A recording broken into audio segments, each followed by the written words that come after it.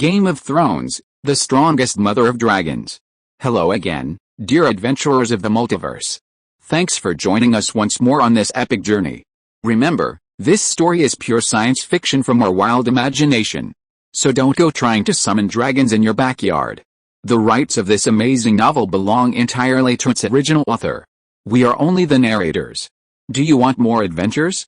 Show some love to our YouTube channel with a subscription and a like. And if you want exclusive content, our Patreon is waiting for you with open arms. Chapter 101 Oath. With the first person taking the lead, the remaining centaurs seemed to know what to do. Daenerys asked once, and they immediately shouted, "I want freedom." This became a habit. As soon as Daenerys rode past, the subsequent centaur slaves, without her even asking, would eagerly shout, "I want freedom." Then the Blood Oath guards and their nibs would come forward to untie their collars. Daenerys wondered if those guys even understood what they were shouting. But it didn't matter, the atmosphere was fervent, like a revolution was underway, and her slave liberation movement had gotten off to a good start. After nearly 2 hours, Daenerys circled the Unsullied Legion's ranks, and over 900 slaves, with the help of 20 centaurs, had regained their status as free citizens. She could clearly feel that the Unsullied, who had been polished into emotionless rocks, were now experiencing ripples in their hearts. Their expressions changed. Daenerys nodded in satisfaction, waved her hand, and signaled the centaur warriors to lead the newly recruited centaurs away. She then shouted to the Unsullied, "I have restored the freedom of the centaur slaves. At this moment, I declare that you 13,600 Unsullied are free citizens." Even though the Unsullied had suspected something, their voices still left them bewildered. As Missandei had said, they, who only knew how to obey, were completely lost. Daenerys knew, of course, that a single sentence couldn't free them from their servility.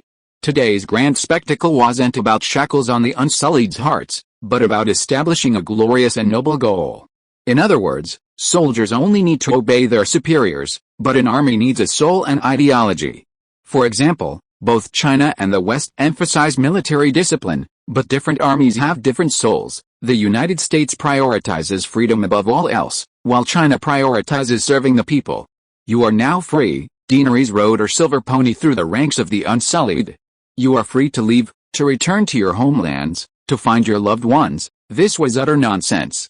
The Unsullied began their training at age 5. How many of them even remembered their parents or their homeland? Except for those like Missandei, who, by sheer coincidence, were sold into slavery in Astapor with several brothers, serving the same benevolent master. Has anyone left? You are free. Daenerys stood at the front of the ranks, perched on her saddle, raising her harpy finger, making sure everyone saw the symbol of ownership of the Unsullied army. See this? These are the chains on your bodies, the slave collars around your necks. She rode back and forth in the ranks 10 times, her movements visible to all the eunuch warriors. Finally, Daenerys shouted in a slightly hoarse voice, "Freedom can only be earned. Now, if you shout freedom, I will remove the slave collars from your necks." Silence fell over the entire ranks. The faint sound of the ocean waves could be heard in the distance. Daenerys walked a short distance and repeated her words again. The Unsullied, as if sculpted from granite, seemed unable to respond. Daenerys stood on her saddle, raised the harpy's finger, and walked through the ranks of the Unsullied, repeating the words for the 3rd time. Then, the 4th, the 5th. "Your Highness is wasting your energy. The Unsullied will never utter that word. They are destined to live their lives under the whips of their slave owners." Jorah sighed. Whitebird chuckled bitterly and murmured, "Children with rebellious hearts have long been killed by their slave owners. The remaining ones have completely lost their will to freedom.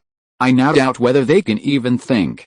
Yes, Missandei's large golden eyes were fixed on that silver glint in the gray, her flat, round face full of determination. "My brothers still recognize me. I secretly shed tears for their suffering, and they smile happily when they see me." When Daenerys, enduring the burning pain in her throat, uttered those words in a distorted voice for the 58th time, an Unsullied on the left side of the little silver horse whispered, "I want freedom." Daenerys stamped her right foot, and the little silver horse obediently stopped. She looked at the Unsullied and said in a hoarse voice, "You're not even as loud as a woman's voice. I can't hear you." "Freedom," he said with difficulty, as if learning the word for the first time, yet his voice was loud and clear. "I heard you, but I couldn't make it out." Daenerys still held her harpy finger high, sweat streaming down her cheeks, her Dothraki armor soaked through. "Freedom, I want freedom," the Unsullied cried. "You are free." Daenerys nodded, urging the little silver horse forward, repeating the phrase for the 59th time. Then, scattered cries of "freedom, I want freedom" echoed in the ranks. Daenerys smiled happily and shouted, "You are free." Then, she moved forward a distance, repeating the phrase for the 60th time. This time, the Unsullied didn't give her a chance to repeat it for the 61st time. A deafening roar of freedom surrounded her, and Daenerys felt as if she had entered an ocean of sound, floating and sinking in its depths. "Freedom, freedom, freedom. Freedom, I want freedom." Missandei cried, tears streaming down her face, like a tiny water droplet, involuntarily merging into the sea. "They're all crazy. They've all gone mad. We must go protect Khaleesi." Jorah's expression changed drastically, and he shouted anxiously to the Bloodpack guards. "No need." Whitebird stopped him and the centaurs, looking at the petite figure in the surging crowd, his expression complex. "The princess is safest now, even the gods cannot harm her."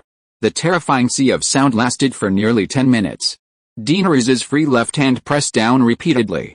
When the Unsullied had calmed down again, she shouted, "All of you, 13,600 Unsullied, you are all free."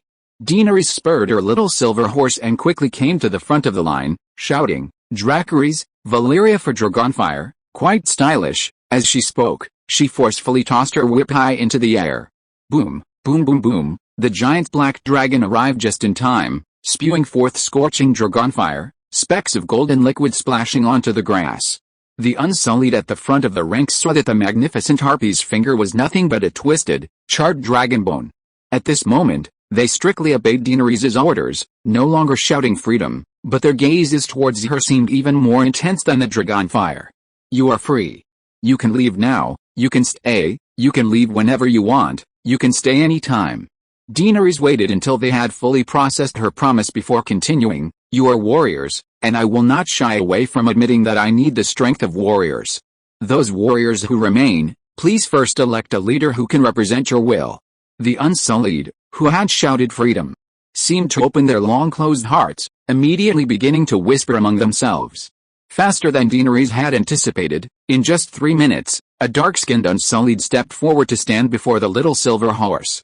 He placed his shield and spear beside him, removed his helmet and tucked it under his right arm, knelt on one knee, and respectfully said, "Mother of Dragons, I am the commander of the Unsullied Legion."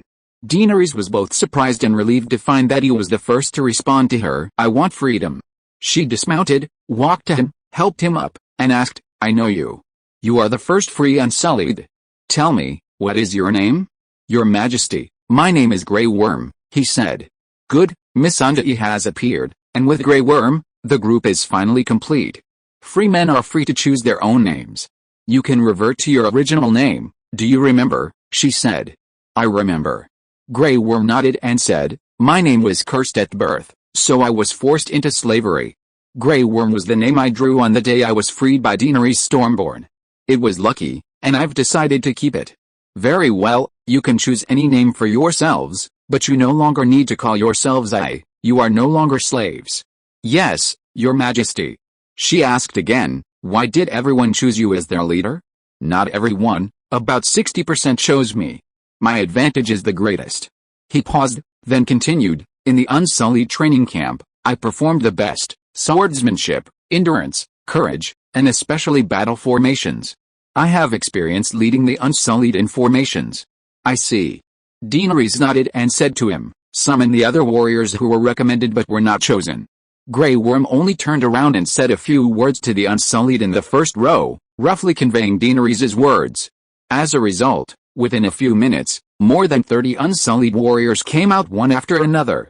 The Unsullied Legion possessed a discipline far exceeding Daenerys' expectations, and she began to believe that the Gisconate could truly contend with Valyria. The current Unsullied were essentially a monkey version of the Gisconate. It was said that the two empires had fought for decades, engaging in 5 major battles. The first and second battles were initiated by the Giscons, who sought to conquer Valyria and seize their dragons. The Unsullied's training model was a simulation of the Gisconate. When they met Daenerys, those who had failed the selection, like Grey Worm, removed their helmets. Daenerys had them stand at the front of the unsullied ranks, with Grey Worm standing alone at the very front. Then, she addressed all the unsullied in front of Grey Worm. "I have said I need warriors. You are now free men. You can choose to go home or stay and fight for me." "I will fight for the Mother of Dragons to the last breath," Grey Worm declared resolutely. "I will fight for the Mother of Dragons." Every unsullied who heard Daenerys' words, whether commanders or ordinary soldiers in the rear, showed no sign of reluctance. Daenerys pressed her hands down to silence them, and solemnly said, "You have no idea what I want, so how can you fight for me? If I asked you to plunder cities, to sell the free people of other city-states to slave traders, would you still fight for me?" After only a moment's hesitation, Grey Worm replied earnestly, "I would." The others, though not as enthusiastic as before, also firmly pledged. "We are willing to do anything for the Mother of Dragons."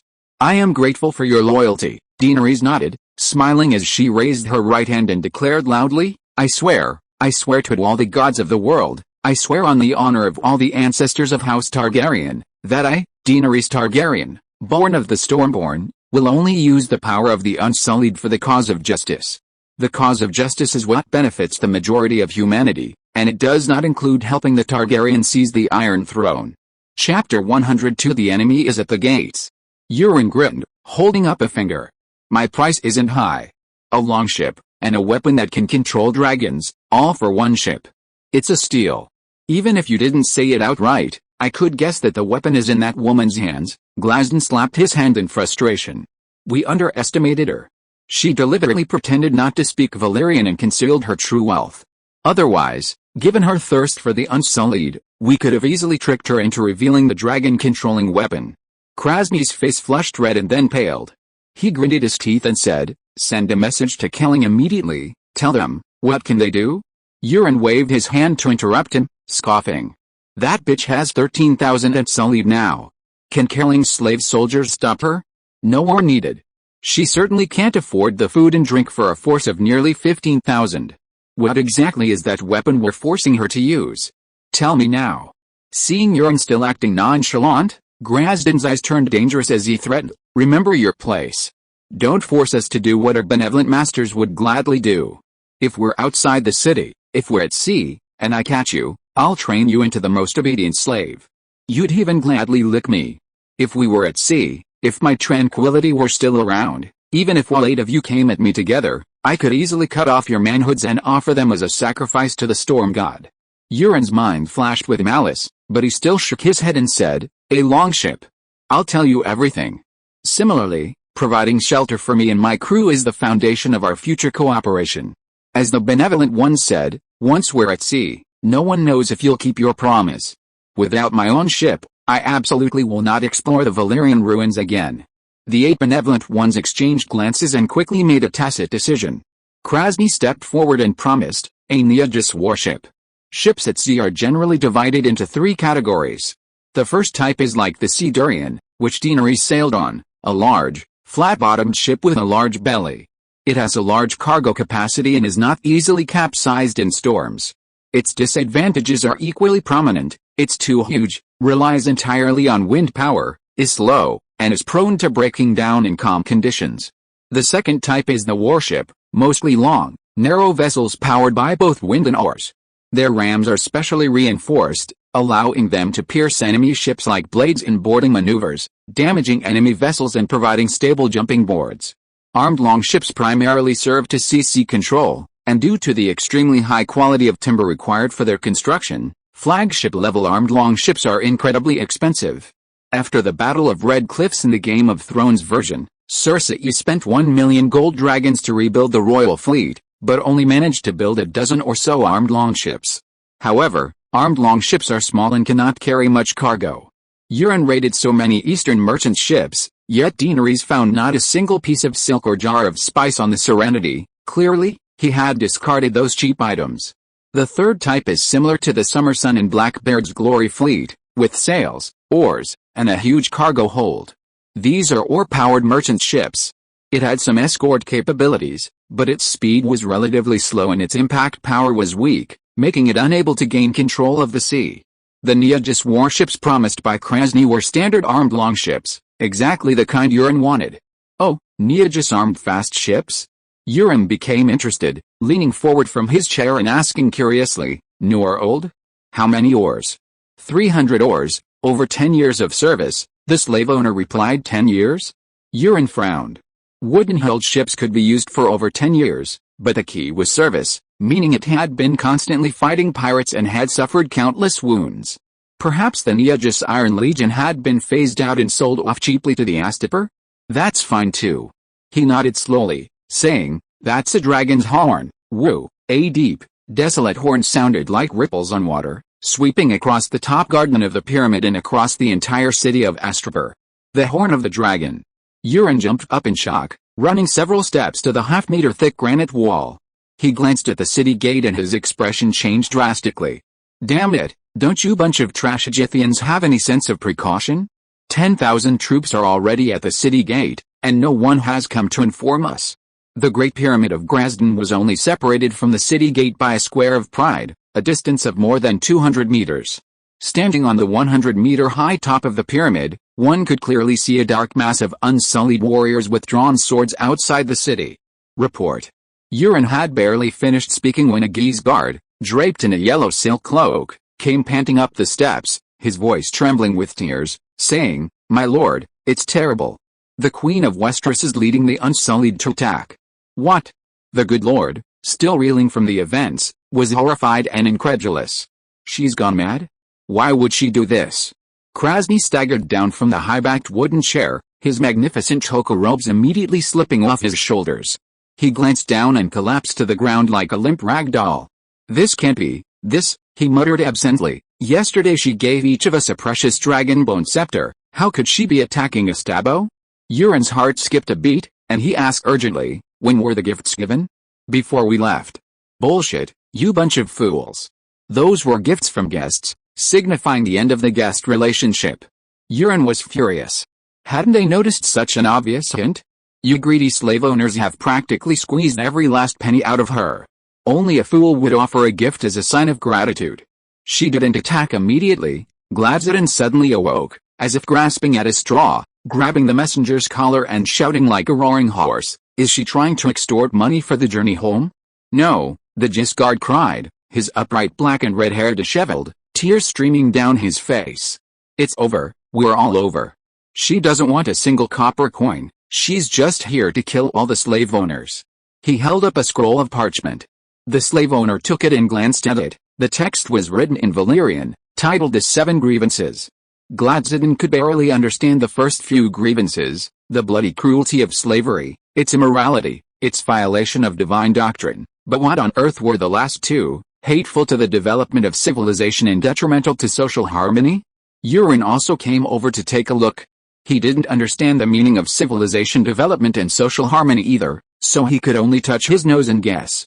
The Targaryen family converted to the Church of the Seven 300 years ago. That bitch probably also believes in the Seven. For the followers of the Seven, 7 is the most auspicious number, so she just made up 7 sins. Hiss, hiss. Suddenly, the good lords felt a darkness above their heads. Bang! A muffled sound, and snowflakes fell from the sky. A dragon, it's her dragon. Euron looked up and saw a black dragon circling more than 50 meters above his head, with small white slips of paper falling from the sky. "We need to get into the pyramid quickly." His scabbed face seemed to be burning faintly. Euron quickly rushed into the stone steps. The 8 good lords didn't react as quickly as him, and it was the first time in their lives that they had seen a real dragon. They couldn't help but look up at the sky, completely mesmerized. Daenerys, however, was still in a dragon dream state. Besides distributing leaflets above the pyramid, she also wanted to scout out the enemy's situation. After all, besides the Unsullied, Aposta also had several thousand city guards, and the good lords also kept some slave soldiers. Seeing that 8 good lords were having a party with Euron in the tower's garden, without a single archer by their side, Blackie immediately plummeted from the sky. Boom! The surging dragon fire instantly ignited 3 good lords and the 6 servants behind them.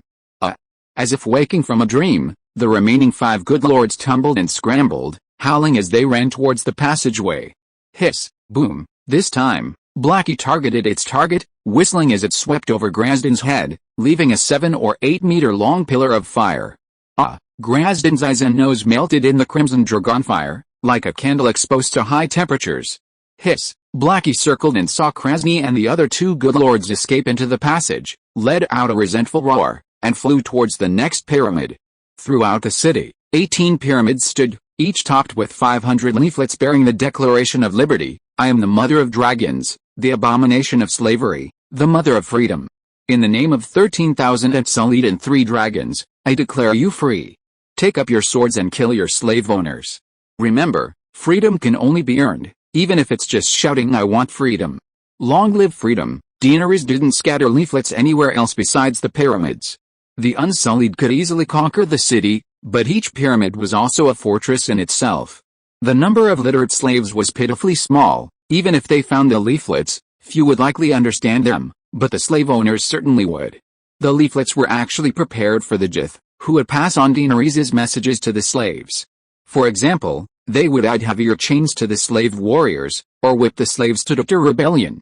Slaves were human. They knew how to read people, how to discern the subtlest expressions on their masters' faces, how to judge their emotions through those expressions. Those who didn't would long ago be hanging on the wooden platform in the center of the punishment square. Each time a slave sensed an increase in their master's deepest fear, their own fear would decrease, until finally, their fear vanished, and they began to muster their courage. Daenerys divided her forces into 3 groups, guarding the North Gate, the East Gate near the Worm River, and the Western Dock area. Suddenly, a Jith wearing a bronze helmet appeared on the north wall, using his shield for cover, and shouted through a metal megaphone to the motionless army below, Unsullied, protect your master, protect your city, kill the treacherous Westeros bitch. The 5,000 Unsullied stood motionless like stone statues, only the white banner with a black dragon at the front fluttering in the sea breeze. Sorry I'm a few minutes late today. Chapter 103 Queen Istapo.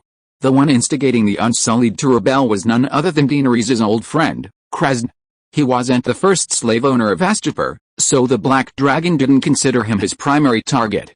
After descending from the pyramids, he immediately took 8 ancient harpies' fingers to the tower atop the city gate. Hidden behind a shield, he raised his dragon bone whip and shouted loudly. For decades, the 8 good lords had used their ancestral harpies' fingers to control the Unsullied, each whip representing their supreme authority over their slaves. Countless slaves had offered their unwavering loyalty under that whip. But now, the only response was the fluttering of banners and the crisp sound of hoofs. The Unsullied ranks silently parted to create a path, and Daenerys rode her little silver horse slowly to the front of the army. About 30 meters from the city gate, Whitebird and Missandei followed behind her, while the burly Bevoth held a 2-meter-high, 1.4-meter-wide wooden shield in front of the little silver horse. Today, Daenerys still wore her long Dothraki braids, adorned with 3 bells. Kitty and Elizabeth both agreed that she had conquered 13,600 Unsullied yesterday afternoon.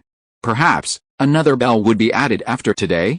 However, she wasn't wearing a painted vest, but rather a set of dazzling, ornate iron armor, with a 2-handed greatsword inlaid with 7 colored gems hanging at her waist.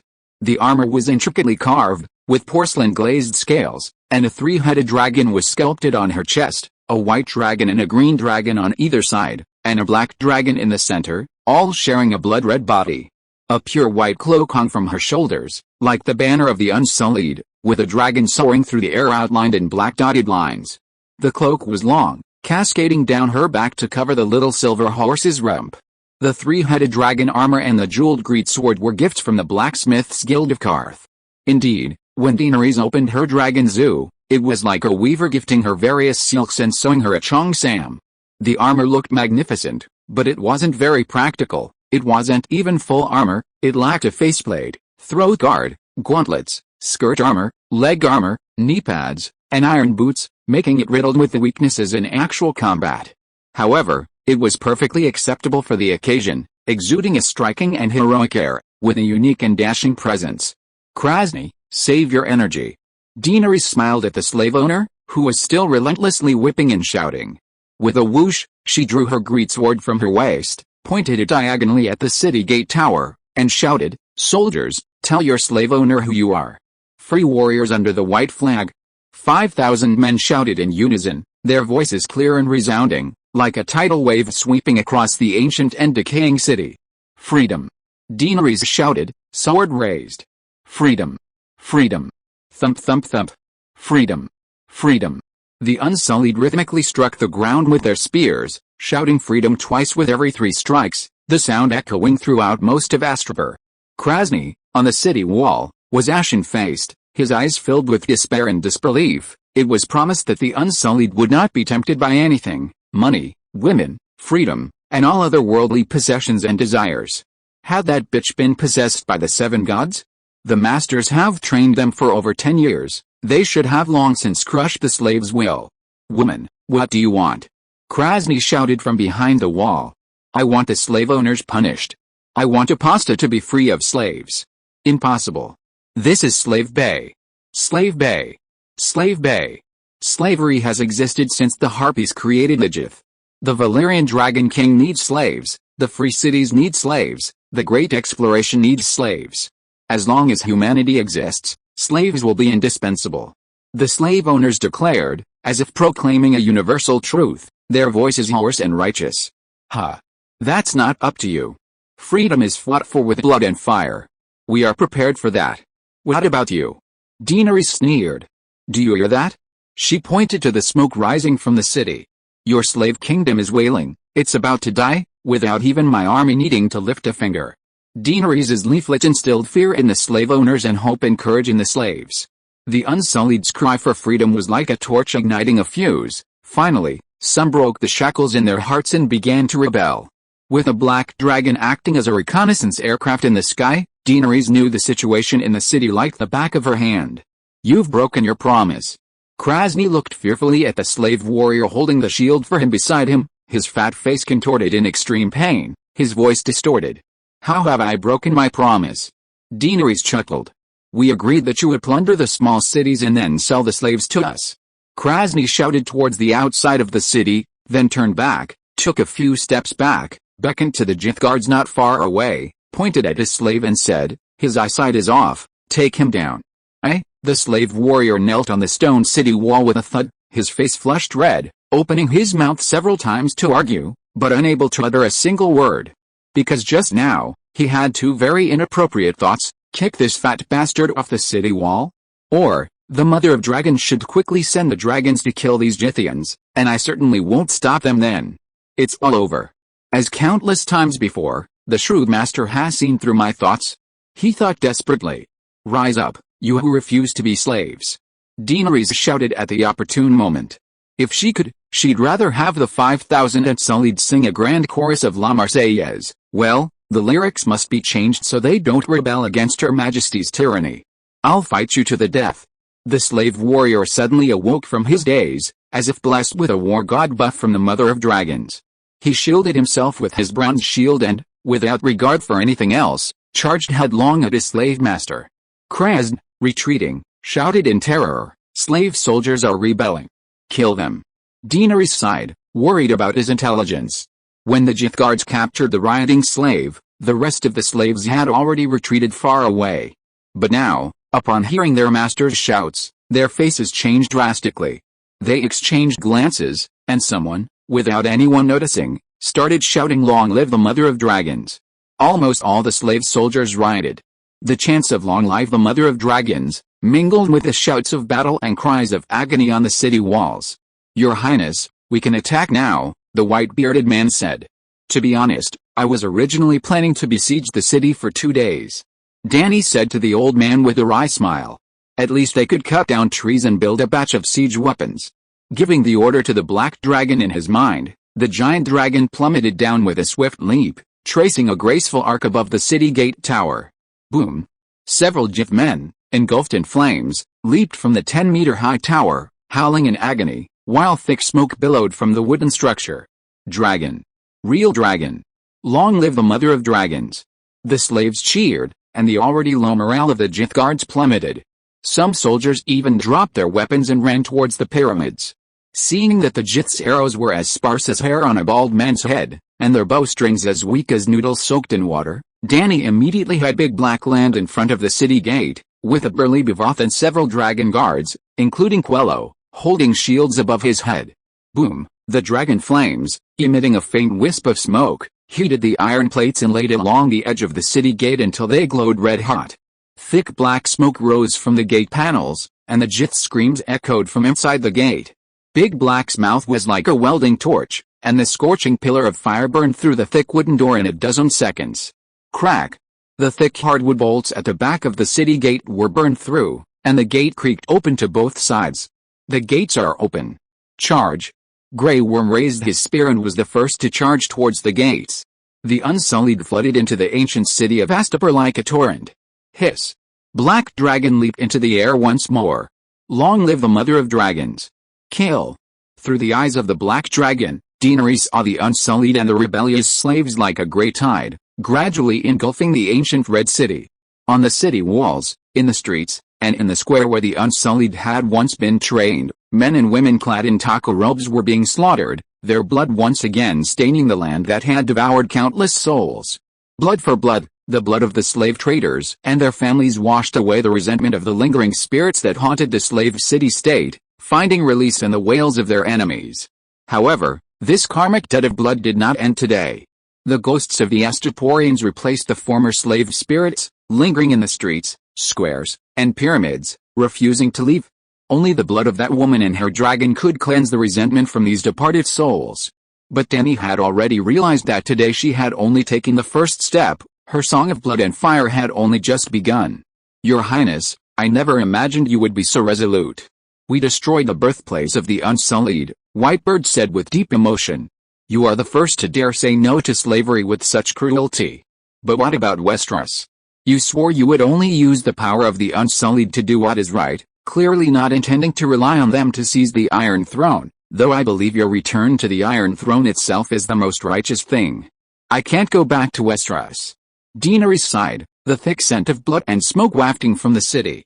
This is just the beginning, and once it begins, it cannot be stopped.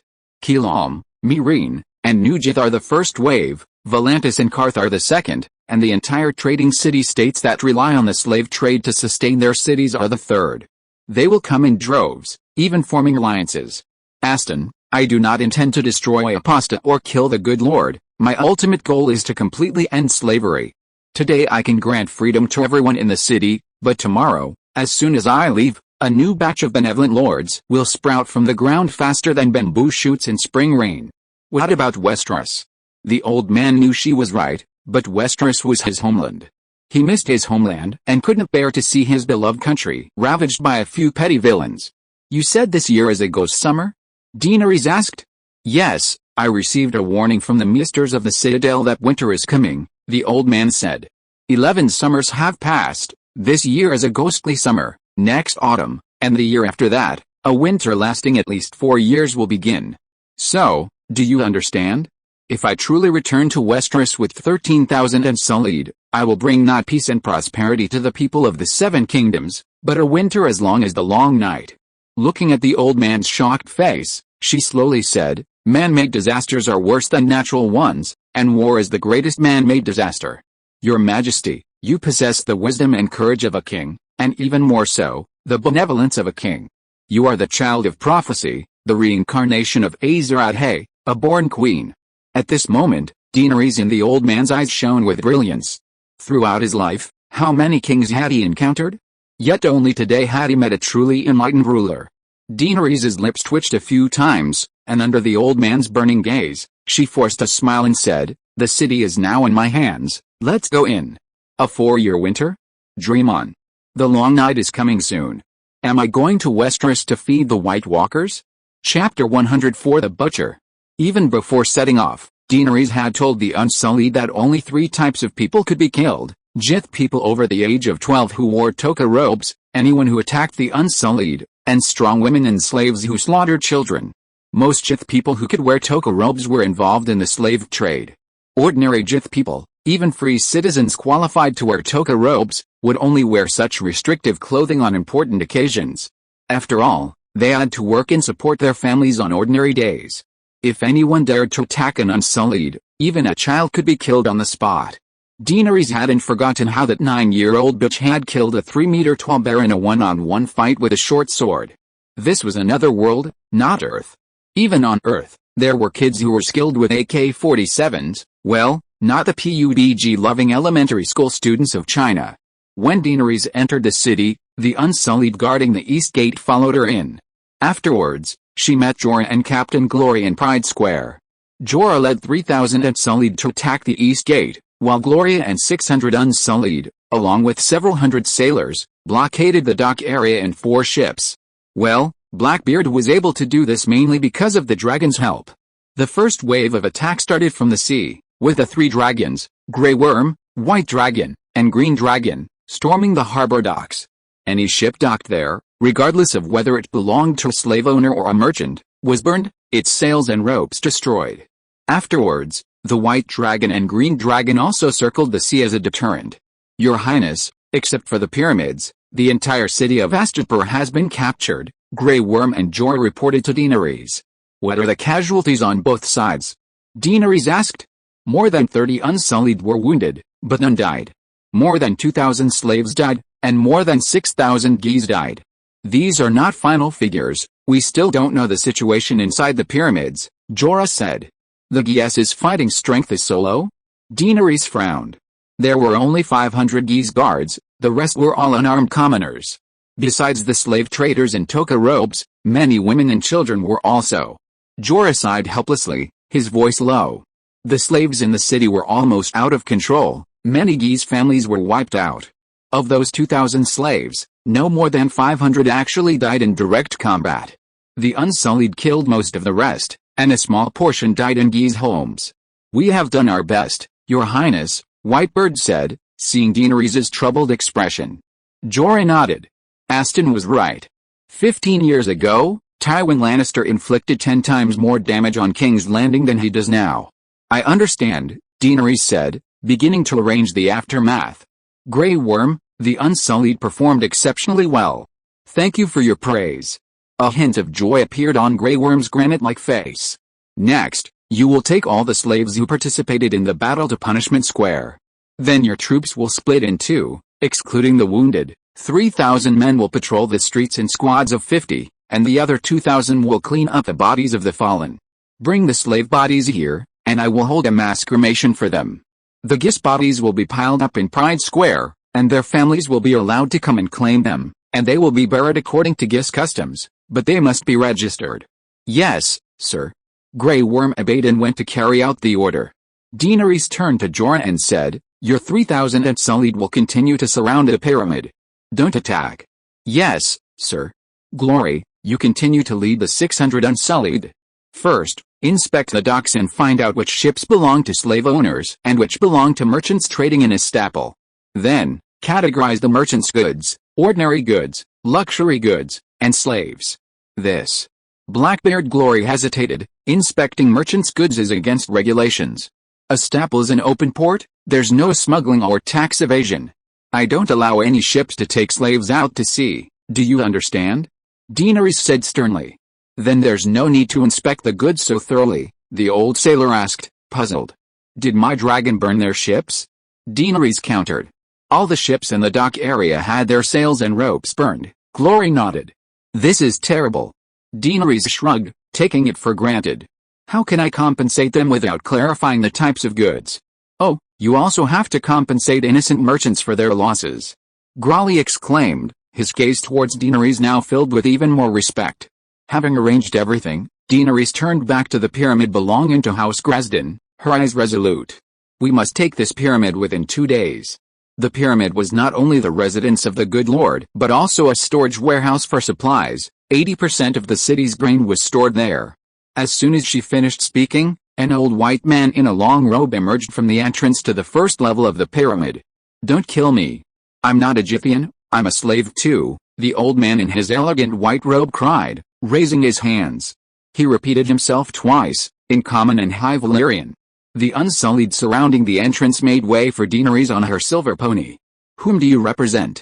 Daenerys stopped 7 or 8 meters in front of the old man and asked in Valyrian. The old man knelt and kowtowed, saying, I am Ethan, a scholar who originally served Lord Benevolent. Now I represent Lord Cleon in negotiations with the Mother of Dragons. Ethan, rise. Thank you, Your Majesty. The old man stood up as instructed, his movements fluid and elegant. Even his kneeling was so refined, he truly seemed to be a learned man. Daenerys asked curiously, Is Cleon the son of Gladden? No, Cleon is the first butcher of Aposta, and he also served Lord Benevolent before, the old man Ethan said. A butcher? Daenerys' jaw nearly dropped. Jorah, clad in imposing knight's armor, stepped forward and said coldly, since Crane is also a slave, why does he dare to negotiate with a mother of dragons, who liberates slaves? Are you discussing whether to continue being a slave? No, the old man hesitated, his words evasive. Lord Crane only wants to know what reward he will receive for taking down Lord Benevolent's pyramid. No reward is fine, but although he is also a slave, he has Jith blood, and his wife and 3 daughters are also Jith, so. Daenerys pointed to an amber-skinned warrior in the unsullied ranks, saying, see? He's also a Jith. I oppose slavery, not a Jith. Oh, the old man nodded, continuing to look at Daenerys. Is there anything else? I guarantee the safety of Crane's family, Daenerys said. Really no reward? The old man asked pitifully. To be honest, if he really controls this pyramid, it's understandable that he wants a reward, but I have absolutely no idea what to reward him with. Let him come down and talk to me himself, I won't harm him in the slightest, no matter what, she said, touching her nose helplessly. All right, Ethan nodded and walked back to the Great Pyramid. Cleon is an opportunist. Jorah whispered to Daenerys, his tone filled with undisguised disgust. Perhaps he's also a pillar of society, Daenerys said.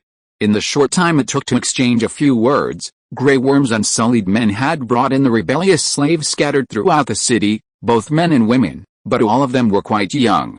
They still wore either leather belts or broad slave collars, and many still had chains on their feet. Under the scorching afternoon sun, they were all soaked with sweat in their tattered linen clothes, looking very disheveled. However, when they saw Daenerys on her little silver horse in the distance, they were still very excited, shouting Mother of Dragons, long live the Mother of Dragons, with a few Misha mixed in among them. Daenerys waved and laughed at them, then called out through a tin megaphone, wait a moment, until everyone is here. Mother of Dragons. Long live the Mother of Dragons. Receiving Daenerys' response, even those who hadn't heard her clearly grew more enthusiastic and cheered louder. Your Highness, they're coming out, Jorah said, approaching her. Daenerys turned and saw a group of slaves, cowering as they emerged from the bottom passage of the pyramid. Unlike the rebellious slaves, they wore collars around their necks but no shackles on their feet. Some were burly and strong, others were impeccably dressed with well-maintained skin, and there was also a group of heavily made-up young men and women in silk robes, their perfume wafting from afar. Among the servants dressed as maids, several looked familiar to Daenerys, they must have served her before. Finally, the last to emerge was a burly man with long, dark red hair and dark skin, unlike a pure Jithian. Standing at 1.7 meters tall with a 1.7 meter waist, his arms were thicker than Daenerys' waist. He had a face full of fat, a flat nose, and a tuft of stiff black hair protruding from his large nostrils. However, his small eyes were very bright, giving him a shrewd look. Daenerys glanced at the rows of servants standing before the pyramid and was shocked to find that there were nearly 2,000 of them. 2,000 servants serving the Gladden family, it was incredibly extravagant. The butcher, seeing Daenerys on her magnificent half-armored horse, a flash of undisguised amazement crossed his eyes. He hurried to her side and knelt on one knee with clumsy Seven Kingdoms knightly etiquette, saying, "This humble servant, Cleon, greets your majesty. You are more beautiful than the moon in the sky, more dashing than Nymeria." "You know Nymeria too?" Daenerys asked curiously. Around 2,000 years ago, Prince Gillan of Rhoynar led an army of 250,000 south to attack the Valyrian freehold, city-state, even flooding a city with forbidden water magic, drowning hundreds of thousands. Enraged, the Valyrian dragon aspects formed a super army of 300 dragons, nearly drying up the river Lorne. The 250,000-strong army was scattered, and Gillan himself met a tragic end. This army consisted of dozens of Rhoynar lords, one of whom was Queen Nymeria. Rhoynar did not have a unified nation, but rather loose city-states similar to ancient Greece, where any lord could claim the title of king. In the Valyrian conquest of the Rhoynar, Nymeria played the role of Moses, leading hundreds of thousands of her people through many lands, eventually crossing westward to Dorne in southern Westeros. Therefore, the full title of the King of Westeros is King of the First Men, of the Andals and of the Rhoynar. Nymeria is considered one of the most legendary heroines and queens of the Seven Kingdoms. For example, Arya Stark's direwolf is named Nymeria. Okay, That's not a good example. Daenerys was just praised as Nymeria by the butcher. Of course, given the butcher's knowledge, he shouldn't know about Westeros customs. Before your majesty, I am filled with trepidation and dare not lie. To avoid disrespecting you, I have consulted scholars about the customs of the Seven Kingdoms, said Crane the butcher without a hint of trepidation. You're an honest man, Daenerys nodded. The honest butcher, seizing the opportunity, immediately added rather dishonestly, I have only two virtues, honesty and bravery. Chapter 105 How can a good queen not keep vicious dogs? In the pyramids, were you the first to rise up in rebellion? Daenerys asked the honest-looking Crane. Crane pulled a parchment from his waist, grinning ingratiatingly. I found this. You can read? I've been a slave since childhood. I can't read, but if I could, I'd say anything, do anything, even with a knife to my throat. He gestured to the group of burly slaves behind him, saying, through the window, I saw the army outside the city and your dragon, so I joined forces with the kitchen staff to respond to the Mother of Dragons' call, using cleavers and butcher knives to kill the guards of the good Lord of Dresden. Daenerys nodded, asking, I will declare all slaves free, and I will reward those who have made significant contributions to the rebellion. Since you were the first to ask me for a reward, you will be the first to be rewarded. Tell me, what do you want? Don't worry, you are now a free man, free to express your thoughts. Really? Crane's eyes lit up, eagerly asking. Of course. After a moment's thought, the butcher said, Her Majesty will likely head north to liberate the cities of Keelam and Meereen, won't she? And you intend to return to Westeros? Very likely. The butcher's eyes lit up. I am willing to pledge allegiance to Queen Daenerys, like the Dukes of the Seven Kingdoms of Westeros, to govern your territory. In other words, you want Astapor? This request, seemingly treasonous, is actually quite in line with the national conditions of this world, especially the customs of Westeros.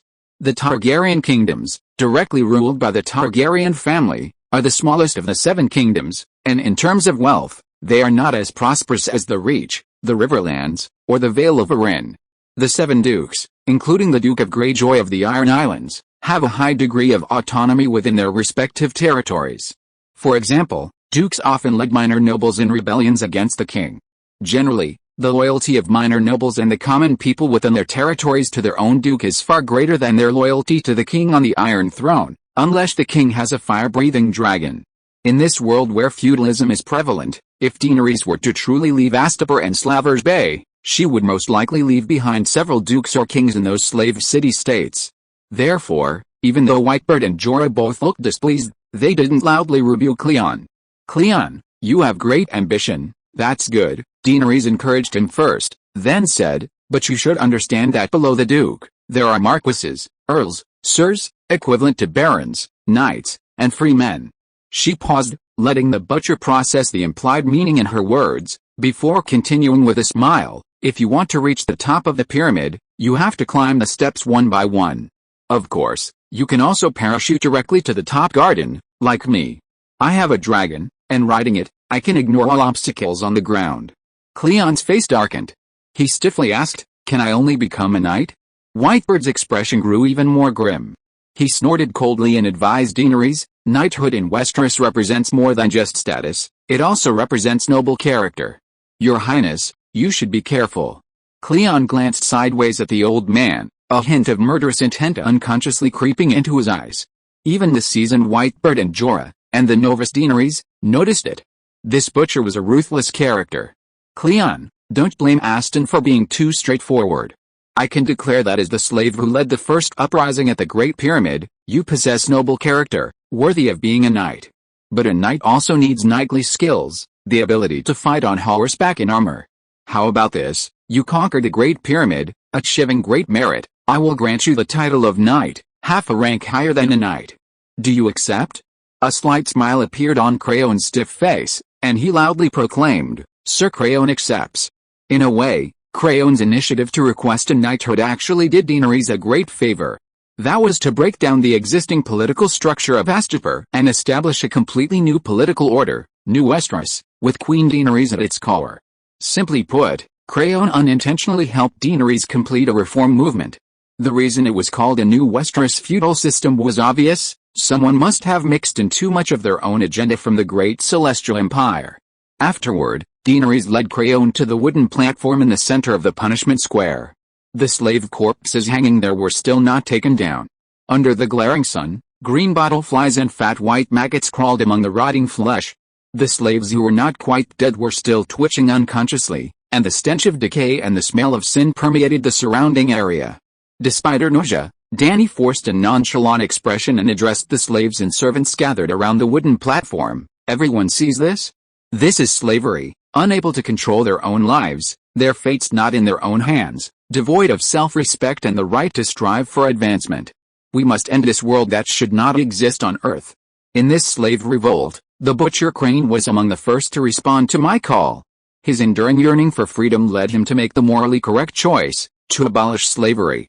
He set an example for all the slaves around the world who are still physically and mentally shackled. He not only liberated his own mind but also the Great Pyramid. Under his leadership, 2,000 slaves overthrew the rule of the first slave-owning family. Therefore, when he sought a knighthood from me, I granted it. Now, before everyone's eyes, Sir Crane will become the first man to rise from slavery to nobility in a single day. Dany glanced around. The more than 10,000 slaves present remained silent, their gaze as complex as they looked at the butcher, who was excitedly waving to the crowd. Cryon, do you know the etiquette for being promoted tonight? She asked softly. I know a little. All right. Daenerys straightened her face and shouted, Cranion. The butcher hesitated for a moment before kneeling before her excitedly. I pledge my allegiance to Queen Daenerys. Swish. Daenerys drew her longsword from her waist, placing the tip on Crane's shoulder, and asked, Are you willing to dedicate your life to the cause of liberating slaves? This oath didn't seem quite right with what the scholar had told him. Crane only remained stunned for a few moments before feeling a sharp pain in his neck. He snapped back to reality, and seeing Queen Daenerys' impatient gaze, he immediately shouted, I am. Daenerys moved the sword that had been pressing against his neck to the side and smiled. Are you willing to be a vanguard in the movement to liberate slaves? I am. Damn it, my neck is bleeding. It hurts. So that's what the sword resting on the shoulder is for when Westeros nobles swear oaths. Are you willing to be a representative of the slave rebellion? Daenerys asked again. I do. Very well, I understand your resolve, sir. Daenerys shifted the tip of her sword, slightly stained with blood, to the other shoulder and solemnly announced, I now bestow upon you the title Sir Shattered Chains, and you may also choose Shattered Chains as your surname. Use your butcher's knife to sever the slave shackles beneath the harpy's claws, my Sir Shattered Chains, Cleon. The Jith are known as sons of the harpy, and the symbol of Astapor is a harpy with its claws grasping its shackles undone. As for the surname, the Cleon family had been slaves for generations and had no surname. Using the title as their surname was part of Daenerys' previous plan. I, Cleon Shattered Chains, swear in the name of Sir Shattered Chains, that I will uphold my oath with my life. Cleon grinned, his thick mouth bulging with delight.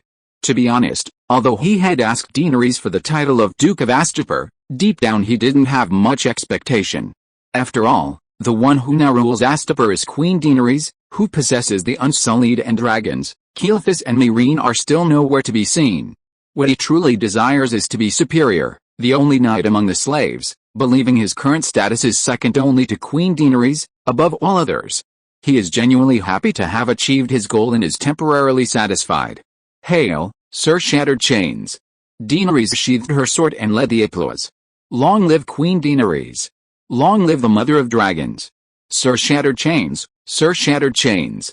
A cacophony of shouts, clapping, stomping, and the clanging of chains erupted from below. After a while, Daenerys pressed her hands down, pointing to the corpses nailed to the crosses, and said to Cleon, Sir Shattered Chains, cut their chains for me. Yes, sir. Amidst the cheers of the crowd, the blood-pumping Sir Butcher drew his cleaver and swiftly severed the ropes and nails binding the slaves' wrists, ankles, and necks. Her skillful knife work truly possessed a touch of Ling Linky's flair. No wonder she was Astapor's #1 butcher. Dany knelt on one knee, personally untying the collars from the slaves' necks. Each collar she removed was raised high above her head for all the slaves below to see, then tossed to the ground, proclaiming loudly, I declare you free. Return to the realm of the gods as free citizens. A dozen or so corpses lay before her, her pristine hands stained with blood, bits of flesh, and several fat maggots. Mother of Dragons. Mother of Dragons. Misha. Misha. Misha. The slaves below were moved to tears, and gradually, Mother of Dragons became Misha. Yes, Misha means mother in the Jiskali language of the ancient Jis Empire. The enthusiastic atmosphere moved even Dany, who had initially seemed somewhat staged. Alice, I can't just think about ruling the world and establishing an immortal golden family. I should bring something better to this world. Abolishing slavery is one of those goals. At this moment, Daenerys' realization sublimated into firm belief. She patted the newly promoted knight on the shoulder and ordered, Sir Cleon, I now entrust you with a glorious task. Lead your former cooks to the various pyramids to recruit and persuade those who have defected. You don't need to personally lead the troops. You can recruit a knightly guard of 100 men. Looking at the blood and grime on his shoulder, Cleon's lips twitched a few times, and he stiffly replied, Yes, sir. Sir, you must understand, a knighthood is earned through merit, Daenerys said meaningfully. The implication was too obvious. The butcher's eyes lit up, and he excitedly said, I guarantee I'll complete the mission. After handing the dirty work to the ambitious Sir Shattered Chains, Daenerys continued her glamorous performance. She began with a heartfelt speech, mainly expressing her deep hatred for slavery and her profound sympathy for those who were enslaved. Then, as she had said to the Centaur slaves and the Unsullied, to escape slavery, one must fight for it oneself. Yes, the rioting slaves were separated from the other Astapor by the Unsullied guards. The slaves who had revolted on the battlefield had already paid a bloody price. Daenerys walked past them one by one, the Unsullied removing their chains and collars, and she loudly proclaimed, You have won your freedom with your own hands and courage. Aside from the 2,000 slaves who died in battle, approximately 5,000 rioting slaves survived. They had all been brought there by the Unsullied. After the Unsullied announced Daenerys' policy in the district, a crowd of 10 to 20,000 slaves gathered in Pride Square to watch. Their masters dared not detain them any longer. Daenerys didn't punish these clever people who did nothing but reap the benefits. She only required them to shout I want freedom, just like the Unsullied had done the day before. Almost everyone shouted. Well, almost means that some still didn't want to be free. Chapter 106 Dany and Daenerys. After freeing tens of thousands of people from their shackles, Daenerys worked for 3 or 4 hours. As the sun began to set and the sky turned indigo, hundreds of torches lit up the square. Reluctantly, she summoned 100 Unsullied to help unchain the slaves. Even so, slaves, hearing that the Mother of Dragons was punishing them by freeing slaves in the square, flocked to the scene. Daenerys could only announce, It's too late today. You can't see my face clearly, and I can't see your sincere and excited expressions. Let's continue tomorrow morning. The slaves thought, That's right. We can't waste this chance to see the Mother of Dragons. They unchained themselves and came back tomorrow to mooch off their own collars. Daenerys hadn't ascertained the details of the geese in the city, so she didn't immediately redistribute the spoils. The newly freed people either pitched tents in the square or streets for the night or returned to their former masters' homes, but were not allowed to harm the homeowners. Meanwhile, Jorah sent messengers to report to her several times that he and Sir Shattered Chains had destroyed one pyramid after another. Jorah led the Unsullied to guard the outside of the pyramids, both to deter the enemy and to prevent their escape, while Sir Shattered Chains was responsible for inciting the slaves inside to revolt, and would personally intervene if necessary. By midnight, they had captured 5 pyramids, all due to internal slave uprisings, which were then coordinated with Crane from within. As the pyramids, like festering sores on Astapor, burst one by one, Daenerys felt a strange sense of relief and satisfaction. The last event of the night was a grand funeral for the dead rebellious slaves. 2,000 people were gathered together, covered with firewood and oil, their bodies piled densely around a wooden platform in the center of the square. In the firelight, Daenerys held a tin megaphone to mourn the deceased. Some of them died in battle, some at the hands of the Unsullied, because they went from victims to perpetrators. I helped you gain your freedom, but freedom has its limits.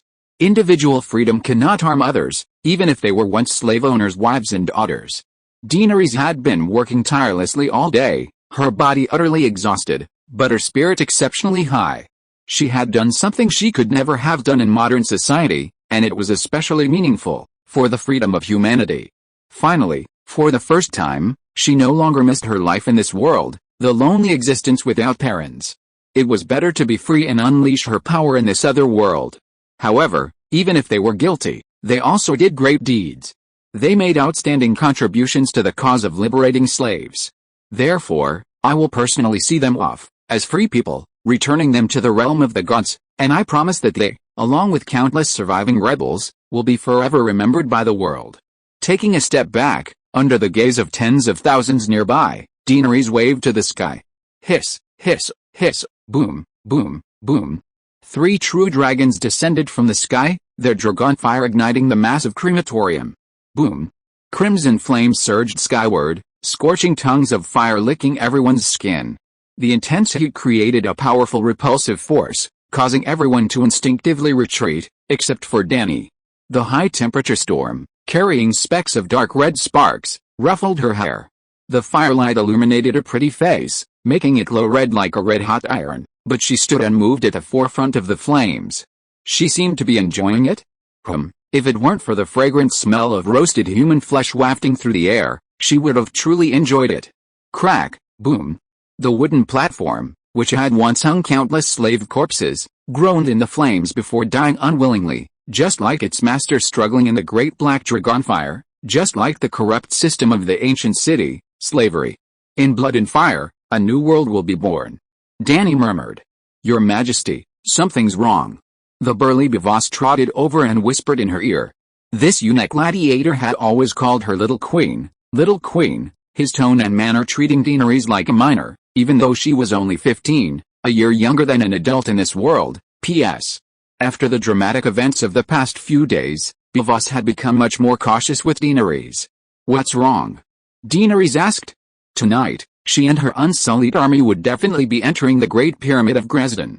Before going in, she had sent the eunuch gladiator to lead the unsullied and the scholar Ethan to inspect every room in the pyramid and bring out Dresden's family. If any assassins remained in sight and sneaked into Daenerys' bedroom in the middle of the night, she would die a truly unjust death. The slave owner's entire family has been killed, not even the children, Bivas said solemnly. What? Daenerys' face paled, and she gritted her teeth, saying, Cleon deserves to die. Deep down, however, she was cold and indifferent. Her rage was more of an act. Ever since Ethan revealed he was negotiating with her on behalf of the slaves, Daenerys had already guessed the fate of the Dresden family. Would a ruthless character who dared to negotiate with a mother of dragons let go of the slave owners who had oppressed her for decades? But Daenerys didn't intend to pursue Cleon's responsibility, deliberately delaying the immediate clearing of the Great Pyramid. It wasn't that she was truly so malicious as to wish for the slave owner's entire family to be cremated, but reality forced her to avoid starting that. There were still a dozen or so pyramids waiting for her. Clearly, each pyramid might contain one or more Cleons. They might not share Cleon's ambitions, but the desire for revenge against the slave owners and venting their hatred would certainly occur. Kill Cleon, then attack every pyramid as a fortress? The cost of killing the wicked, rebellious slaves in the neighborhood was different from the cost of killing the bandit slaves within the pyramids. In the streets and alleys, the unsullied, with their absolute advantage of 0 deaths, slaughtered nearly 700 strong criminals and vicious thugs who wiped out slave owners' entire families. But the pyramids were different. Leaving aside how much material wealth and resources would be destroyed within the pyramids, how many of her unsullied would die in the complex environment? Were the lives of eunuch warriors really that worthless? Sorry, in Daenerys' mind, 10 slave owner infants were not worth one adult unsullied. It wasn't Cleon who killed them, the eunuch said. Oh. Daenerys' expression must have been somewhat distorted at that moment. I've put on such a soul-searching performance, and you tell me it was a misunderstanding? After a long while, she regained her composure and asked curiously, suicide? During dynastic changes, many ruthless warlords killed their wives and children. No, over 30 children under the age of 15, all killed by one person who slit their throats. Hiss, Daenerys gasped. Is there someone more ruthless than Cleon? I didn't even notice. She hasn't come out, so neither Cleon nor I dare to mess with her. Her? That little girl who killed the bear in the arena the other day, that bitch. Bivas said with a complicated tone. Dresden didn't actually have 30 children, most of them were his relatives, living a comfortable life in the pyramids and receiving the best education. Because Cleon learned about the contents of Daenerys' leaflet from the scholars, although he had tortured and killed more than a dozen of his slave traders' relatives, he only kept the children locked in a spacious study. At this moment, Daenerys climbed the 100-meter high pyramid and saw the bitch again on the platform at the entrance to the top palace. The little girl sat on the stone steps, her right hand bandaged, her left hand deftly playing with a short dagger, looking relaxed and content. Behind her, through the open doorway, dozens of corpses lay scattered haphazardly on the spacious stone floor, dark blood spilling out of the room and leaving damp, dark red stains on the hundreds of steps. 10 hours had passed, and in the sweltering heat, the entire palace reeked of decay. The little brat glanced at the white-bearded man, who stood solemnly in front of Daenerys, and said crisply, "I won't hurt the mother of dragons." Daenerys thought she wasn't lying, so she pushed the white-bearded man aside, took a few steps forward, and asked, "Why did you kill those children? Many of them weren't even as old as you."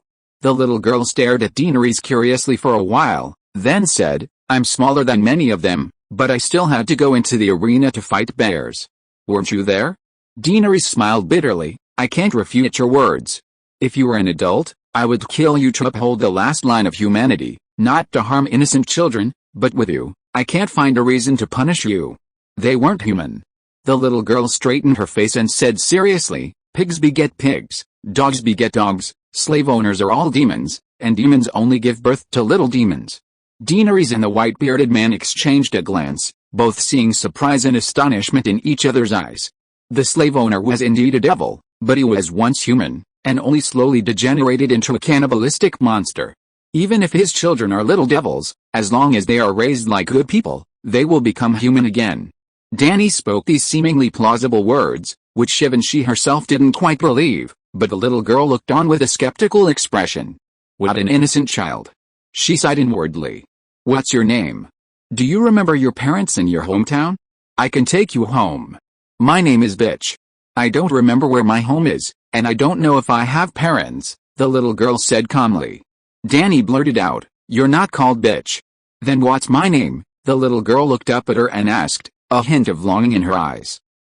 Daenerys stroked her smooth chin, pondering, "In the Sunset Sea, there's a legendary heroine named Nymeria. I hope you will become a revered heroine in the future." "I don't want to be called Nymeria." She stubbornly shook her head, blinking her not so pretty, not so bright eyes. "From now on, I'll be called Daenerys." Oh. Daenerys was taken aback. Whitebird and Beworth chuckled. "We can't have the same name," Daenerys said, both embarrassed and proud. Did the little girl's choice of her name mean that in her heart, she was more legendary than the legendary heroine Nymeria? Daenerys evolved from Daenerys. 400 years ago, the Targaryen virgin Daenerys almost changed the fate of the world. At least the fate of Westeros. And now it's beginning to change the fate of Slavers Bay as well. Why don't you call yourself Denise? P.S. In the world of ice and fire, a woman is considered an adult when she has her first period, and upon reaching adulthood, she can marry. It is considered evil to have sex with a woman who has not yet had her first period, violating tradition and the doctrines of the Seven. However, if the woman has a high-ranking noble inheritance right, such as the daughter of a duke or a princess of a country, then she must be considered an adult at 16, just like men. Chapter 107 The Saintess of Astropor. Your Majesty, this is the Green Saintess of Dresden. The next morning, Daenerys, who had rested overnight in the rooftop garden, was preparing to go to the punishment square to continue liberating slaves when Cleon arrived with a middle-aged woman dressed in a green robe, with green veils covering her head and face. "Please take your seats, Sir Shattered Chains, and Her Excellency the Green Saintess," Daenerys gestured to them. She was having breakfast, persimmon soup, white bread, boiled goose eggs, grilled bacon, and scallion steak. A lot of heavy work awaited her today, and she might not even have time for lunch, so Daenerys' breakfast was quite lavish. Unlike the aloofness of the benevolent lords, Daenerys had a long wooden table, 7 or 8 meters long, placed on the grass, running north-south. Daenerys sat at the north end, with Whitebird and Jorah on her left, each with the same extra-sized meal as her. Doria, Kitty, and Elizabeth had already eaten before her. As maids, the three of them were not qualified to sit at the same table as Jorah and Whitebird. Well, in Westeros, the king can sit at the same table with minor nobles, but he won't eat with his servants. Daenerys isn't some saintly white lotus. She hasn't considered changing that. It's more practical to find an opportunity to knight her 3 handmaidens than to change age-old customs. Sir Shattered Chains and the Green Maiden sat down to Daenerys' right. The Green Maiden was open and composed, her movements elegant and practiced. The butcher felt somewhat awkward, but mostly excited, This tangible change in status thrilled him. Doria brought them food, and Daenerys asked, "Your Excellency, the Unsullied haven't disturbed the Temple of Grace, have they?" Daenerys was previously a novice surgeon, completely ignorant of politics, but she understood the principle that the affairs of state are of utmost importance, both religious and military. With over 10,000 Unsullied and 3 dragons, military power remained firmly in her hands. Religion, or sacrifice, refers more to faith and ritual traditions. Before attacking Astapor, Daenerys had already arranged for the Unsullied to protect and monitor the Temple of Grace. The most troublesome thing was that the Temple's saints couldn't be persecuted, lest it trigger religious unrest, but they also couldn't be allowed to cause trouble. The Temple of Grace itself was a uniquely shaped pyramid, and all the clergy were women, collectively known as saints. The Green Saint was the highest priestess among the saints, similar to an archbishop of the papacy. Each city generally had only one Temple of Grace, and each temple usually had only one Green Saint. In other words, the woman before them, Dresden, was the religious leader of Astapor. Yes, that's right, this saintess was also called Dresden, a feminine variant of Dresden. The first Dresden was a great man in the ancient Jith Empire, and any Jith person of any status practically wanted to be called Dresden. Your Majesty, the Unsullied are the most obedient warriors, they haven't disturbed the temple, the Green Saint said softly, taking an elegant sip of her persimmon soup. That's good. Once the unrest in the city subsides, I'll have them withdraw, Dany promised. Your Majesty, how will you quell the unrest in Astapor? I mean, the city-states of Kelling, Meereen, and Nugis will not stand idly by while you act, the Green Saintess asked anxiously. I haven't thought that far ahead, Daenerys waved her hand dismissively, saying with a flourish, I'll just speak out against injustice and act when necessary. HMPH, 3,000 Unsullied Kingguard Coer, how many 3,000 do I have here? Besides, apart from Nugis having its Iron Legion, Kelling and Meereen rely entirely on slave soldiers to maintain their rule. Let them come here and see how powerful Queen Daenerys' cannons are. Empty words. The more slave soldiers they send, the more warriors fighting for freedom they'll provide. My army will grow larger and larger, perhaps eventually reaching a terrifying million-strong force. That would scare those slave traders to death. Even in the worst-case scenario, being besieged by everyone, her current forces can hold out for 2 or 3 years, right? 2 or 3 years later, won't I still sweep across the world with my 3 dragons? The Green Saint sighed and asked, Your Majesty, what is your purpose? Are you not returning to Westeros? Daenerys' eyes flashed, and she countered, Your Excellency, what deity does your temple worship? Harpies? No, we do not worship harpies. In fact, the ancient teachings have been lost, and the modern Gis people have little to do with the Gis Empire. The Temple of Grace does not serve the function of spreading faith, we exist for the people. Slavers Bay in the world of ice and fire equals Egypt on earth. Many people believe that Egyptians have always been Egyptians, and some even suspect that Egyptian history and the pyramids are fabricated, that there's number 5,000-year history, and that pharaohs never had a tradition of using pyramids as tombs. Their reasons are also quite valid. If each pharaoh had a pyramid, how many pharaohs would there be in 5,000 years?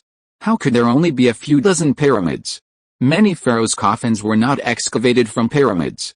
In fact, Egyptians have several periods, and the ruling ethnicity of each period was even different. The lineage of the ancient pharaohs has long since perished. Dynasties and ethnic groups differ, as do their customs, traditions, and even beliefs. Moreover, many pharaohs did not establish unified empires, and their national strength was simply insufficient to build pyramids, just as not all dynasties in China were like the Han and Tang dynasties. Therefore, although there were many pharaohs, not all of them were entitled to a pyramid, or perhaps, burial in pyramids was not common practice among their respective groups. Their beliefs did not include the doctrine of resurrection from the dead. The Giz people of Slavers Bay, similar to the Egyptians, though called Giz, were not the same ethnic group as the Giz people of 5,000 years ago, and their culture and beliefs had fundamentally changed. Valyria would not have allowed them to possess a strong and cohesive faith. The Temple of Grace has 7 colored saintesses. The Green Saintess is the High Priestess, the Blue Saintess is a healer, the White Saintess is a girl of noble birth who learns skills as a woman at the temple, and they can choose to become saintesses of other colors. The Pink Saintess is a servant, who can serve noble people, the Gold Saintess is a scholar, who can educate children for wealthy families, and the purple saintess can become stewards for wealthy families. At this point, the green saintess sighed, saying helplessly, the pink, gold, and purple saintess are all products of the Valyrian era. But now they are almost meaningless. Each generation of green saintess still needs the pink saintess to serve them. The gold and purple saintess are almost obsolete, and now the most numerous are the red saintess. What is a red saintess? Daenerys asked. Ahem. Jorah coughed awkwardly a few times, his expression somewhat embarrassed. The green saintess remained composed, calmly stating, the red saintess are the sacred prostitutes. We do not shy away from pursuing physical desires. The most exquisite quarters in the temple are the Garden of Desire, where the red saintess wait every night to be chosen by men. Those who remain unchosen wait until dawn. Dany didn't feign shyness or blush, she had already noticed the unusually open social atmosphere from Slavers Bay to Karth. Clothing revealing half a breast, erotic paintings on city walls, these were unimaginable in ancient China. Given the actions of the Temple of Grace, it seems they don't quite support slavery, Dany said. But they don't oppose it either, the green saintess replied. But my conscience opposes it, the justice of the world opposes it, the bottom line of humanity opposes it, and even the gods with a modicum of compassion oppose it, Dany declared loudly. I will not oppose you, your majesty, nor will the Temple of Grace. I came here only to understand your plans for Astapor, the green saintess sighed. Without even a clear doctrinal framework, the church's fighting strength was so low that Daenerys felt pity for it. I promise, I only oppose slavery. If a queen cannot bring a better life to her people, she should abdicate. Your Excellency, I will only make Astapor better, of course, for the majority, Daenerys said solemnly. I understand, and it's time to take my leave. The green saintess stood up, preparing to leave. Wait a moment, Daenerys called after her, urging, I hope the Temple of Grace will be more deeply involved in the city's development in the coming days. What do you mean? The green saintess asked, puzzled. Even the wisest king cannot rule a kingdom alone. When a king rules solely according to his own will, his kingdom is not far from destruction. The green saintess seemed thoughtful, while Jorah looked at Daenerys in shock, never expecting her to say such a thing. Whitebeard's expression was agitated, his eyes slightly moist. I will organize a council to manage the city, and your Excellency the green saintess qualified for a seat as a counselor. Daenerys looked at the dignified high priestess and asked, are you willing? Thank you for this opportunity, your majesty. I am very grateful, the green saint replied excitedly. Very good. Now you can perform your duties, Daenerys smiled. After the green saint sat back down at the table, Sir Shattered Chains asked with a fawning smile, your majesty, may I ask if I am qualified to become a counselor? Of course, you are the first Astapor noble under my command. Afterward, Daenerys sent the green saint, Cleon the butcher, and Jorah to continue conquering the remaining pyramids, while she took Whitebeard to Pride Square to liberate the slaves. There were even more people today. Excluding the Unsullied, Aposta City had nearly 100,000 residents, with a slave-to-GIF ratio of 7:1, and over 80,000 slaves. That's right, the GIF had become a minority. Yesterday, 6,000 were wiped out by the Unsullied and the out-of-control slaves, leaving only half the GIF population. Not to mention Slavers Bay, even in Volantis, one of the 9 free city-states, the ratio of slaves to free citizens is 5:1. This shows just how promising Daenerys' liberation of the world is. As long as she stays calm and doesn't act recklessly, she's bound to win. These are the ashes of 2,000 slaves who died fighting for freedom. Under the blazing sun, on the first step of the pyramid, under the gaze of tens of thousands of slaves, Daenerys pointed to a massive 2-meter-high wooden crate beside her and shouted into a tin megaphone, I promised that their glory would be immortal. Before I remove the collars from your shoulders, I announce 2 things. First, no slave owner can punish you anymore. This square is now renamed People's Square. Who are the people? The people are you, me, all of us. The people are the true masters of Astapor. Long live People's Square. Long live the Mother of Dragons. Misha. Misha. Tens of thousands of people raised their white, black, brown, and amber arms, shouting at the top of their lungs. The surging sound almost pierced the clouds in the sky. In fact, those behind couldn't hear anything at all, but with 3 brightly colored dragons circling and roaring above Daenerys' head, they were all excited. Dany pressed down with her right hand, waiting for the scene to quiet down again, and continued into the tin megaphone. The second thing is that in the center of People's Square, At the side of the wooden platform where slaves were originally punished, I will use the ashes of these 2,000 freedom defenders to build a stone monument, the Freedom Defenders Monument. It represents all the fighters who sacrificed for freedom in the past, present, and future, representing their will and their glory. Chapter 108 The 7th Rank County Magistrate and the King. People's Square and the Monument to the Guardians of Freedom are not merely gimmicks. The so-called liberation of slaves is not simply about removing chains and shackles. In the original story, Daenerys thought and acted in this way, and then she perished. After destroying the old system, a completely new system must be established to ensure the stable functioning of society. Otherwise, a world without a system is worse than the old one. The square and monument primarily serve to constantly remind the newly freed citizens, you are the masters of this city, and it is your duty to build and defend your home. Well, Daenerys conquered the slave city yesterday, and today she prepares to put new chains on the free citizens. She needs them to work, she needs them to serve, she needs them to farm. In the morning, with the help of the Unsullied, Daenerys removed the collars from all the slaves. Starting in the afternoon, under the blazing sun, the new free citizens lined up in long queues in the red brick square, waiting to register their names, occupations, family situations, and expectations for the future at the clerk's desk in front of the pyramid. Yesterday afternoon, after liberating the slave warriors, Daenerys' next target for liberation was the group of servants emerging from the pyramid. Manual laborers like cooks, kitchen women, and textile workers were all happy and grateful to the Dragon Mother, but when it came to highly skilled professions like scholars, gardeners, and doctors, they absolutely refused to become free citizens. When Dany asked why, Scholar Ethan said, "The benevolent ruler treats me very well. My food, lodging, and clothing are all of the highest quality, my work is relatively easy, and I have 2 maids to serve me. If I were to go out and fend for myself, I might not be able to survive. If His Majesty truly wants to be good to us, he should sell us to Cain or Meereen, we are very popular and can fetch a good price." This isn't hard to understand. The Qing dynasty had a system of bondservants, who were essentially slaves. So why were so many people eager to become bondservants for the Manchu nobility? Even in Qing dynasty time travel novels, most of the powerful female protagonists are bondservants. Bonder are slaves, their lives and dignity are not their own, and their daughters and wives are at the mercy of their masters. Even modern women from the new society want to travel back in time to become slaves to the Manchus. It's truly absurd. The problem lies in the fact that the Manchu social hierarchy was royal family, nobles, bondservants, Han officials, Han commoners. If someone was a bondservant servant of the imperial family, their status was no less than that of an ordinary Manchu. First, they had no worries about food and clothing, they had everything the emperor had, and often more. Second, power. As the saying goes, even when beating a dog, one must consider its owner. Who would dare beat the emperor's dog under normal circumstances? Finally, future prospects. Is there no future in being a slave to the emperor? How many princes and grandsons were born to bondservants?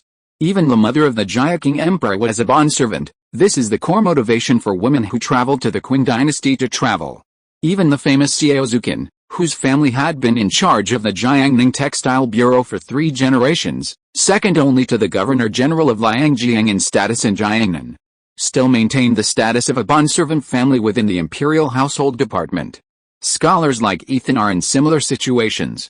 Dany's method of dealing with them was simple: since you're so lowly, then become my slaves, it'll save me a lot of money.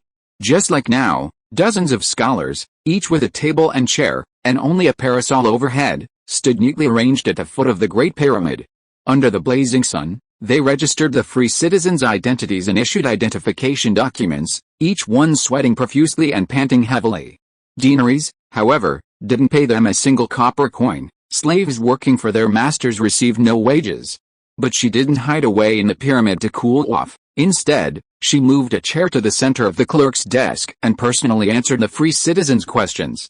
In this world, especially Westeros, the king had the responsibility to receive petitioners at set times.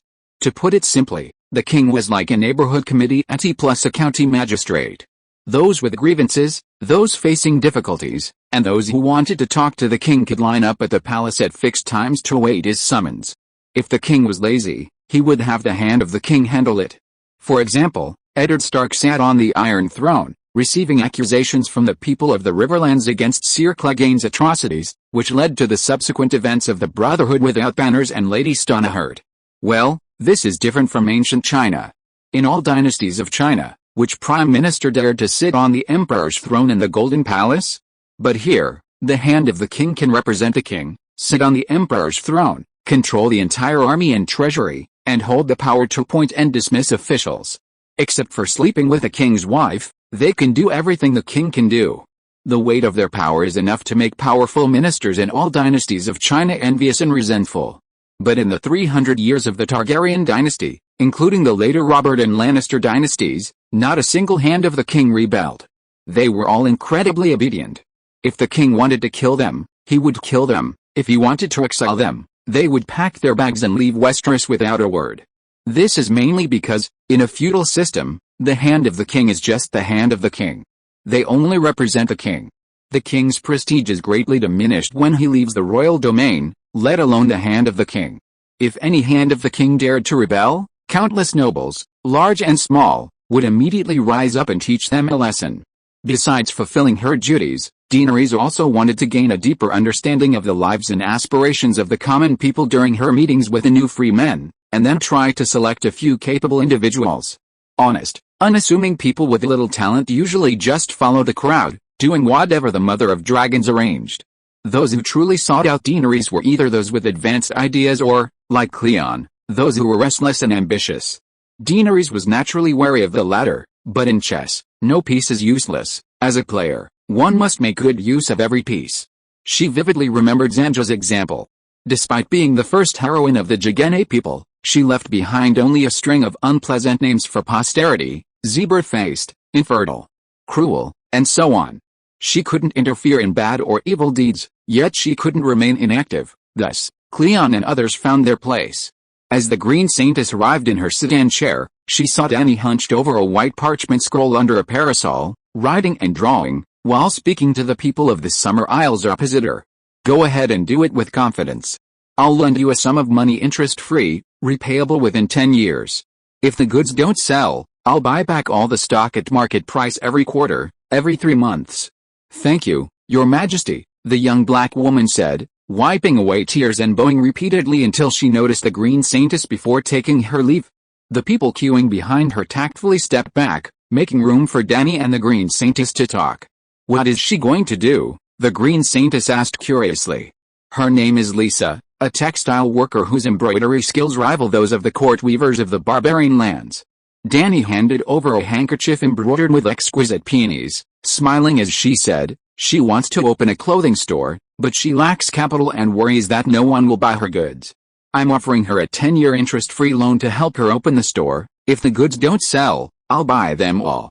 The Green Saint's wisdom told her that Dany's actions were deeply meaningful, but her limited experience and knowledge prevented her from further glimpsing the truth. What brings you here? Dany asked, while having Jicky pour the saint a glass of cool, sweet lemonade from a clay pot. Dany didn't follow the example of other kings and queens, sitting high on a throne with those she met standing below to display her majesty. In that situation, how could she hear any true words? Her wooden chair, from the benevolent lord, was certainly large and magnificent, but the person opposite her also had a chair, allowing them to speak face to face with Queen Dany. The Green Saintess sat down, surveying the dazzling sunlight around her. She felt as if she were sitting on a burning fire pit, rubbing her forehead and sighing, Your Majesty, you should receive visitors inside the pyramid. The pyramid is too high, ordinary people can't reach it, nor can they see it, Dany said with a smile. The base of the pyramid is low, but it mainly houses prisons, warehouses, and servants' quarters. Receptions are usually held at the top, 100 meters high. Climbing up is strenuous, and descending is equally exhausting. If it were her, she would hesitate to meet that cheap queen. Moreover, a trial without a public audience couldn't truly be considered a clear mirror shining brightly. The Green Saintess hesitated, saying, but it's too much for the queen to receive guests in the square. In a few days, I will renovate a spacious hall at the base of the pyramid specifically for receiving ordinary people, Dany said. This. The Green Saintess's expression changed behind her green silk veil. Your Majesty, the Jith nobles are accustomed to mummifying their ancestors' bodies and placing them at the base of the pyramids. Your Majesty, please don't worry, Dany waved her hand, picked up the porcelain bowl on the table, gulped down half a bowl of lemonade, and let out a comfortable sigh. Even if they were all Hannah's slave owners, since they're dead, I will not harm their remains. Aren't the bodies of the Jith people who died in battle a few days ago all placed in Pride Square, waiting for their families to claim them? Thinking of that stinking square, the Green Saintess's face paled. So many people had died without descendants, who would claim their bodies? In the sweltering summer heat, after several days, the bodies had all decomposed. Your Majesty, burn the rest to avoid causing a plague, she advised. Yes, burn them tonight, Dany replied. Even without the Green Saintess's reminder, she would have burned them herself. She had previously stated that the time for claiming family members' bodies was only 3 days. After 3 days, the rest would be immediately burned. A notice was still posted in Pride Square. I will move all the coffins from the pyramids to one pyramid. This way, it won't violate the traditions of the Jith nobles, and it will also leave plenty of space for other uses. Your Majesty is wise. The Green Maiden was very pleased with Daenerys' thoughtfulness and continued, I've come to see your Majesty with 2 matters.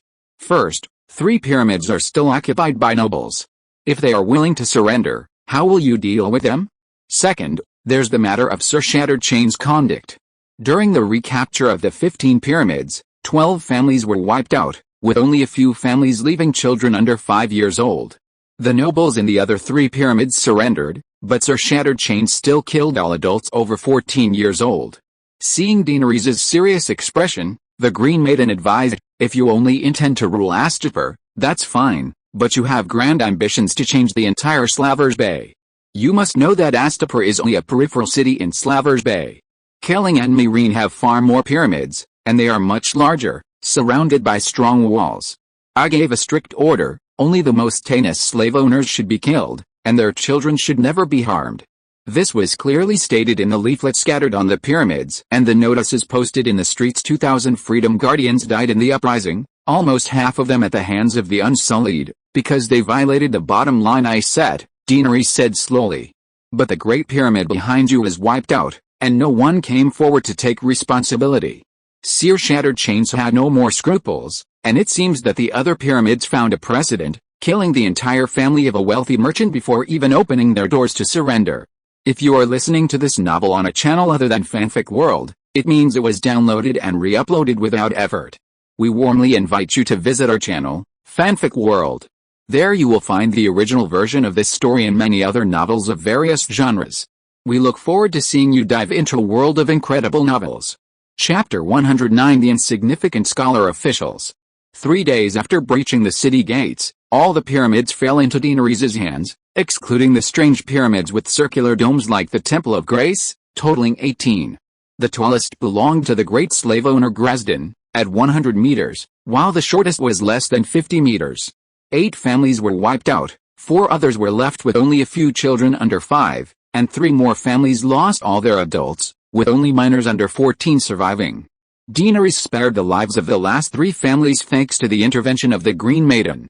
Another week was spent clearing the entire city of the Unsullied, removing both newly freed citizens and former Jith commoners, totaling over 123,000. The 18 pyramids and the attached amphitheater contributed tens of thousands more slaves. The ratio of freed citizens to Jith commoners was close to 20:1, and Astapor was completely under Daenerys' control. When registering the freed citizens, the scribes divided them into 5 classes: soldiers, farmers, artisans, and merchants. In short, skilled craftsmen are workers, or they can choose to start their own businesses like the textile worker Lisa, becoming small merchants. Honest people who lack skills and are illiterate, or those with family ties, will be allocated dozens of acres of fertile land by Daenerys to become farmers on the Worm River plains outside the city. Those who lack skills but are dishonest, such as former slave soldiers and gladiators, will be incorporated into Daenerys' militia, with Nigel responsible for training them into a regular army. This will also be a process of elimination. Elite militia members will be selected for another unit, while those who don't meet the requirements will become local guards, similar to police and constables. Currently, the Unsullied still hold the police positions to maintain order in the city, but their best use is in field warfare. Keeping them as guards in the city would be a waste. Those who are literate are considered scholars, but the scholars under Daenerys' command are completely different from the literati. True power lies in the hands of nobles who wield swords and can kill. This world will never have literati. Because the social structure of this world is open, unlike the closed-off society of the Chinese Empire, it's impossible to live a secluded life behind closed doors. Undoubtedly, scholar officials are beneficial for maintaining royal rule. If one wants centralized power and to become a truly all-powerful emperor, scholar officials are the emperor's best assistants. However, similarly, in any dynasty, when scholar officials gain power, national strength inevitably declines. Military rule can easily cause unrest, but military power is undeniably formidable. In a relatively closed environment like the Chinese Empire, even a declining unified dynasty is still stronger than the nearby barbarian states. As long as the administration is efficient, it can still comfortably act as the dominant power most of the time. But this world is open. If your military is weak, you simply cannot survive. Therefore, even though Westeros has existed for thousands of years, with almost every noble family having a maester as an advisor, and these maesters possessing knowledge and insight several times, even dozens of times, greater than those of scholars in the Chinese Empire, they still haven't become a powerful scholar official class. This is not meant to belittle ancient Chinese scholars or elevate the status of scholar officials. The maesters in A Song of Ice and Fire are incredibly powerful. Art, literature, arithmetic, and agriculture are just the basics. They must also have a broad knowledge of philosophy, archaeology, astrology, medicine, anatomy, magic, and the occult. Moreover, maesters aren't just bookworms. The process of becoming a maester is extremely rigorous, and their resourcefulness is exceptional. They can be doctors, teachers, advisors, scribes, or stewards to noble lords. In times of war, they can even serve as strategists, virtually any profession you can imagine. Maesters are also remarkably fearless, frequently traveling the world to explore new knowledge. For example, Maester Marwyn, the teacher of the witch Millie, a Westeros, traveled tens of thousands of miles to the Shadowlands to study abroad. Anyone literate and capable of arithmetic is classified as a maester. Yes, the maester in maester means someone who serves others. She herself established a staff of 200 advisors, all scholars who refused to become free men. Daenerys didn't mistreat them too much, still letting them live in the Great Pyramid, with 2 maids serving them, and their meals only 1 or 2 grades lower than Daenerys's. Well, the maids weren't slaves anymore. They had labor contracts, wages, pensions, and medical insurance, the real kind, completely free. Even so, it was cheaper than hiring scholars as scribes. If those scholars were freed from slavery and then signed labor contracts with Daenerys, their wages would far exceed the cost of Daenerys supporting them. I really don't know what they're thinking, Daenerys complained to Whitebird. Whitebird told her that this was normal. In Westeros, maesters were almost like these scholars, serving their lords for life without pay, and the nobles were responsible for supporting them for life, and had to provide them with a decent life within their means. If a noble dared to insult, abuse, oppress, or dismiss their maesters without cause, the citadel would stand up for them, threatening to stop providing maesters to noble families and even having the Grand Maesters of King's Landing speak to the king to punish the offender. Without the Grand Masters, there was no one to manage the ravens, and the nobles couldn't even conduct foreign exchanges. The Grand Masters, as one of the counselors, were qualified to participate in the royal council. Although Daenerys had artificially divided the city into 5 classes, these new social classes were extremely unbalanced. Including the service sector, workers made up the majority, over 50,000 people, mostly women. Soldiers numbered 30,000, ranging in age from 50 or 60 to only 8 or 9. The remaining few thousand Jit had all chosen to be merchants, although they had almost no businesses or shops. Too few chose agriculture. Almost all were weak agricultural peoples like the Laza and Ness. These days, apart from the Jit with families and livelihoods, the entire city's new free citizens were entirely supported by Daenerys. Although supplies were plentiful inside the pyramid, this communal living couldn't last. Therefore, she had to restore normal city order as soon as possible. The first priority of this new society under the new system was to establish clear laws. 10 days after the capture of Astropor, the morning mist dissipated like a phantom, and the bright red sun, like an egg yolk, hadn't even reached the top of the Great Pyramid yet, but the red brick square was already beginning to warm slightly. Whoosh, a long, deep horn sounded from the top of the Great Pyramid, and the entire city awoke rapidly under a strange power. Similar events had occurred several times during the 10 days the Dragon Mother ruled Astapor. The citizens knew she was summoning the city's residents to the People's Square. I heard that's the sound of the dragon horn? The dragon horn can control dragons, a newly freed citizen whispered to his companion as they walked. He was a thin, middle-aged black man from the Summer Islands, less than 1.5 meters tall, with a wiry body and nimble hands and feet. He had previously been a circus performer for a benevolent master, now considered a craftsman. Perhaps, the circus performer's companion, a white man in his 40s, of medium build, not highly educated and not particularly literate, not the privileged high-class slave he once was. However, he was more knowledgeable than his acrobat companion, and worriedly said, "I hope it's not the slave owners of Caden City attacking. What's there to be afraid of? Not counting the newly formed 30,000-strong guard, Her Majesty the Queen still has over 10,000 unsullied. I'd like to join the Queen's Guard, that way, I'd have a chance to get revenge on the slave traders. Even becoming Her Majesty's trumpeter would be fine," said the skinny monkey. "You don't understand. The king and slave owners don't need to defeat the unsullied.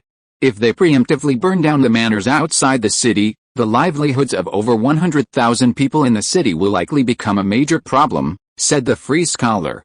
"No city can be completely self-sufficient, it must have agriculture and animal husbandry in the suburbs to maintain its daily needs." Astapor was no exception. Besides the over 100,000 people in the city, there were densely packed slave-owning manors on the plains of the Worm River Basin outside the city, housing at least 200,000 people. Of those 200,000-plus people, approximately 30,000 were Jith.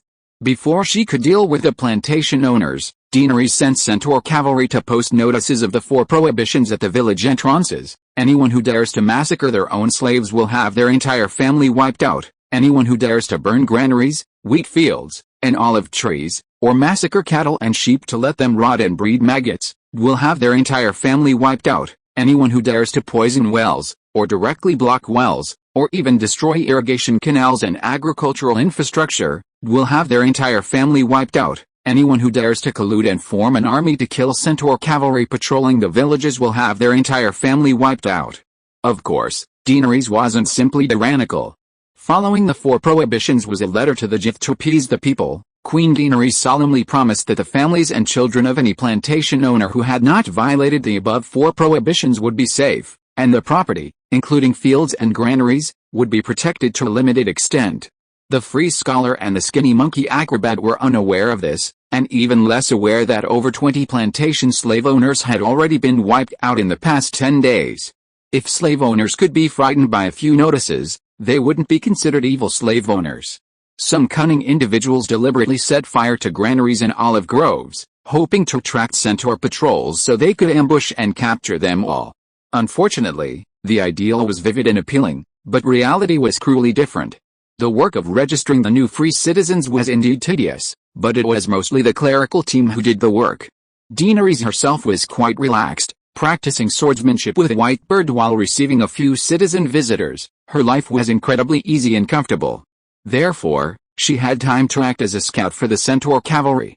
Before each operation, Blackie would fly over the troubled manors, getting a clear view of the Gies's situation. Blackie would even land on the ground and use his claws to draw a map of the manor's defenses. Then it was simple, 1,000 unsullied would rush in, and 200 Centaur cavalry would provide ranged support. Almost every rebellious manor was swept away in one fell swoop.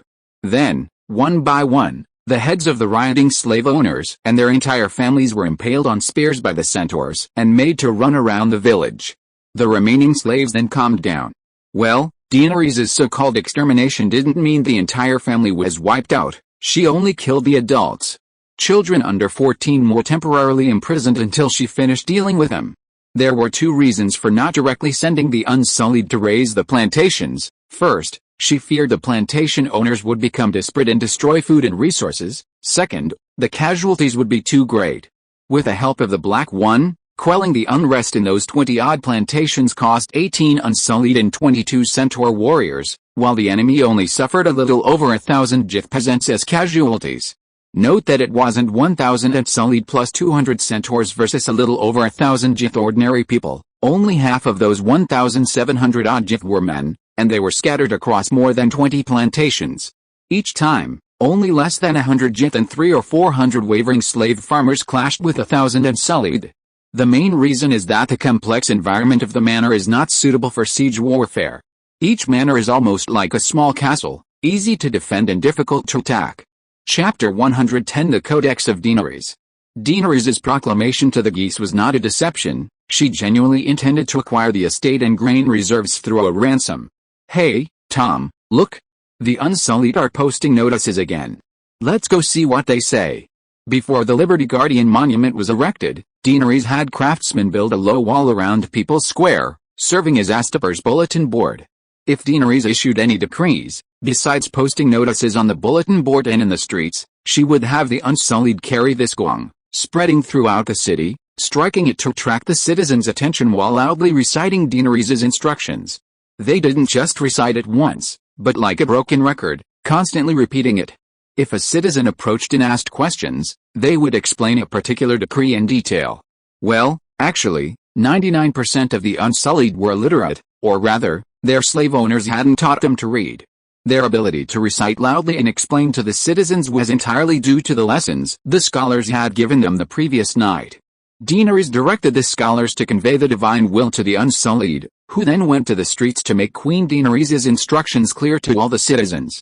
Initially, Daenerys had considered having the scholars stand under the notices as interpreters.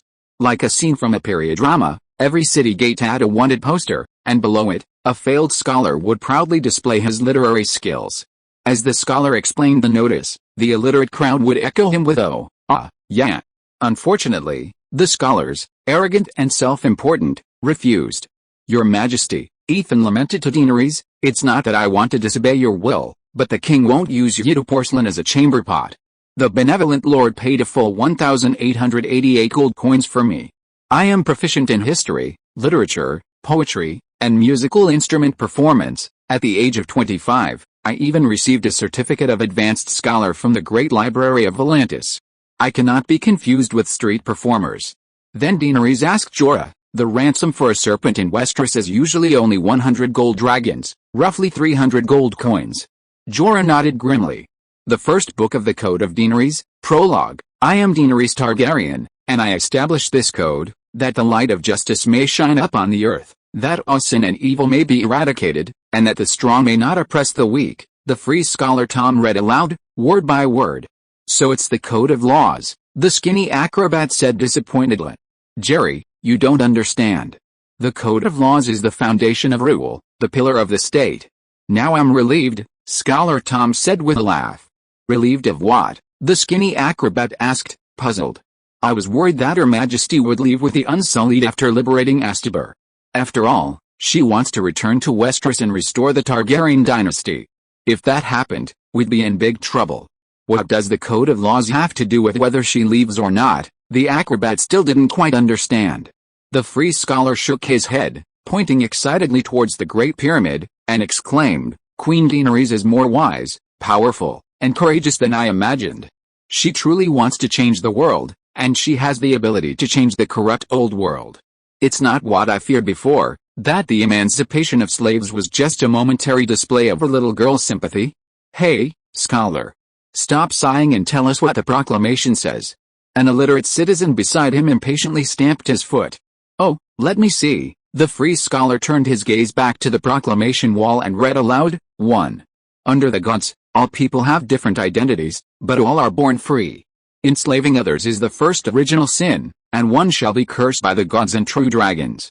Good. Well said. We are born free, and slave owners should go to hell. Long live the mother of dragons. Long live Queen Daenerys. Misha, Misha. After the first article of the code was read, the newly freed citizens around him cheered loudly. The scholar, however, frowned slightly. He noticed that this law did not specify the punishment for those who sold slaves. If the curses of the gods were effective, could Astaper have existed for 6,000 years? It would be more accurate to say they would be punished with a breath of dragon's breath. Little did he know, Daenerys had good intentions. The first book of the code simply tells people what they can and cannot do, written relatively concisely and in plain language to increase its accessibility and acceptance. The first article is too detailed, Illiterate citizens would find it tiring to read and probably wouldn't remember it, while also overlooking the equally important clauses below. It would be better to make the first book of the Code of Daenerys a well-known custom and tradition, with the second book of the Code of Daenerys providing detailed explanations when sentencing. Yes, there will definitely be a second book of the Code of Daenerys in the future, prepared for professionals, such as judges and lawyers. Even Westeros, the most civilized of the worlds, lacks judges and lawyers. Daenerys has truly elevated the level of civilization of this world by a significant margin. 2. To harm the innocent is a grave sin, punishable by equal measure, especially the murder of children and infants. 3. The legitimate property of citizens is sacred and inviolable, and the king cannot demand wealth from his subjects beyond taxes. 4. The faithless are condemned by the gods, and written contracts and oral agreements with witnesses are protected by the king and dragons. 5. Theft. The first 4 articles are quite epic-making. Perhaps various cultures have similar traditions, but none have been formalized into explicit legal texts. From the 5th article onwards, the content of the Code of Dany becomes universally applicable, both ancient and modern, and of course, more suited to this era and this world. It provides detailed regulations on criminal, civil, trade, marriage, inheritance, trial, taxation, and household registration systems. By the way, household registration is also a relatively new concept. Although Dany constantly claims to be learning from the Manchu system and even introduced the Moongate hairstyle and the 8 Banners military system, it can be seen from the laws she created that the core of her Astapor kingdom is more like the Han Chinese dynasty. The Qing dynasty also largely followed the Ming system. In particular, the household registration and tax system can be used to develop alternative concepts of the prefecture county system. Of course, she wouldn't actually recreate the Han dynasty. Every dynasty in China, regardless of its strength, is inherently inclined towards strengthening centralized power. Dynasties with high levels of centralization are destined to be short-lived. The reason is simple: state power is concentrated in the hands of the emperor, and the probability of a tyrannical or incompetent ruler is far higher than that of a wise and benevolent one. Especially since the Targaryen family has a Mad King gene. If the Targaryen Mad Kings had been born in China, given their penchant for self-destruction, the dynasty probably wouldn't have lasted even 50 years. Suddenly, a series of drumbeats came from the direction of People's Square, like muffled thunder striking everyone's hearts. "The Queen is calling us," the Free Scholar shouted, quickly squeezing towards the Great Pyramid. His repeated personal experience told him that from too far away from the Queen, besides joining the crowd and shouting "Long live the Queen," he couldn't hear or see anything else. The skinny monkey was also shrewd, moving even faster than him. The two practically tumbled and crawled to a spot 10 meters from the pyramid. Well, any closer and Queen Daenerys on the steps would be out of sight. Long live the Mother of Dragons! Long live Queen Daenerys! Scholar Tom, seeing the Queen so clearly for the first time, was moved to tears. Daenerys stood on the second grand step, about 7 meters above the plaza. To her left stood the Green Maiden and Seer Shattered Chains, and to her right stood Whitebird and Argo. "Slave Master," the skinny monkey exclaimed, pointing to the third step. The Free Scholar paused, looking up to see, sure enough, nearly 100 Jith people in toga robes stood on the steps above the Queen, boys and girls, women with silk scarves, and even young children being held in women's arms. "Is she going to judge the children of a benevolent ruler?" the Free Scholar chuckled. "If they are sinners, how can they stand above the Queen?" Woo! The Queen stepped forward and blew a mournful, low horn fixed to a wooden frame. The sound sent a chill down the spines of everyone in the square. Suddenly, the square, filled with tens of thousands, fell silent. Only their own breathing could be heard. "You have read the Code of Law. Article 2 states that harming the innocent is a grave sin, and killing a child or infant is the most serious. What is an innocent person?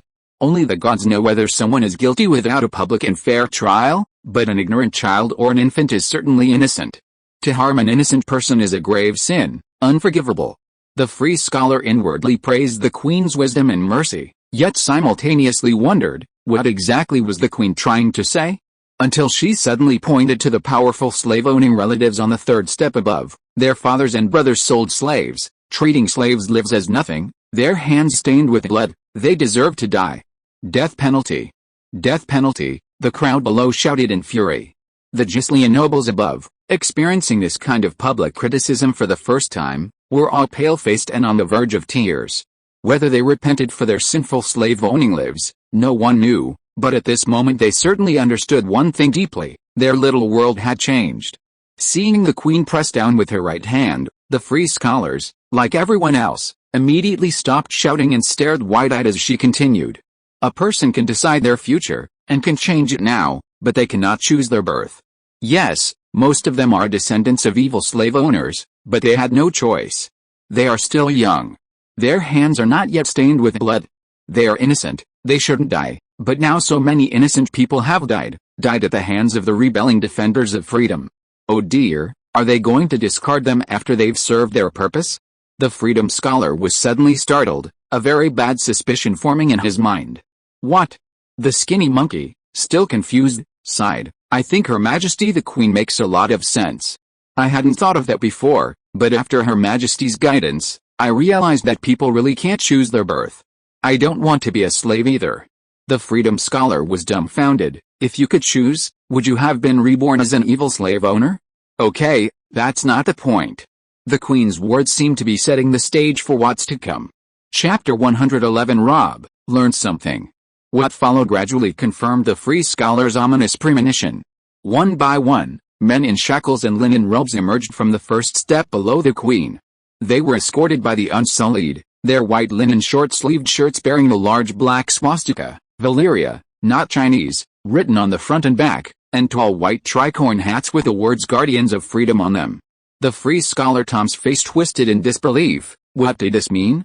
Acknowledging their contribution to the emancipation of slaves, yet condemning them for killing a slave owner's young son. Let them die gloriously? The prisoners' clothes and appearance were relatively neat, but their faces showed resentment and bitterness. Clearly, they preferred to live a wretched life rather than die a glorious death. Isn't this going too far? Skinny Monkey also realized, suddenly feeling the Queen was somewhat cruel. The first step was almost entirely filled with Guardians of Freedom. A rough estimate suggested over 500 people. Without a doubt, they were defenders of freedom, distinguished in the slave revolt, but they were also heinous criminals, murdering hundreds of innocent underage children, many of whom were infants.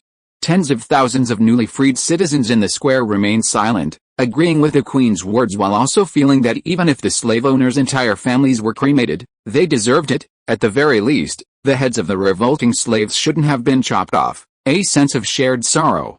The Queen continued her speech, proclaiming into the loudspeaker, "Before entering the city, I distributed hundreds of leaflets to the pyramids, clearly stating that children under the age of 14 must not be harmed, for they violated my laws and crossed the line of being human." During the slave revolt in the city, the Unsullied executed hundreds of freedom guardians for their strength, harming ordinary people, and murdering the children of slave traders.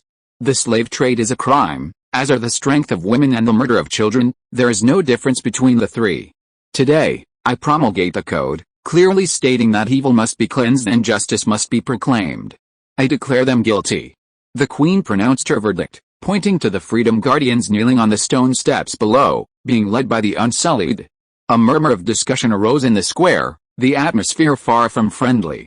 Scholar Tom glanced around, noticing the somber expressions and displeased looks on everyone's faces, and sighed. It's over. Her Majesty the Queen is too rigid. After today, many new free citizens will surely resent her. Alice, Her Majesty the Queen is fair and impartial, but I still feel uneasy. The skinny acrobat frowned. Human hearts are like water, and the people's movements are like smoke.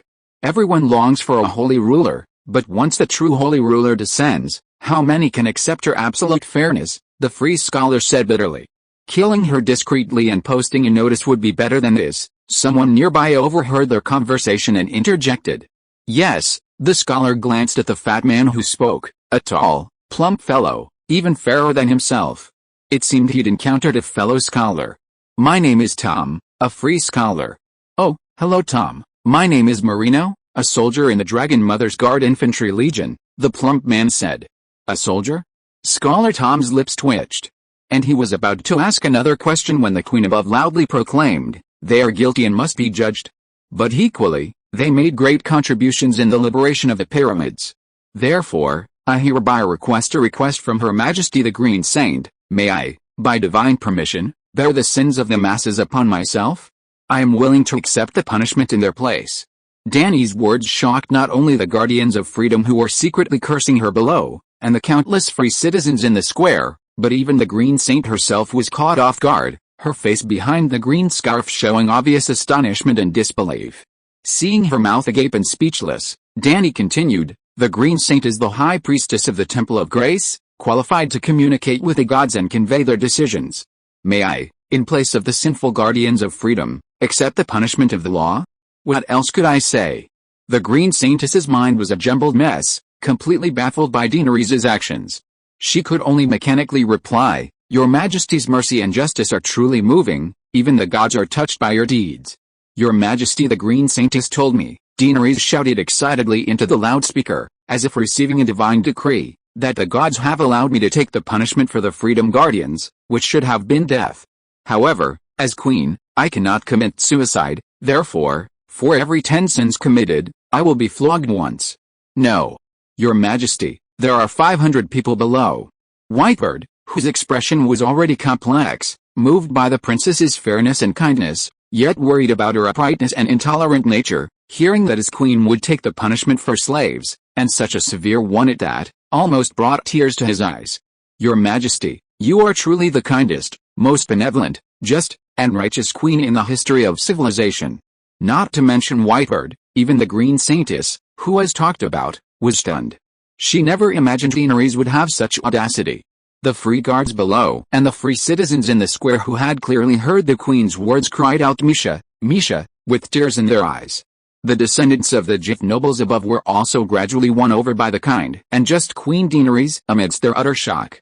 Well, the poor people of the ice and fire world, experiencing this kind of cunning and ruthless tactic from a powerful Chinese dynasty for the first time, succumbed in just one wave. It's no wonder these people are naive.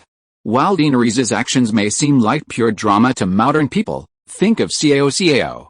The elites of the Three Kingdoms had experienced all sorts of tactical maneuvers, yet they were still deeply shocked and filled with awe when faced with Cao's act of cutting off his heart to represent his head. Compared to Cao, Daenerys really went all out this time, paying a much higher price. Not to mention in the more hierarchical world of another world, even in ancient China, she could easily surpass Cao and Liu Bei. Liu Bei throwing it out to the ground is also a theatrical act. The fundamental reason lies in the fact that in this era where nobles possessed the highest privileges, equality among people was never a reality. Leaving aside the Three Kingdoms period, even in Westeros, the most civilized region, the lowest-ranking knights could kill free citizens of their own lands and arbitrarily seize the wives and daughters of farmers without a crime. The more conscientious would pay a few silver coins in compensation, the ruthless would finish the job and then slaughter the entire family. A hunter hunting in the woods on a noble's land was considered stealing noble property, and would either have their hand chopped off, literally, or be banished to the wall to be fed to the White Walkers. In Slavers Bay, the privileges of the nobility were displayed even more brazenly. The Gis, for the sake of a stage play, to simulate the battles of the Gis army, made 200 slaves pay the ultimate price. Clearly, in the eyes of a benevolent lord, the deaths of 200 slaves were enough to make him laugh heartily. Who is Daenerys? The mother of dragons, a noble descendant of royalty, the true queen of Astapor, endured a lash for 10 slaves. Even if she allowed the free guardians to offset their merits and demerits, and then each received a few lashes, the Green Saint, the descendant of the benevolent lord, and the newly freed citizens in the square would all praise her fairness. But, well, even Daenerys wanted to complain. This world didn't value the idea that one's body and hair were gifts from one's parents, otherwise she would have cut her hair. Soon, the Unsullied erected a wooden cross at the entrance to the second level of the pyramid.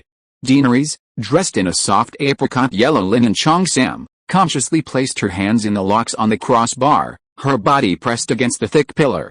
Then, a muscular man with a face full of scars, bare-chested, emerged from the pyramid. He was 2 meters tall, his abdominal muscles larger than Daenerys' chest, his arms thicker than her waist, and he weighed over 350 pounds. Shatter, the demon tail. A gasp of horror echoed through the square. Just as Cleon's pig slaughtering skills were unparalleled in the city, Hattar's whip was also considered the most vicious, like a demon's tail. It was said he once whipped a female slave who had bitten Krasny in two, the entire process taking only 12 lashes. Why, to have Hattar carry out the execution, it's too, someone cried in the square. Daenerys explained, only Hatar's whip can atone for the sins of 10 free guardians. Misha, Misha, Misha. Everyone instinctively raised their right fists and shouted. Kalish, I am your blood of my blood, let me suffer in your place, Kirallo said, his face grim. Blood of my blood, I will be alright, and besides, my identity now is not only Khaleesi, but also the Queen of Astropor. Hatter, if anything happens to Khaleesi, I will slice you into 9,000 pieces, Yorg said in a low voice, speaking in broken Valyrian. Ago said nothing, only drew his scimitar from his waist, watching the fat man constantly sharpen it with his belt. No need for your threats. Last night, Her Majesty summoned me to the arena to watch those 3 dragons tear a robust bison to charred remains. And then, she asked me, which is stronger, that red marble or you? Damn it, I haven't been able to sleep since. Every time I close my eyes, I dream of 3 dragons breathing fire at me. Crack, Hatter, the demon tail, lashed the queen's back with a blank expression. In a single stroke, her clothes tore, revealing her snow-white skin and a 30-centimeter-long scarlet scar, blood already oozing out. Daenerys, however, clutched the cork in her mouth, her face pale, letting out a muffled groan. Your Majesty, oh my God. 1 lash is worth 10. Daenerys was lashed, and immediately 10 unsullied prisoners wearing tall hats were brought up from the lower ranks. Before everyone's eyes, the Immaculate One unlocked the chains binding the prisoners' hands and feet and removed their sinful upper garments. The 10 burly, shirtless men, instead of rejoicing in their newfound freedom, couldn't help but kneel and wail upon seeing the whip marks on Dany's back. The free citizens below the square also choked back tears, calling out Misha in waves. Crack, Hatter, his face expressionless, lashed out again, but his mind was preoccupied with another matter. The first few lashes had to be ruthless, brutal but not cruel. The welts should appear deep, the skin torn and bloodied, but they would only be superficial wounds, not damaging the bones or muscles. After a few lashes, Her Majesty the Queen's back would be a mangled mess, resembling rotten flesh. Thus, the remaining dozens of lashes only needed to be loud and impressive, appearing to crackle and flutter, but in reality, they wouldn't even leave any superficial wounds. With his unparalleled whip technique using the demonic tail of Hatter, he could even create after images as he flew, the sound as loud as thunder, yet the touch as light as a feather. This kind of whip technique was his only guarantee against being eaten by dragons. Chapter 112 The Fearless Barristan. Whitebird finally understood why Daenerys was called the Unburned, because she truly did not burn. Yesterday morning, her flogging as atonement earned her the tears and reverence of the people. Queen Daenerys was almost ascending to the status of God-blessed Saint Daenerys. Unfortunately, there were no monks from the Church of the Seven Gods here. The entire city, whether new freemen, ordinary Githians, or Githian nobles, revered and worshipped her to the extreme. When the news reached the outskirts of the city, more than a dozen large manor lords closest to the city immediately declared their allegiance. Because in the process of Queen Daenerys' personal deification, the Queen's code she established also became as heavy as a mountain, sacred and inviolable. Her Majesty the Queen forged it with infinite holiness and immense authority with her blood. It can be said that in the more than 10,000 years of history of this other world, never before had a code of law been so wholeheartedly and deeply accepted by the people on the day of its creation, filling them with such awe. This was also Daenerys' main purpose. With her deep-rooted historical background, she possessed countless methods and strategies to gain the people's respect and adoration. To whip herself would be too foolish, too costly. The core purpose of yesterday's 50 lashes was to promote the code of laws. Once her code was quickly known and accepted by the people, Aposta could stabilize in the shortest time, turning her burden into a foundation for her. Daenerys hadn't forgotten that to the north lay Kael'wen and Meereen, to the south Nugeth, to the east Karth, and to the west Volantis. Those city-states relied on the slave trade to maintain their distorted prosperity and wouldn't easily let Daenerys, this outsider, go. Compared to these, the cost of 50 lashes was far too low. After being roasted in the embers all night, the wounds had completely scabbed over this morning. In a few more days, not only would the wounds heal completely, but not a single scar would remain. Whitebird, witnessing the Queen's flesh roasted in flames for the first time, was utterly horrified, muttering repeatedly, "A true dragon, a true dragon." Those mad kings in history weren't all madmen, there really are dragons reborn from the ashes. He pondered all night, and then this morning, he came before Daenerys, kneeling on one knee, saying, "Your Majesty Queen Daenerys, I have something to tell you." In the garden atop the pyramid, under the shade of an apple tree, a soft couch lay out, and Daenerys leisurely flipped through a thick book. The salty sea breeze blowing from the distant ocean mingled with the sweet scent of apples overhead, and the delicate, hazy fragrance of pansies and cosmos around her, creating a vibrant and intoxicating atmosphere. What is it? Daenerys' gaze didn't leave the book. After gaining complete control of the 18 pyramids and the Temple of Grace, she moved all the books within, as long as they weren't duplicates, regardless of language or content, into the Great Pyramid beneath her. Thus, in this era before printing, Daenerys possessed a vast and luxurious library. Well, there are over 300 books. She was currently reading a history book, written from the perspective of the Geth people, describing the 5 major wars that led to the fall of the Geth Empire, including the wars against the Valyrians. Through this relatively objective and impartial history book, Daenerys confirmed one thing: the Geth Empire 5,000 years ago was not Egypt, but rather more like the ancient Roman Empire. In their harpy symbol, the harpy's claws grasped not chains of slaves, but golden lightning bolts. The two represented vastly different things. The once great and glorious Geth Empire had been a truly great civilization, but after the Valyrians destroyed the Geth capital, Old Geth, the Geth people utterly degenerated, not their fault, as the original purpose of Slavers Bay was to train high-quality slaves for the Valyrians, bed slaves, scholars, stewards, gardeners, servants, and auxiliary soldiers, etc. The Geth people did not have the right to choose their own development model. Your Majesty, seeing Daenerys still engrossed in the book, the white-bearded man called out again. I'm listening, tell me. Alice, I lied to you, he sighed, bowing his head. Dany's interest was piqued. She placed a bookmark on the page, closed the book, and turned to look at the kneeling old man. What did you lie to me about? She asked. My name isn't Aston, the old man said, a hint of barely concealed pride in his hesitant gaze. My real name is Barristan Selmy. Dany looked at him strangely, wondering why he was revealing his identity at this moment. She nodded and said softly, I suspected you were hiding your identity, but I never imagined it would be the fearless Barristan.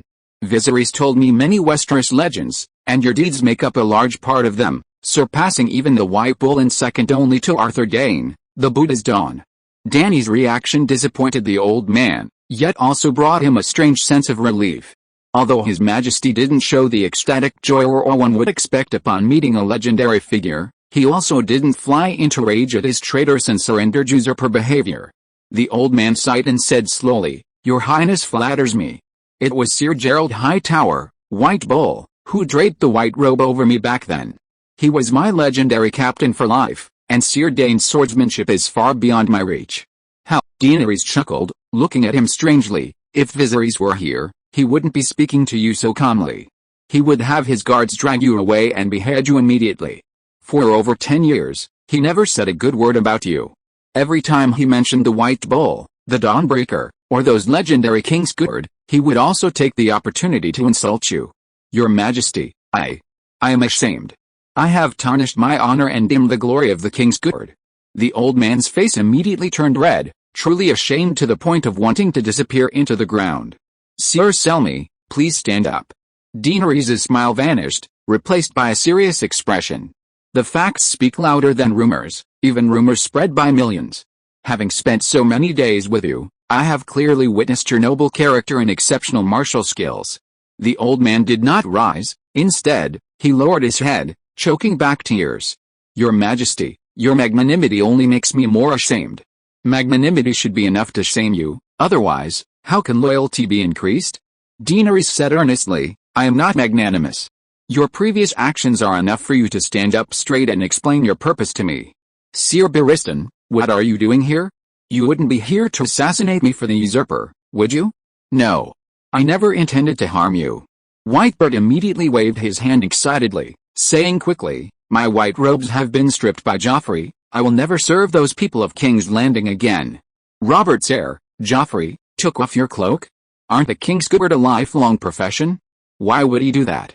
Did you choose the wrong side in Game of Thrones? Daenerys asked curiously. Barristan's role in Game of Thrones was small and his character not particularly memorable. Her memories of him were already hazy. The Kingsguard dedicate their lives to the king. How could they possibly choose the wrong side? Barristan shook his head and smiled bitterly. Whether a king was wise or mediocre, benevolent or cruel, Intelligent or mad, the Kingsguard would offer them their utmost loyalty. The Cleganes are the Lannisters' best and fiercest hounds. Gregor Clegane, known as the Mountain, is Tywin Lannister's foremost hound. His brother Sandor Clegane, called the Hound, is Joffrey's most obedient henchman. After that evil boy ascended the Iron Throne, he wanted his hounds to wear white robes. And Queen Cersei wanted her own brother, the Kingslayer, Jaime Lannister, to become captain of the Kingsguard. "Get rid of me, and their wishes will be easily fulfilled," Whitebird said with a sorrowful tone. So if they let you continue as captain of the Kingsguard, you'll stay in that position and be completely loyal to them?" Dany asked, frowning. "I don't want to deceive you. If Joffrey on the Iron Throne hadn't stripped me of my post, I would very likely still be serving the king in King's Landing. Admitting this fills me with shame, yet it is an undeniable fact." He looked up at Daenerys with sorrowful eyes. "Your Majesty, please understand that the Kingsguard were born with Aegon I, their fundamental duty being to offer their utmost loyalty to the king on the Iron Throne. The change of dynasty is a first in Westeros, and Robert Baratheon also has dragon blood. His grandmother was Princess Leal, who is your great-aunt. In a way, you and Robert are cousins." This was quite a trap. "Very well, I understand. Sire, you are a knight who values honor above all else, and loyalty to the Iron Throne is the greatest honor for the Kingsguard." Daenerys nodded, forgiving his traitorous transgression, and asked, "What are your plans now?" "Your Majesty, I have made up my mind," the old man said solemnly. Daenerys' lips twitched, her teeth aching. "Realize what?" she asked. "When Joffrey removed the white cloak from my shoulder and sent men to kill me on the same day, it was as if a fog had rolled down my spine. How did all this happen, and for what purpose?"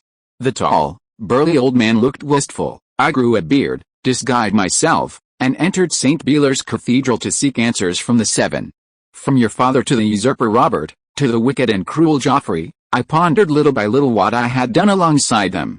Finally, I realized that once I donned the white robes, I would be a Kingsguard for life, but this time I must find a true king, and I will die for the true king. Am I your first subject of investigation?" Daenerys turned to look at him. "Not really an investigation. When Illyrio told me you had hatched 3 dragons, I decided to dedicate my life to you. This is your realization? Because I have dragons, and dragons are invincible, the most likely to end the chaos and reunify the 7 kingdoms? And you even spent so much time praying at St. Belar's Cathedral." She asked again, "Why did you conceal your identity?" Barristan's eyes sharpened.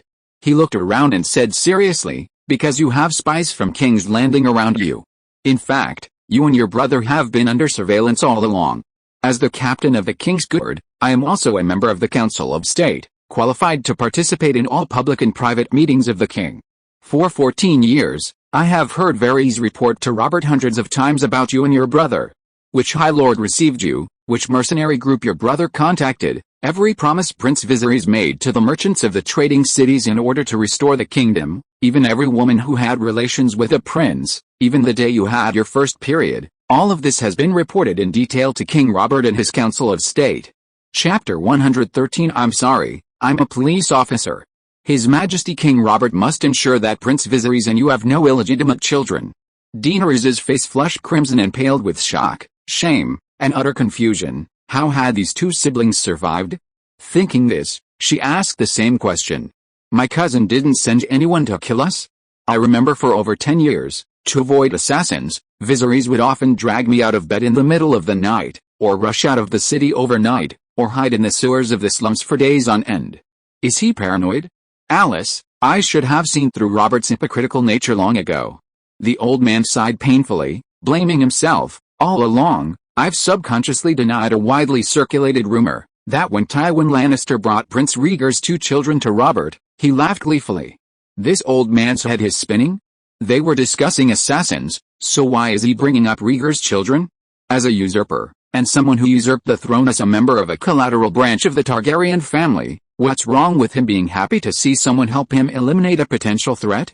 Dany said with a blank face.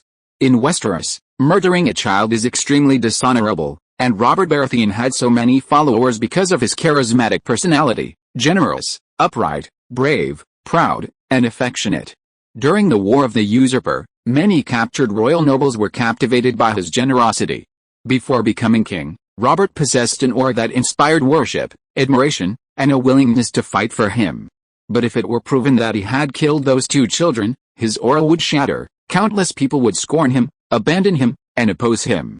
Tywin Lannister did what he wanted to do but couldn't, and he was greatly rewarded. Tywin, who eventually joined Robert's side, became the king's father-in-law. After catching his breath, the old man continued, "Initially, I didn't understand this, only directing my resentment at Lord Tywin. If I had seen him laughing at the mutilated bodies of Rhaegar's children, no one in the world could have stopped me from killing him. But I was too wounded at the time, and I wasn't in King's Landing. Only after I swore allegiance to him did I vaguely hear those rumors. At first, I didn't believe he was that kind of man." Robert might have felt a pang of guilt and secretly breathed a sigh of relief, but his chivalrous upbringing would never have allowed him to laugh at the mangled corpse of an infant. "Anyone who steps onto the throne becomes different the moment they're no longer the same," Daenerys said softly. "But some become better." The old man looked at her, his gaze intense. "Because compared to the highest glory, I see more responsibility, a heavy responsibility," she said. "So, you are the true king, and he is not." The old man smiled, a bittersweet smile. Compared to this stubborn old man, Robert preferred Jaime to be by his side. Perhaps he, the usurper, could be more at ease facing a king's lair. "But I've also witnessed several times him secretly ordering Varys to have assassins kill you and Prince Viserys. From then on, I gradually understood that he was far less upright than he appeared to outsiders." "That rumor," I sigh. "A usurper, and still upright?" Daenerys was too disheartened to even comment. "You mean secretly?" Jon Arryn, the hand of the king at the time, was an upright man. He didn't approve of killing children. Robert didn't want to openly oppose him, after all. Besides being the hand of the king, Lord Arryn was also his foster father. In the War of the Usurpers that brought down the Targaryen dynasty, Jon Arryn was the first to raise the banner of rebellion, but not for himself. Because of Prince Rhaegar's abduction of Lyanna, the Mad King Aerys demanded that Jon Arryn hand over Eddard Stark and Robert. Before this, the Mad King had already burned Lyanna's father and elder brother alive, truly insane. Eddard and Robert were both Jon Arryn's foster sons, because he himself was quite old and had no biological sons, so he had always raised those two children as his own. Seeing that the Mad King wanted the lives of his two foster sons, he immediately turned to the villains, arguably the best foster father in the world of A Song of Ice and Fire. Since Robert did indeed send assassins to kill Viserys and me multiple times, why did they fail each time? Viserys definitely doesn't have the ability to retaliate. In fact, during his years of persecution, Viserys, who was originally a fairly normal person, was driven mad. "Perhaps, someone else is protecting you in secret," Barristan pondered. "Who? Illyrio? I don't know." The old man shook his head with a bitter smile. Daenerys' expression shifted. "You just said that Varys was the one who reported information about me and Viserys to Robert," she asked. "Varys, nicknamed the Spider, holds the position of Chief of Intelligence in the Council. He's incredibly shrewd. No information, big or small, from the Seven Kingdoms to the other side of the narrow sea escapes his notice. Robert relies heavily on him. By the way, Varys also served your father for several years. He was born in Lys and rose to prominence as an intelligence broker in Pentos, gaining His Majesty Aerys' reputation for intelligence work." Daenerys nodded and then asked, "Among those around me, who is a spy?" Barristan hesitated for a moment before saying, "Jorah Mormont. Before you married Khal Drogo, Varys warned Robert, Prince Viserys would exchange you for 10,000 roaring knights from Khal Drogo, or Khal Drogo would personally help him restore his kingdom. On your wedding day, Jorah Mormont, who accepted a spy mission for King's Landing, ingratiated himself with Prince Viserys and swore allegiance to him. He's a shameless spy with no honor, a slave trader, swearing oaths lightly, and utterly untrustworthy. Khalees, let me kill him." Aegal beside her roared angrily. Daenerys sighed and said to the Blood Pact, "Aegal, have Grey Worm summon Ser Jorah. Some things are better said face to face." The Blood Pact and the Queen's Iron Guard were her trusted confidants. 3 Blood Pact members took turns guarding her, while the other 2 helped train the Roaring Warriors. After conquering Astapor, almost all Dothraki slaves, except for the Unsullied, were absorbed into Daenerys' Khale's lair. She had previously studied the Queen dynasty in the Red Wasteland, creating a hybrid 8-banner system, not necessarily identical to the Qing 8 banners, as Daenerys didn't actually understand the Qing military system, merely renaming military advisors, brigades, regiments, and battalions. After establishing a relatively complete sergeant system, newly joined centaurs simply needed to fill the positions obediently. The original slaves, their arrogance completely worn away, were naturally obedient. Her Khal Large now numbered over 1,500. Roughly 800 adult men excluding the elderly, several hundred more had joined the rebellious slave warriors. The Blood Guard had designated pastures outside the city and built a camp. Besides daily training, they also patrolled the gates of the slave owners' estates. As for Jorah, he was helping Daenerys train the militia. Theoretically, Jorah Mormont held the position of Daenerys' Grand Marshal, and Grey Worm, the Unsullied, was also his subordinate. Whitebird advised, "Your Majesty, it would be best to have the Unsullied tie him up, remove his armor, and then bring him to see you." "No need," Daenerys waved her hand dismissively. "If he wanted to kill me, how many times have he had a chance? While those in power should certainly be suspicious of everyone, as human beings, wouldn't it be too tragic to live without ever having placed a single act of trust?" About 40 minutes later, Jorah, clad in full armor, arrived at the top of the Great Pyramid, led by Grey Worm.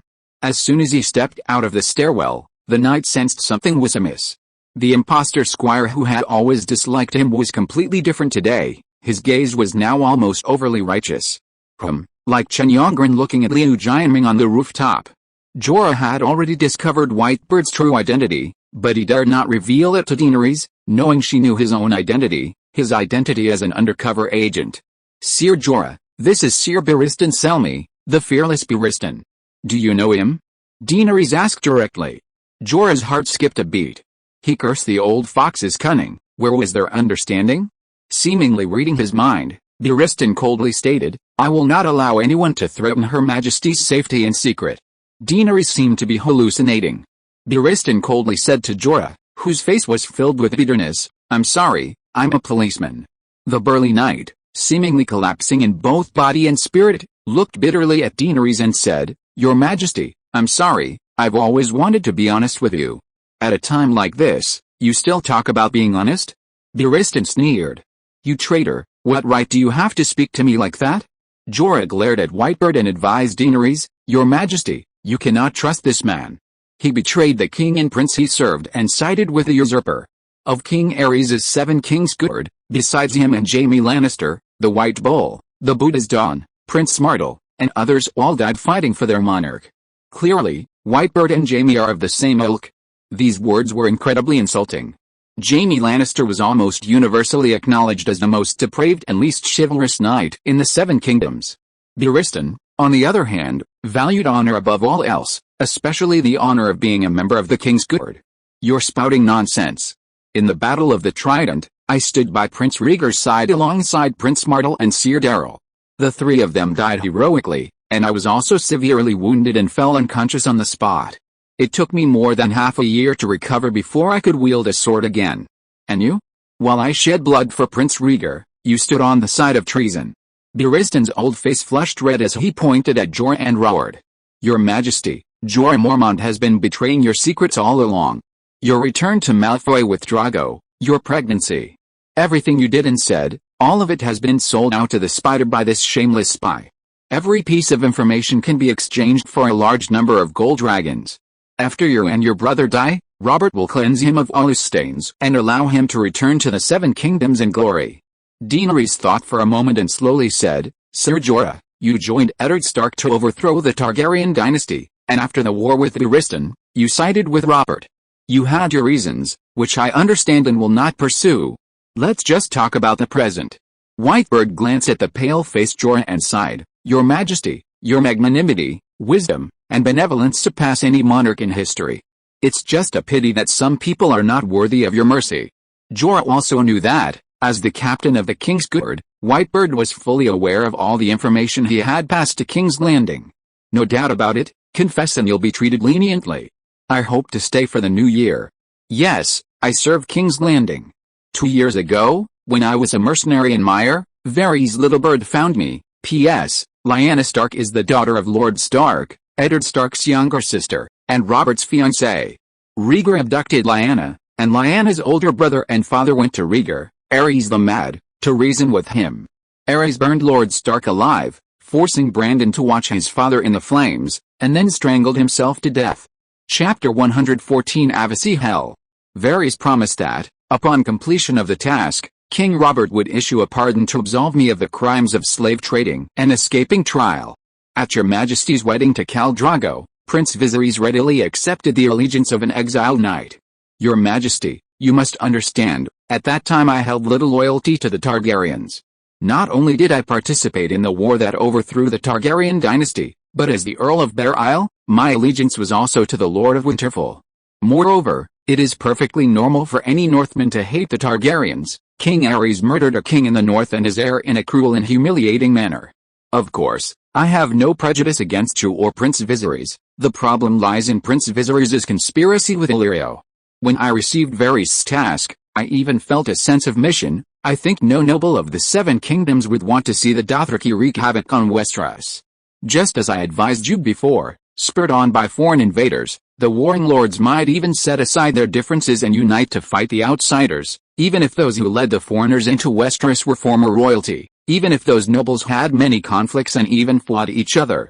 The rooftop garden was unusually quiet, save for the sound of Daenerys' fingers lightly tapping the book cover. She wasn't furious, just somewhat serious. Knowing Daenerys' personality, Jorah's words were direct, perfectly capturing his state of mind. If it were the former Daenerys, he would have pleaded for her forgiveness, never uttering such straightforward and sincere words. Saying them would only backfire, making the delicate, sensitive, and fiercely determined Daenerys hate him even more.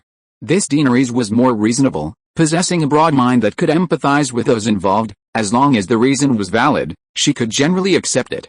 After a long while, a sea breeze blew in from the north, rustling the persimmon branches. Splash! A large, golden persimmon fell into the pool. Dany seemed to snap out of her reverie, looked at the white-bearded man, and asked, Sir Barristan, do you think Ser Jorah's choice is wrong? This. The old man's face contorted, his mind a jumble of thoughts. He actually somewhat agreed with Jorah's words. Sigh, I understand, Daenerys sighed, turning to the apprehensive undercover knight. From your perspective, it's not entirely wrong. The problem now is, does your oath to me, your vow to become a member of the Queen's Guard, count as part of your undercover work? Can I still trust you? Daenerys raised her hand, interrupting him. Don't force yourself. Please follow your heart completely. I will not harm you under any circumstances. It's human nature to miss home. When you leave, I will give you a large sum of money, enough to enjoy a lifetime of wealth in Westeros. You can even take your Valyrian steel armor with you, Your Majesty. As far as I know, Westeros doesn't even have a single set of Valyrian dragon armor. Barristan stepped forward anxiously, interjecting, giving him more gold and silver would be enough. This armor might actually bring him trouble. Perhaps Lord Tywin will turn against him out of greed. He's already lost his title of Earl. Can he resist a duke? I think you're just too jealous. Jorah glared angrily at the old man, then turned back, her eyes red-rimmed, and said excitedly, Your Majesty, I won't leave. My oath to you in the Red Wasteland was completely sincere. Have you forgotten? I repeatedly urged you to leave Essos and seek refuge in the Jade Sea to escape the usurper's attacks, because I know how dangerous your situation is. Leave then. Who knows if you're telling the truth? Khaleesi has us protecting her, Aggo said coldly. I am a king's guard, just like you, a blood of my blood of Her Highness the Princess, Jorah argued. You are not blood of my blood, you are an Andal who looks down on the centaurs. You are afraid that Khaleesi will lead the centaurs to sweep across the Seven Kingdoms and reclaim her Iron Throne. These are the words you just said, Aggo said sharply. Jorah stammered, stamping his foot excitedly. That was my thought over a year ago. Now I don't care about Westeros anymore. If your highness is Khaleesi, then I'm willing to fight for her as a Khaleesi warrior. Jorah's words made Whitebird glance at him, and the centaur Aggo gaped, speechless. After a pause, Jorah's excitement faded, and he looked at Daenerys slowly and solemnly, saying, I am a member of the Queen's Guard, and my life is dedicated to serving Her Majesty. Nothing else matters to me. Daenerys met his gaze, her expression equally solemn, and said, I hope you remember what you said today. The plot of Game of Thrones didn't seem to have much effect on Daenerys' predictions of the future. Her real-life experiences differed greatly from the TV series, but the characters' personalities rarely deviated from the script. Jorah Mormont was never considered cunning. In the original storyline, he was Daenerys' most loyal subordinate. Jorah understood that she had accepted him again, and overjoyed, he knelt down and swore, "By the life of my father, Jorah Mormont, Jorah Mormont, pledge my utmost loyalty to Daenerys and vow to fulfill the duties of the Queen's Iron Guard to the death." Daenerys' lips twitched. It seemed that Old Man Bear's father, Old Man Bear, didn't have many days left to live. "Your Majesty, please accept my allegiance. I am willing to become your Queen's Iron Guard." Whitebird glanced at Bear, knelt on one knee, and solemnly said, "I accept the allegiance of both of you. After I recover from my injuries, we will hold a more formal ceremony." Daenerys nodded earnestly. "Your Majesty, what about me?" The burly eunuch Bivas, who had been watching the spectacle unfold, tossed aside the pork leg bone in his hand, wiped his greasy hands casually on his silk trousers, and grinned as he approached. "My servants have all become Queen's guards, my status can't be lower than his." Daenerys raised an eyebrow, amused. "Do you know what being a Queen's guard means? Besides being the strongest knight, once you swear an oath, you have to serve me for life. Aren't you going back to Pentos? The strongest knight?" The fat eunuch sized Jorah up and down, shaking his head. "He's definitely not as good as me. As for Pentos, I'm not even under that fat spice merchant's command. Let's put it this way, I was originally a gladiator in Meereen, a slave who changed hands several times before becoming your bodyguard, so I'm practically your slave. If you can support me for life, with no worries about food or drink, that would be perfect. So you want to freeload off me for life? Can I let you leave now?" "You're more like a reserve Queen's Guard," Daenerys said, pinching her nose as she took him in. Daenerys wasn't sure about his fighting prowess, but she quite liked the fat eunuch's personality. As for whether he might be a spy for Illyrio, it was unlikely, since the fat eunuch had been a gladiator in Meereen a year ago. A slave wouldn't betray Misha for his master, and besides, Illyrio's wealth couldn't compare to Daenerys's at this moment. Future prospects, wealth, faith, ideals, the future, following Daenerys would offer far more. "Kalish, should I become your Queen's Guard?" Aggo asked hesitantly. "Why do you have such an idea?" Daenerys asked curiously. "Undoubtedly, the blood of my blood was much closer to Khaleesi than the Queen's Guard was to the Queen. The King's Guard were subordinates, while the blood of my blood were blood brothers. To draw an analogy, Zhao Yun was Liu Bei's King's Guard, while Zhang Fei and Guan Yu were Liu Bei's blood of my blood. Since the Dothraki people appeared, there had never been a case of a blood guard betraying Khal Drogo. Daenerys had always treated her blood guards exceptionally well. Beyond the usual treatment, they had everything she had, and they weren't always involved in important discussions. She even considered marrying one of her handmaids to one of the blood guards to prevent them from engaging in illicit sexual activity every night, and wanted to recruit her. The reason she hadn't arranged the marriage immediately was because the customs of Khal hadn't completely changed, and marriage had only just begun. If the six of them started their habitual promiscuity, Aggo said earnestly, becoming the Queen's Iron Guard might stop the Andals from opposing you. "No need," Daenerys said, moved. "You are blood guards, you don't need to care about the Westeros' opinions." She never imagined that the usually blunt centaurs could be so sentimental. Having said that, she glanced at Jorah and Barristan, and said seriously, "Just as I wouldn't throw the Unsullied into the game of the Iron Chair, the Dothraki are my people. They deserve to live freely on Essos, not be hated and killed in a foreign land."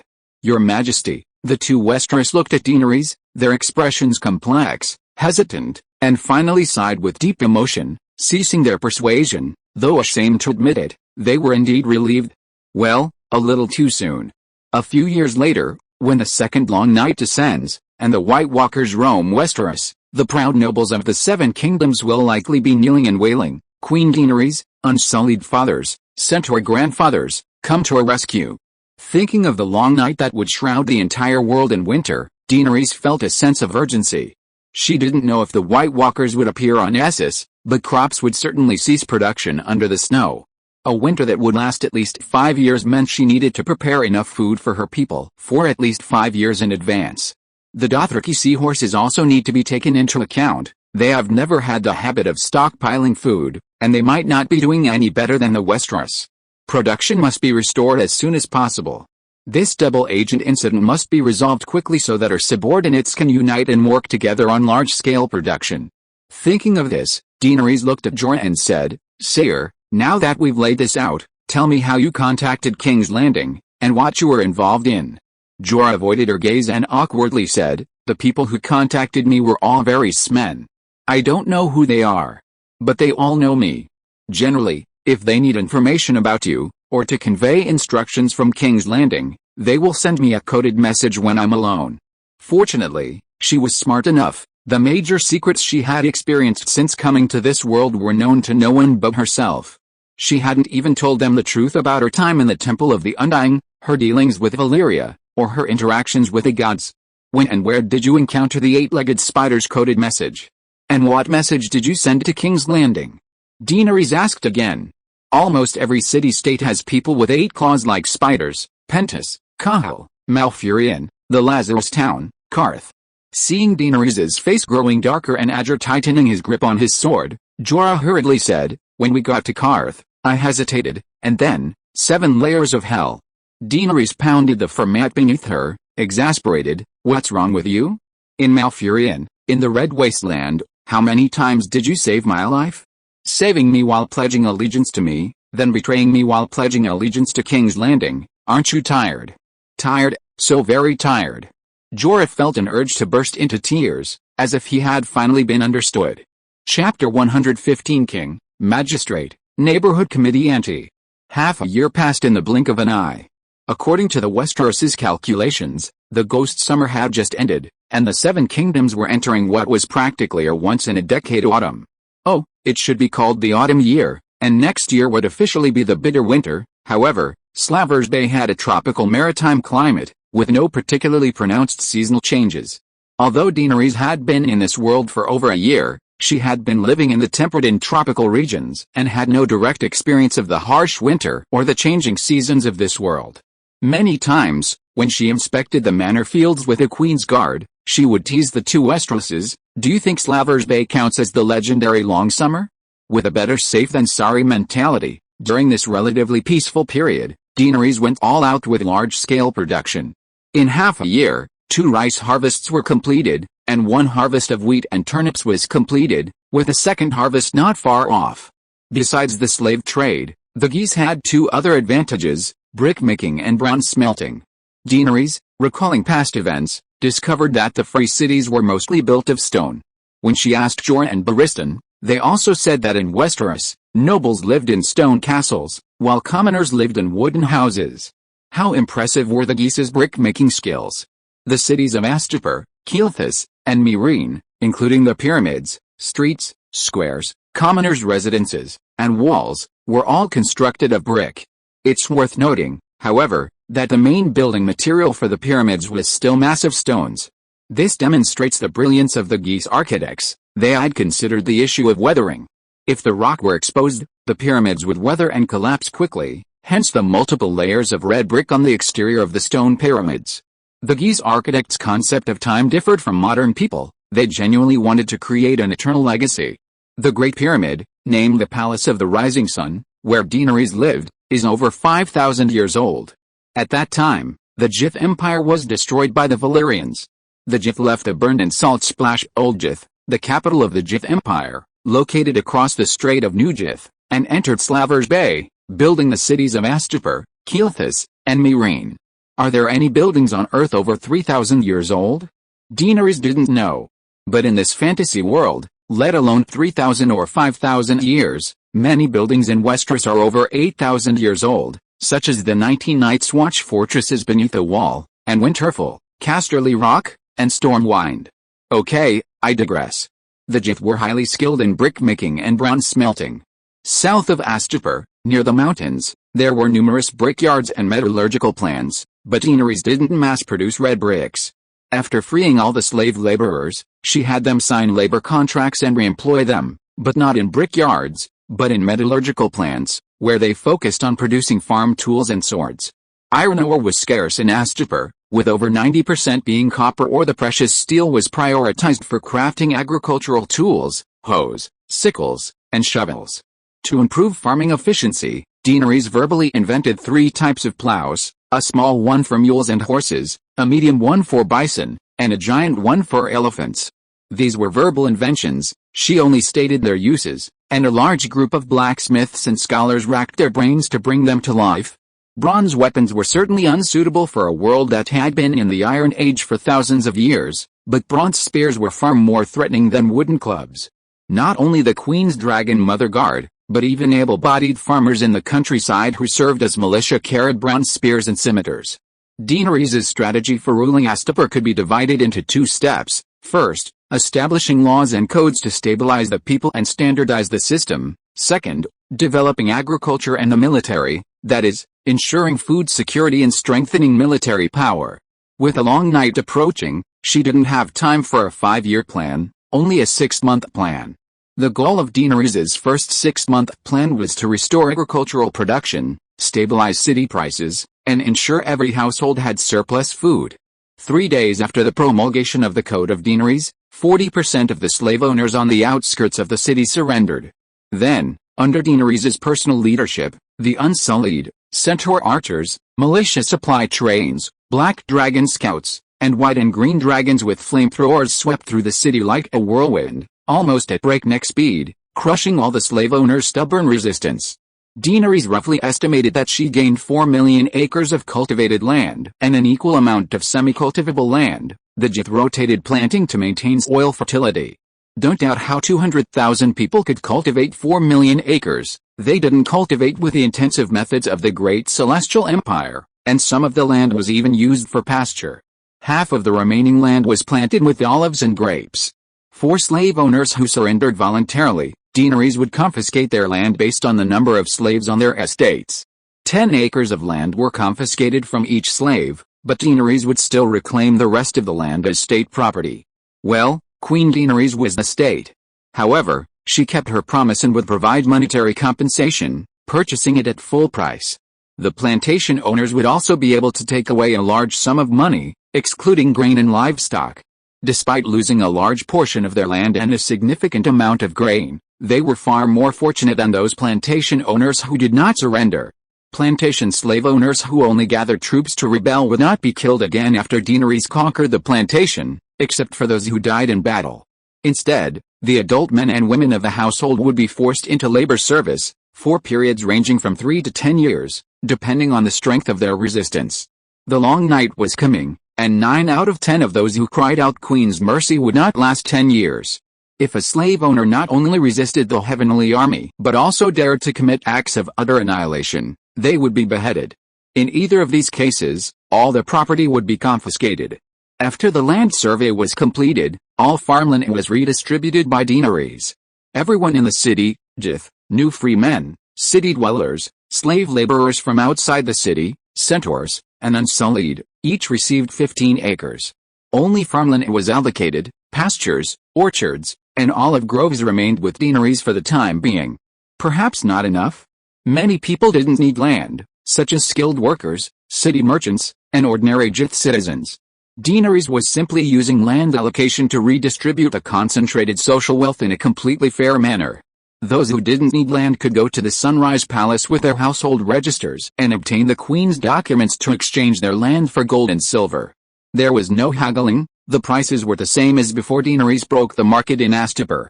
Daenerys renamed the Great Pyramid Sunrise Palace, and a plaque with inscriptions in both Chinese and Valyrian languages hung at the entrance to the first level.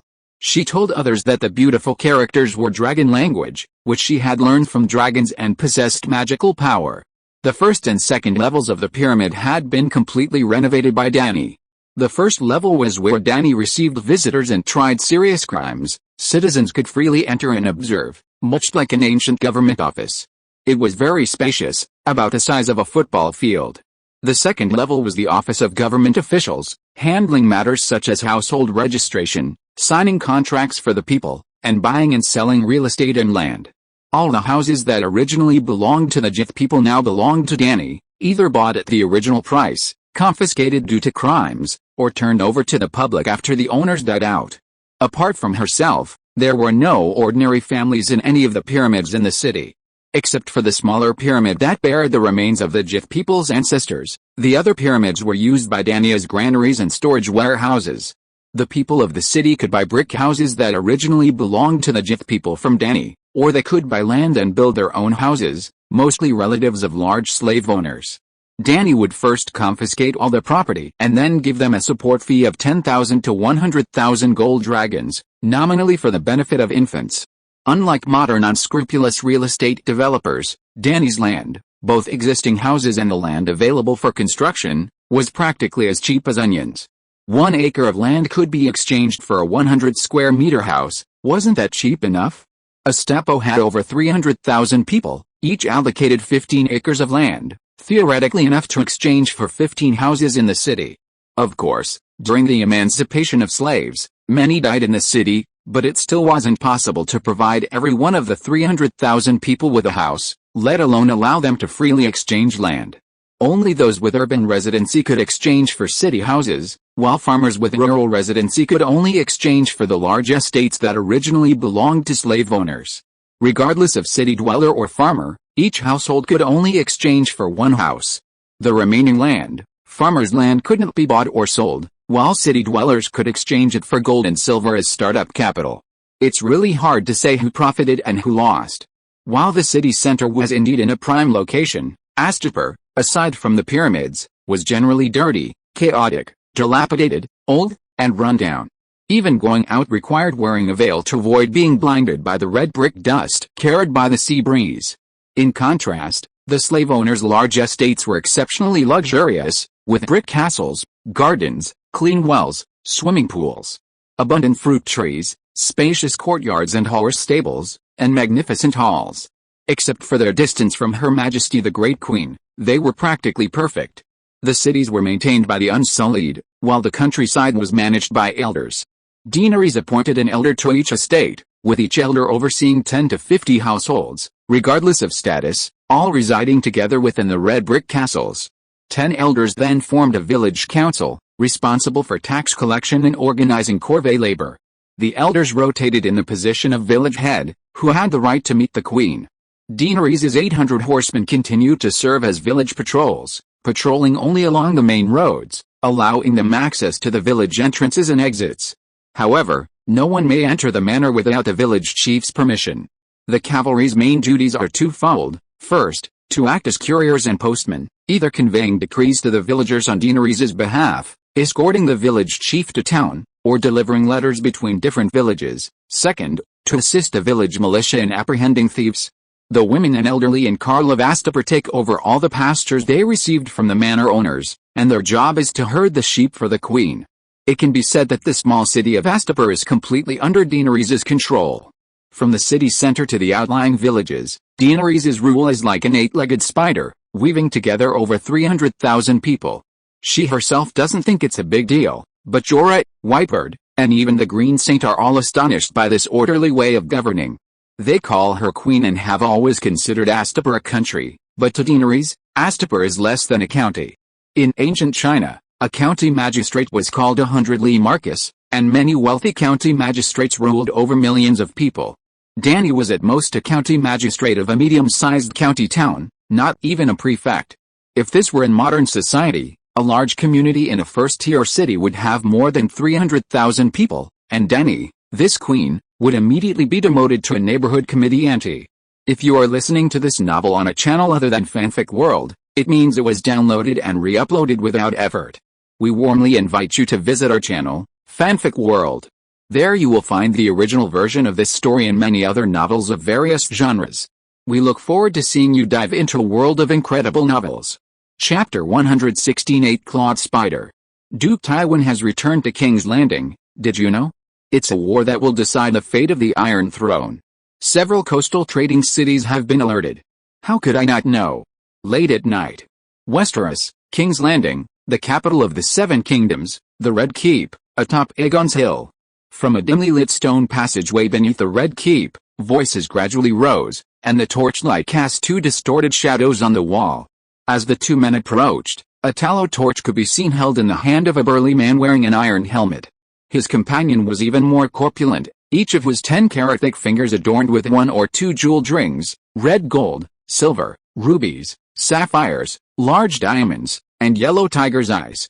He looked like an ostentatious nouveau riche. Despite their weight, both the men moved with a light step. The helmeted man's steps seemed to glide across ice, making no sound.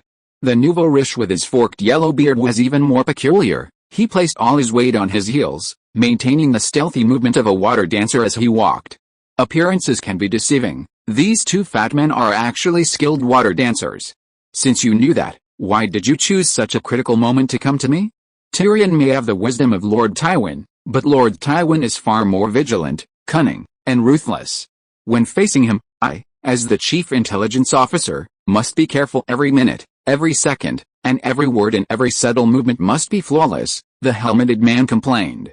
The helmeted man wore an old, grimy leather coat covered in brown stains, over which was rusty iron armor, with a dagger and a short sword at his waist. He had a round, scarred face, a smooth upper lip, and a short black mustache on his lower lip.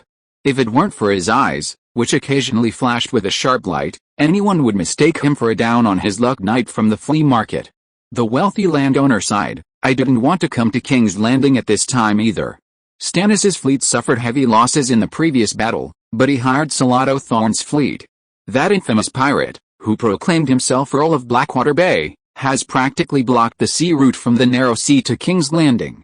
Moreover, the waters around King's Landing are completely deserted. My ship dared not even approach the shore. I could only wait until midnight, when smugglers, under the cover of darkness, would use small boats to take me to the treacherous shoals at the bottom of the Red Keep. Then why did you come? The helmeted man asked, puzzled. That disobedient little queen of Slavers Bay sent me a message, the landowner sighed. He sighed particularly often tonight. The helmeted man turned serious upon hearing this and asked, did she give you the information, or did your men report information about her? She specifically sent a merchant ship with a letter to me. What did it say? The wealthy landowner didn't want to sigh any more, but hearing this question, he still sighed heavily and said, first, she thanked me for sending a fleet to pick her up, and then apologized for exchanging my goods for the unsullied. After some pleasantries, she promised to compensate me double for the wealth lost due to the detention of my goods and fleet. Because Astapor is isolated, and Meereen and Nugith are frequently patrolling the seas, she needs Blackbeard Glory to control the navy. Yes, that's right, she built a small navy. A dozen or so merchant ships and 2 longships. Glory became the Little Queen's Minister of the Navy, and those crew members transformed into Sea Knights of the Mother of Dragons. Alice, that terrified girl who once lived under my protection, died on the Dothraki Sea, and was reborn in blood and fire. The newborn Dragon Queen is a true Targaryen. After a long silence, the man in the steel helmet said, I know everything you're saying. For the past 6 months, Nugith, Kelling, and Meereen have all been restless. They even formed the Anti-Mother of Dragons Alliance, but fearing the Queen's 10,000 unsullied, they only dared to send fleets to harass the coast of Astapor. But she has dragons, even young dragons can quietly burn sails and ropes in the dark. After losing 4 ships in succession, the Alliance changed tactics, no longer harassing the docks and coastal settlements, but completely blockading Astapor's trade. But besides the slave trade, what attractive goods does Astapor have? Blockading the sea routes has no effect on her.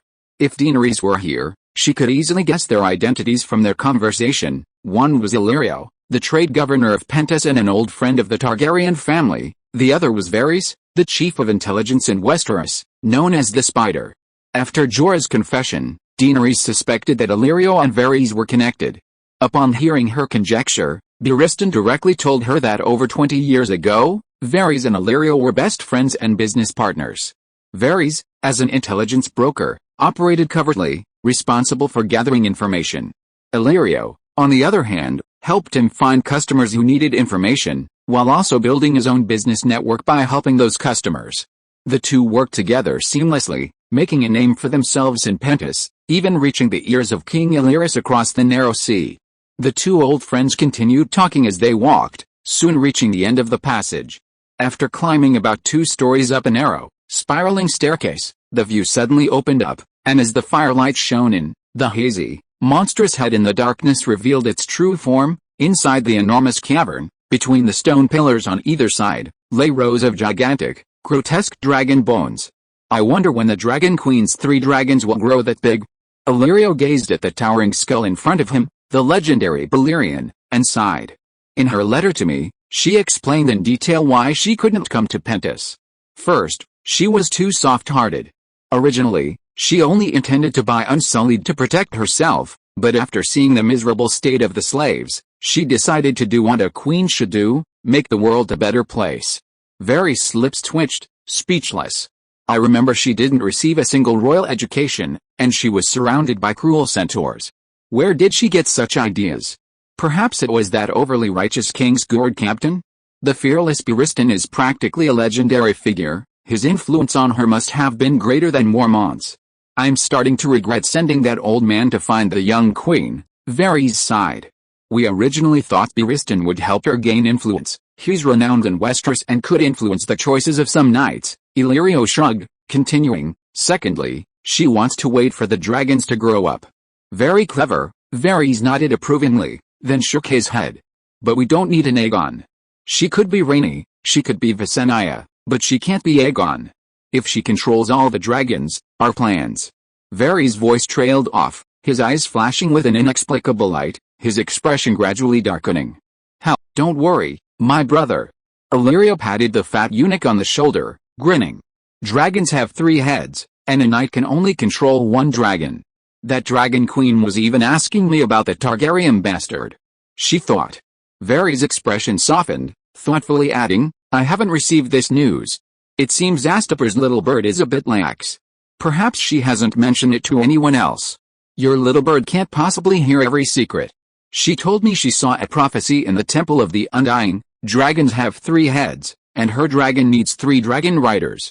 If there's no bastard, she can contact the Valyrian family on Tidehead Island. At this point, Illyrio jokingly asked the fat eunuch, should we give that 6-year-old boy a free ride? The Valyrian are to the Targaryens what Mormont is to the Starks, a 1,000-year-old loyalist. Even during Valeria's reign, the Valyrian were Targaryen vassals. Later, when the Targaryens left Valyria for Dragonstone, the Valyrian followed, settling on Tidehead Isle, next to Dragonstone.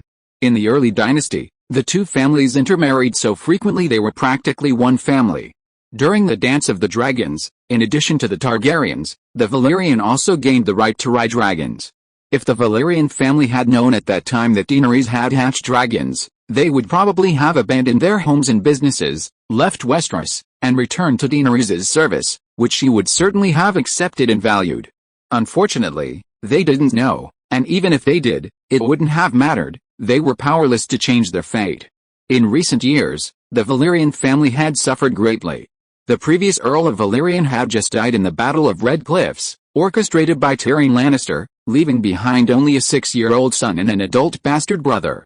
Varys' heart skipped a beat, and he suddenly guessed Illyrio's purpose in coming to see him. He pondered for a moment and said, you want little Griffin to go to Astapor ahead of schedule? A glint of light flashed in Illyrio's large, bulging eyes, and he nodded with a smile. That's precisely why I came to see you. These things are safest discussed face to face. What do you think? Varys frowned deeply, stuck his torch between the sharp teeth of a dragon skull, and paced restlessly back and forth in the empty stone hall. The thick soles of his shoes made an impatient scraping sound on the ground. Clearly, he had lost the composure he had maintained and had detached himself from his water dancer state. King Griffin died unexpectedly, and she miraculously hatched a dragon from the 3 broken stones you gave her.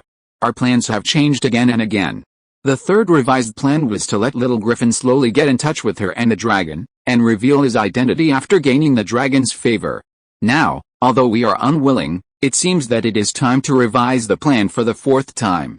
Illyrio sighed and said helplessly, Astapo is not Pentus, and there are some things I can't arrange. Continue, the spider said. Continue with what? The 3rd reason. Oh, Illyrio nodded and said, she believes that winter is coming. And launching another war of conquest will cause a large number of civilian deaths. This reason is the same as our previous plan, but it is not out of concern for civilians, but because the cost of launching a war in winter is too high, and there are too many uncertainties. A sudden blizzard could wipe out an army of 100,000. Alice, the situation is changing too fast, and the pace is no longer under our control. Varys looked extremely helpless. The war between the lion and the wolf was a plot he had already planned, but it happened too early. It was several years too early, so early that he had to pull Viserys and Khal Drogo to fill the hole, but those two not only failed to fill it, they created an even deeper pit. I have a feeling that besides me, There is one, or even several, players lurking in the shadows, the eunuch side. Dragons are symbols of status, and even more so, a force that determines the course of events. No matter how great the changes, they are also insignificant before dragons, Illyrio said firmly. Varys nodded, agreeing with his statement. In the Game of Thrones, dragons are enough to offset all unfavorable factors, and even overturn the chessboard. We can let Griffin go, but not now, Varys gritted his teeth and said with some resentment, since she has more than 10,000 and sullied, why doesn't she sweep through Slaver's Bay immediately? Right now, the Anti-Dragon Queen's Alliance is extensively recruiting mercenary groups. In the past 6 months, the Second Sons, the Roses, and the Ravens have successively entered Keelthis. If the blood actors hadn't been hired by Duke Tywin earlier, those blood actors would also be on the opposite side of the Dragon Queen. Chapter 117 The Messy Things in Westeros Over the Years. The past year has seen dramatic changes in Westeros. While Daenerys was still a guest in Qarth, Eddard Stark, the Duke of Winterfell and Robert the Usurper's best friend, followed in his father's and brother's footsteps, being beheaded in the most humiliating way by Joffrey, the Mad King II. Undoubtedly, the Stark family in the North are the absolute protagonists of Game of Thrones, and their tragic fate has always deeply evoked sympathy from viewers. Daenerys often empathized with their characters while watching the show. However, from an objective perspective, their fate wasn't entirely unjust. Let's first discuss Eddard's death. Rather than saying Eddard died at Joffrey's hands because of Robert, it's more accurate to say that his wife and daughter conspired to kill him. It's often said that Eddard Stark lacked emotional intelligence and political acumen, but he was actually quite self-aware, understanding that he wasn't suited for King's Landing. When Robert personally came to the North to ask him to be his Hand of the King, he initially intended to refuse. Robert is my best friend. If I refuse him, he'll be furious and give me a piece of his mind, but we'll be best friends again in a few days. Eddard told his wife this after they had a pleasant hand-holding session. Eddard and Robert grew up in Arryn Vale, both adopted sons of the Duke of Arryn, and had a history of rebellion together. They were arguably the best buddies in the world of A Song of Ice and Fire. Eddard's judgment wasn't wrong. But his wife was a very traditional noblewoman, very pragmatic. In her youth, Catelyn Tully could handle the affections of her childhood sweetheart, Littlefinger, with perfect rationality. Now, as a mother of 5, she could handle King Robert's invitation with the same rationality. She strongly urged her husband to accept the king's appointment, for 2 reasons. First, they were best friends, but now he was king and she was a subject. The king's will was unpredictable. Second, the children were grown and it was time to discuss marriage, and King's Landing, the capital of the 7 Kingdoms, a place teeming with powerful figures, offered more opportunities than the desolate North. Robb, as heir apparent, had to stay behind to guard the house while his father was away. Rickon, the 3rd son, was too young, only 3 years old, and couldn't be separated from his mother. Keating herself wouldn't go to King's Landing. 3 children were planned to go with Ned, Sansa, Arya, and Bran. The 2 daughters needed to find husbands. Keaton and her husband disapproved of Theon and never considered letting him marry Sansa, while Bran, as the 2nd son, had no heir and his future was uncertain. This wasn't unfounded. Ned's younger brother, Benjen, ended up as a member of the Night's Watch at the Wall because of his lack of inheritance. If they went to King's Landing, with the protection of his father, the Hand of the King, and his uncle, the King, Bran could at least become a knight, and with a bit of luck, perhaps even a member of the King's Guard. Undoubtedly, Catelyn Tully made the choice a virtuous wife and mother should make. Unfortunately, she lacked political acumen, ignoring the reality that King's Landing was facing a great storm, and her husband was utterly incapable of weathering it. Encouraging her husband to go to King's Landing could be somewhat redeemed, but kidnapping Tyrion was utterly idiotic. Well, Littlefinger's cleverness also played a part. He instilled in Catelyn a Super Mary Sue mentality. The man who truly loves me won't hurt me. Even if I marry someone else, he'll continue to be my devoted follower. P.S. He easily deceived Catelyn, making her believe that Tyrion was the one who murdered Bran. Here, one has to admire Littlefinger's exemplary sycophancy. He brought ruin to that despicable couple. Getting back to the point, although Tyrion was a dwarf and disliked by his father, he was still a Lannister. Catelyn's kidnapping of him represented a formal declaration of war between the Starks and Tullys against the Lannisters. This immediately put Eddard and the Queen's faction in King's Landing in a life-or-death situation. While his best friend was the king, The Lannisters' power was too great. Robert had borrowed 3 million gold dragons from Tywin Lannister, and the court's stability depended almost entirely on the Lannisters. Having discussed how wives betray their husbands, let's talk about how Sansa Stark betrayed her father. After discovering that Robert and the Queen's 3 children were not the king's biological offspring, Eddard didn't immediately reveal this to Robert. He possessed a righteous, almost pedantic, heart, fearing that Robert would kill Cersei's 3 children as Tywin Lannister had killed Rhaegar's toddler. Therefore, he secretly approached Cersei and told her, "I know what you've been up to. You haven't told my poor, cruel best friend yet. I'll give you 3 days to get the children out of here, and then we'll settle things on the battlefield." Knowing he knew, Cersei killed Robert beforehand. Because in King's Landing, Eddard's power came entirely from the king. Logically, after killing Robert, Cersei should have immediately taken control of Eddard's family, or at least brought him under his wing. But Cersei didn't. The first major power struggle in Game of Thrones, Ned Stark vs. Cersei, featured 2 protagonists who were complete novices in political maneuvering. Compared to Tywin Lannister, Varys, Littlefinger, Prince Martell, and the Old Lady of Haggerton, these 2 were practically amateurs.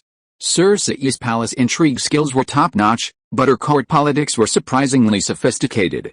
Eddard, having experienced the War of the Usurper that overthrew the Targaryen dynasty, possessed some experience and a certain political acumen. Upon witnessing his best friend's tragic death the day after he gave Cersei his final notice, he immediately realized he had caused his friend's demise. Overwhelmed with grief and remorse, he decided to sacrifice his life to protect his friend's Baratheon dynasty. Eddard was already prepared to die, but he didn't want his 2 daughters to perish with him. Therefore, he bided his time, planning to secretly send his daughters to a prearranged fast ship. Once they left King's Landing, he would fight the Lannisters alone to the death. And indeed, in the initial stages after the king's death, Eddard did have the resources to fight to the death. Because Renly, Varys, and others intended to support him, even Littlefinger, who had secretly betrayed him, didn't want him to fall immediately. These people weren't supporting Eddard's justice, but rather considering political balance. If Eddard fell, the next hand of the king would inevitably be Tywin Lannister, a man with masterful military, financial, political, and palace intrigue skills. Unfortunately, Eddard righteously rejected the advice of everyone who sided with him. The king's brother, Renly, had to flee, Varys dared not see him again, and Littlefinger decisively sided with Cersei. At this point, Eddard was still destined to lose, but he had come to terms with it. "My best friend is in hell, why should I be afraid of dying?" It must be said that if Eddard wanted to, his ability to conceal secrets was extremely strong. Just as he kept Jon Snow's parentage a secret from everyone, including the cunning Varys and Littlefinger, his plan to secretly send his 2 daughters away was also almost entirely hidden from everyone in King's Landing. Then his eldest daughter, Sansa, betrayed him. The night before her departure, she secretly went to see Cersei and told her everything about her impending departure. Initially, Sansa was a typical aristocratic girl infatuated with handsome young men, and Joffrey was very handsome. She couldn't bear to leave. Cersei was suddenly jolted awake and the next day seized Eddard and imprisoned him in the dungeons. All of Eddard's men were killed, the Tower of the Hand was massacred, and only Sansa and her handmaid, Jenny, survived. Arya was left to wander the streets. Eddard had long since given up hope and wasn't afraid of being imprisoned, but with his 2 daughters in Cersei's hands, he had to abandon his honor for the second time in his life. For his daughters' sake, he confessed to the people of King's Landing at St. Belar's Cathedral that he had committed treason and that Joffrey was the rightful king. According to his agreement with Cersei, after his surrender, Joffrey would have him don the black robes and become a member of the Night's Watch at the Wall, but Joffrey was too mad and reneged on his promise, beheading Sansa's father in front of her. Sansa not only betrayed her father, but she also bears a significant share of the responsibility for the subsequent tragedies at House Stark. How many foolish things did Catelyn do to save her? Okay, having discussed Eddard's death, let's talk about other major events. After Eddard's imprisonment, 4 kings suddenly rose to power. Robb Stark, king in the north, seeking revenge for his father, possessing the north and the riverlands, wolves and trout. Joffrey, Robert's adopted son, possessing the royal country and the westerlands. Lions, Stannis, Robert's brother, Lord of Dragonstone, possessing Dragonstone and the surrounding islands. The Lord of Light's fiery heart and stag. And Renly, Robert's 3rd brother, Lord of Storm's End, possessing Stormlands and the Reach, the Golden Rose and the Crowned Stag. Of the 7 kingdoms, only Dorne and Arryn remained uninvolved, but House Martell of Dorne had a blood feud with the Lannisters. Rhaegar's wife, Elia, was a Dornish princess, and she and her 2 children were brutally murdered by Tywin Lannister. Although Arryn is controlled by Catelyn's younger sister Lysa and theoretically belongs to Robb's side, Lysa only listens to Littlefinger. Of the 4 factions, Robb's power is the strongest on paper. The vast network of relationships established during the War of the Usurper, wolf plus fish plus eagle, valley plus deer, has not completely broken down, at least in the naive Robb and Catelyn's eyes. But this turmoil itself was caused by Lysa's madness. Lysa killed her husband but told her sister that the Lannisters killed him. The eagle had already broken away from the alliance. Speaking of Lysa, one has to mention Eddard Stark's marriage. I married my sister-in-law, my adoptive father married my sister-in-law, and I became brothers-in-law with my most respected adoptive father, which I was very happy about, but my sister-in-law was the sycophant of my wife's sycophant. 3 Dear Renly was happy to continue the previous alliance, but 2 Dear Stannis was a loner, and no one could guess what he was thinking. While Erlu gritted his teeth and said, I don't want to be king, I don't want to be the child of prophecy, why are you forcing me? He secretly arranged for the red-robed priestess to kill his own brother with a giant doll. Well, as mentioned before, the Lord of Light, Rallo, is two-faced, both a fire god and a demon who manipulates shadows. His priests possess blood magic that allows them to control shadows to kill. The red-robed priestess's shadow demon seems even more monstrous than Shikamaru's family's shadow techniques. When the shadow slit Renly's throat, he was wearing a full set of throat armor, a steel throat armor that even an axe couldn't cut, yet the shadow tore through the thick steel plate like thin paper. Sanlu died before he could even begin, being the first to meet his end. His Crowned Stag plus Golden Rose alliance disbanded, the Stag went to Erlu, and the Golden Rose became a free agent. After becoming the leader of the Bucks not only rejected Robb's offer of a Major League Baseball contract, but also ordered the Red Woman to use blood magic to kill Robb. It's unclear whether Robb's death was related to this, but Joffrey, Robb, and Beren, who were cursed by the Red Woman, all died tragically. P.S. Littlefinger and Catelyn were childhood sweethearts. Littlefinger was a poor boy who practically swooned over Catelyn his entire life, the Catelyn of his imagination, not the Duchess Catelyn. Chapter 118 Hokwa Bang, Xiao Xiao, Joyu, and Guan Yu. Now let's talk about the Lannisters. The Westerlands and parts of the Kingslands are practically hostile to all the other 6 kingdoms. Even excluding the ambiguous Vale of Arryn, it's a wolf plus fish plus deer plus rose versus lion situation. Dorne is also eyeing the lions. If either the 2 stags or Robb were to be of sound mind, House Lannister would be finished. The 2 stags haven't even managed to take down a goose, yet they're already shouting I'll eat the roasted goose all by myself, you get nothing, a bit brainless. Robb, because his father and grandfather died in King's Landing, developed the idea that it's not that we Northerners are too politically naive, but that the Southerners are too cunning. He wants to break the unity of the 7 kingdoms, declaring the North and the Riverlands independent, proclaiming himself King of the North. So what if we Northerners are stupid? I'm not playing with you anymore. If he had only declared the North's independence, probably no one would have paid him any attention. The North is harsh and cold, and on the surface, it not only contributes nothing to the 7 kingdoms but is also a huge burden. When winter comes, the Northerners can't survive and will migrate south for food. The key lies in the Riverlands.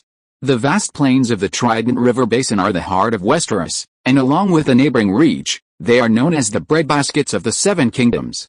No king who seizes the Iron Throne would allow the Riverlands to become independent. Renly, the 3rd Lannister, was somewhat rational. Faced with this demand, he simply said, let's take King's Landing first. The bottom line is to allow the North to become independent, the Riverlands issue can wait.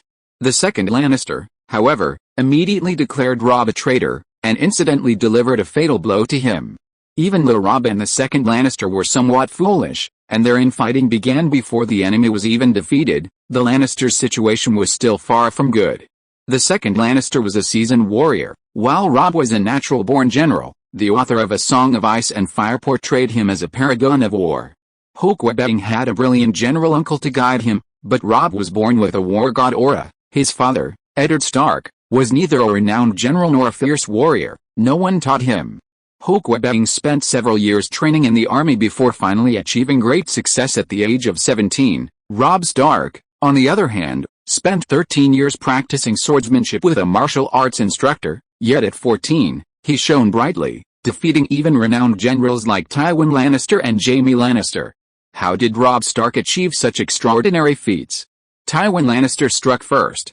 The moment his son Tyrion was kidnapped by Catelyn, he split his forces into two groups, one led by Jaime Lannister, with 12,000 infantry and 3,000 cavalry, marching from Golden Tooth along the river road to attack Riverrun. Robber's maternal grandfather was the Duke of Riverrun. The other, led by Tywin Lannister himself, with approximately 20,000 men, marched along the Golden Road, using royal passes, and circled around to attack the Riverlands from the rear.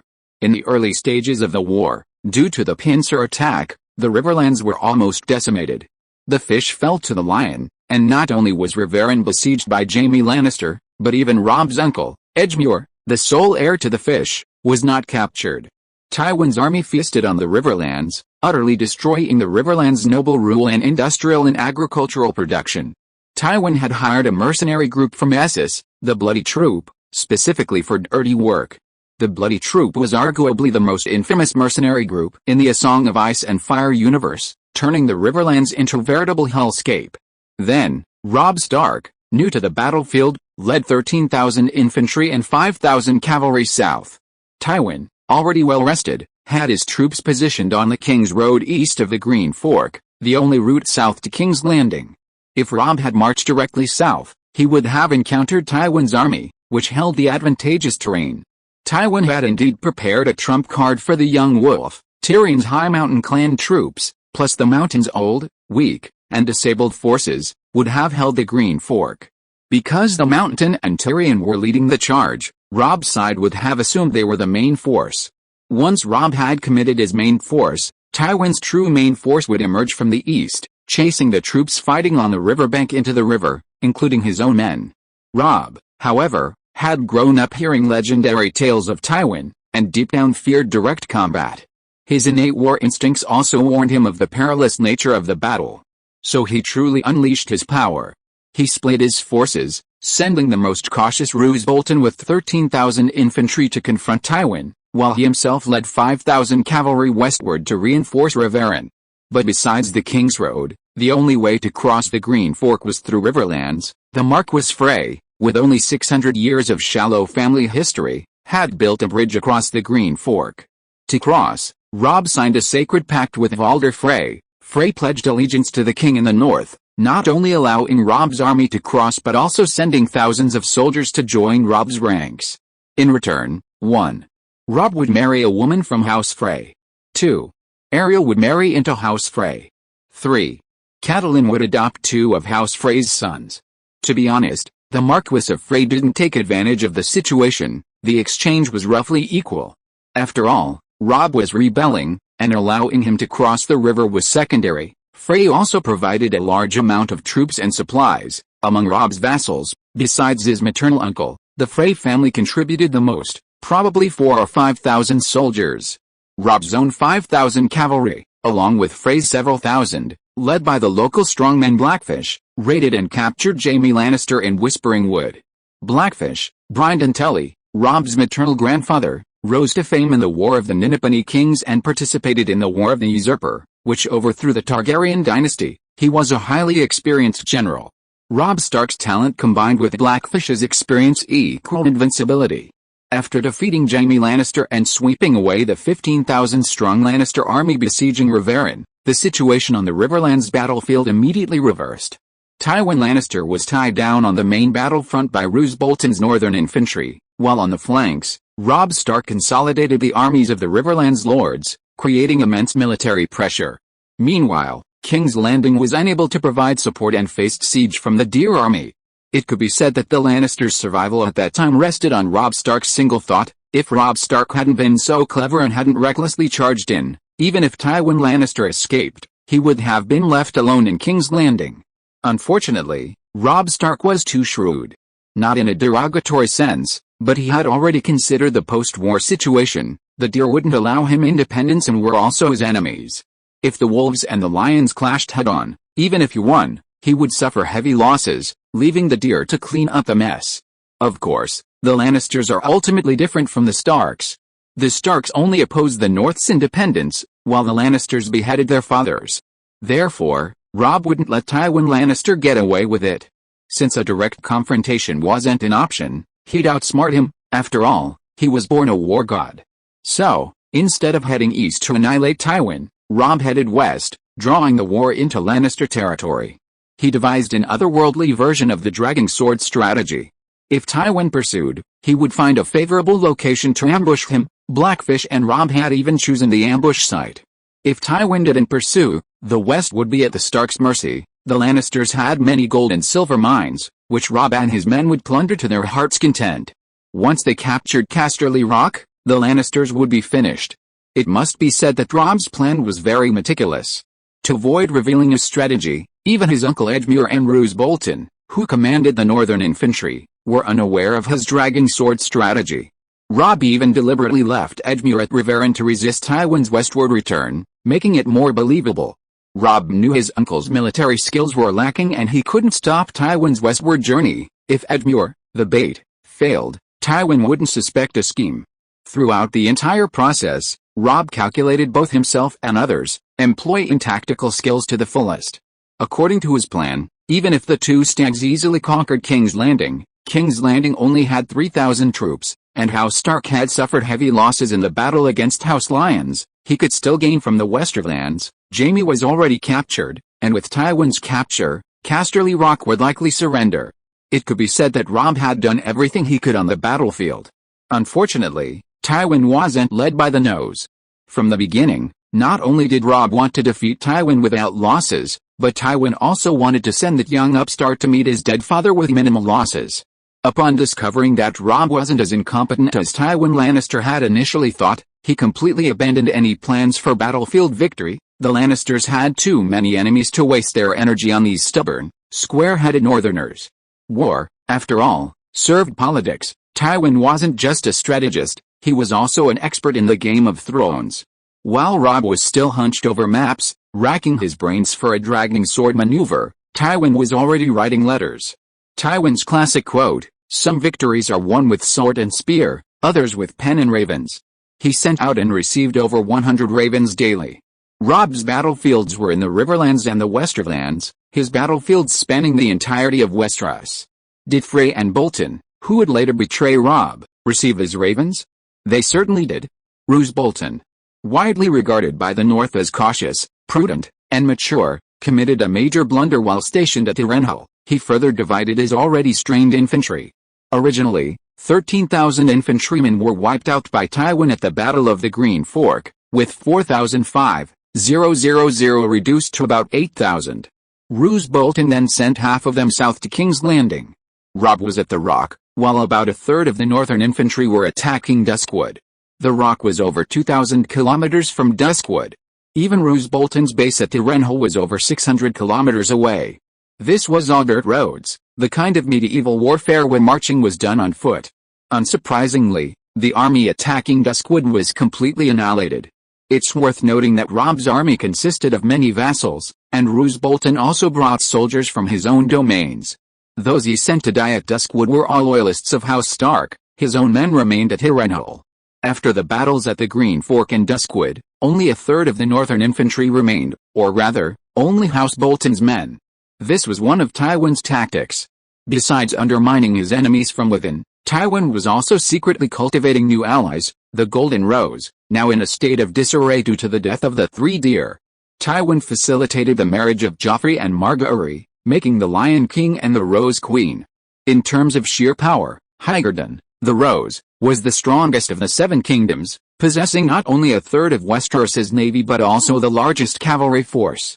For example, Robb, king in the north, had only 5,000 cavalry, while the Westerlands had slightly more. Tywin and Jaime's combined cavalry was estimated at 7,000.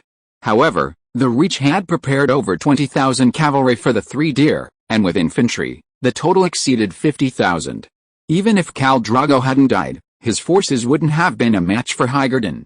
As long as the Seven Kingdoms united, unless the Valyrian Empire was reborn, No one could conquer Westeros by force, not even Daenerys with her 3 dragons could, and 10,000 unsullied could only create a ripple. But let's get back to the main point. The old lion, secretly allied with the Roses, didn't reveal his trump card. He deliberately followed Robb's wishes, rushing westward, but intentionally proved no match for Edmure, suddenly turning south to join forces with the eastward advancing Roses, heading straight for King's Landing. Yes, he ignored Robb. Because Robb had already made a grave mistake and was no longer a threat. Remember the first broken engagement, Prince Dragonfrey? Because of Jenny of Rock, he broke his sacred vow to Princess Baratheon. Because of Jenny of Rock, the third broken engagement, Robb broke his oath to House Frey. Yes, history was repeating itself, another gentle and beautiful Jenny, another amorous and handsome young king. During the attack on Rock, Robb was wounded by a stray arrow, and afterwards he received meticulous care from Jenny Westerling, daughter of Lord Gavin Westerling of Rock. Why was the eldest daughter of the Earl personally caring for him? Where were the servants and maids? It's highly likely that Jean's mother, Sybil, orchestrated this. At the time, she was in dire straits, her husband had been captured by Robb, and her city had been occupied by the North. It's unclear how much of a role Tywin Lannister played, but in any case, Robb and Jean soon slept together. To protect Jean's honor. And also because he was a novice and impulsive, Robb didn't make her his lover, instead announcing their marriage the day after they met. Meanwhile, Jean's mother, Sybil, maintained contact with Tywin and secretly fed her daughter Munti, a contraceptive from the world of A Song of Ice and Fire. After Robb's death at the Red Wedding, Sybil received numerous benefits from the Lannisters. Her brother was promoted to Earl of Castamere, a wealthy territory with gold mines, known as Reign of Castamere. Her son married a Lannister, and both her daughters were betrothed, including Robb's wife, Jean. Robb, the man who had broken off his engagement, inexplicably went from a major player in Game of Thrones to an outcast, and next up were the 2 Lannisters. After Daenerys sent the Red Woman to kill Daenerys with blood magic and seized his brother Phoenix's breath using similar methods, they advanced by sea and land, aiming to take King's Landing in one fell swoop. King's Landing at that time only had 6,000 gold robes, 4,000 of whom were newly recruited street thugs, unfit even to be cannon fodder. Their naval power was also far inferior to the Dragonstone Navy, with Descartes firmly controlling the seas. If nothing unexpected happened, Descartes could easily take King's Landing. But Tyrion Lannister went off the rails. As one of the protagonists, he was also incredibly overpowered. Frankly, Daenerys' experience of hatching dragons and subduing the Unsullied was already considered overpowered, but it still paled in comparison to Tyrion's. Facing Descartes' overwhelming numerical superiority, Tyrion channeled his inner Joyu and Guan Yu, turning Descartes into akin to Cao in the Battle of Red Cliffs.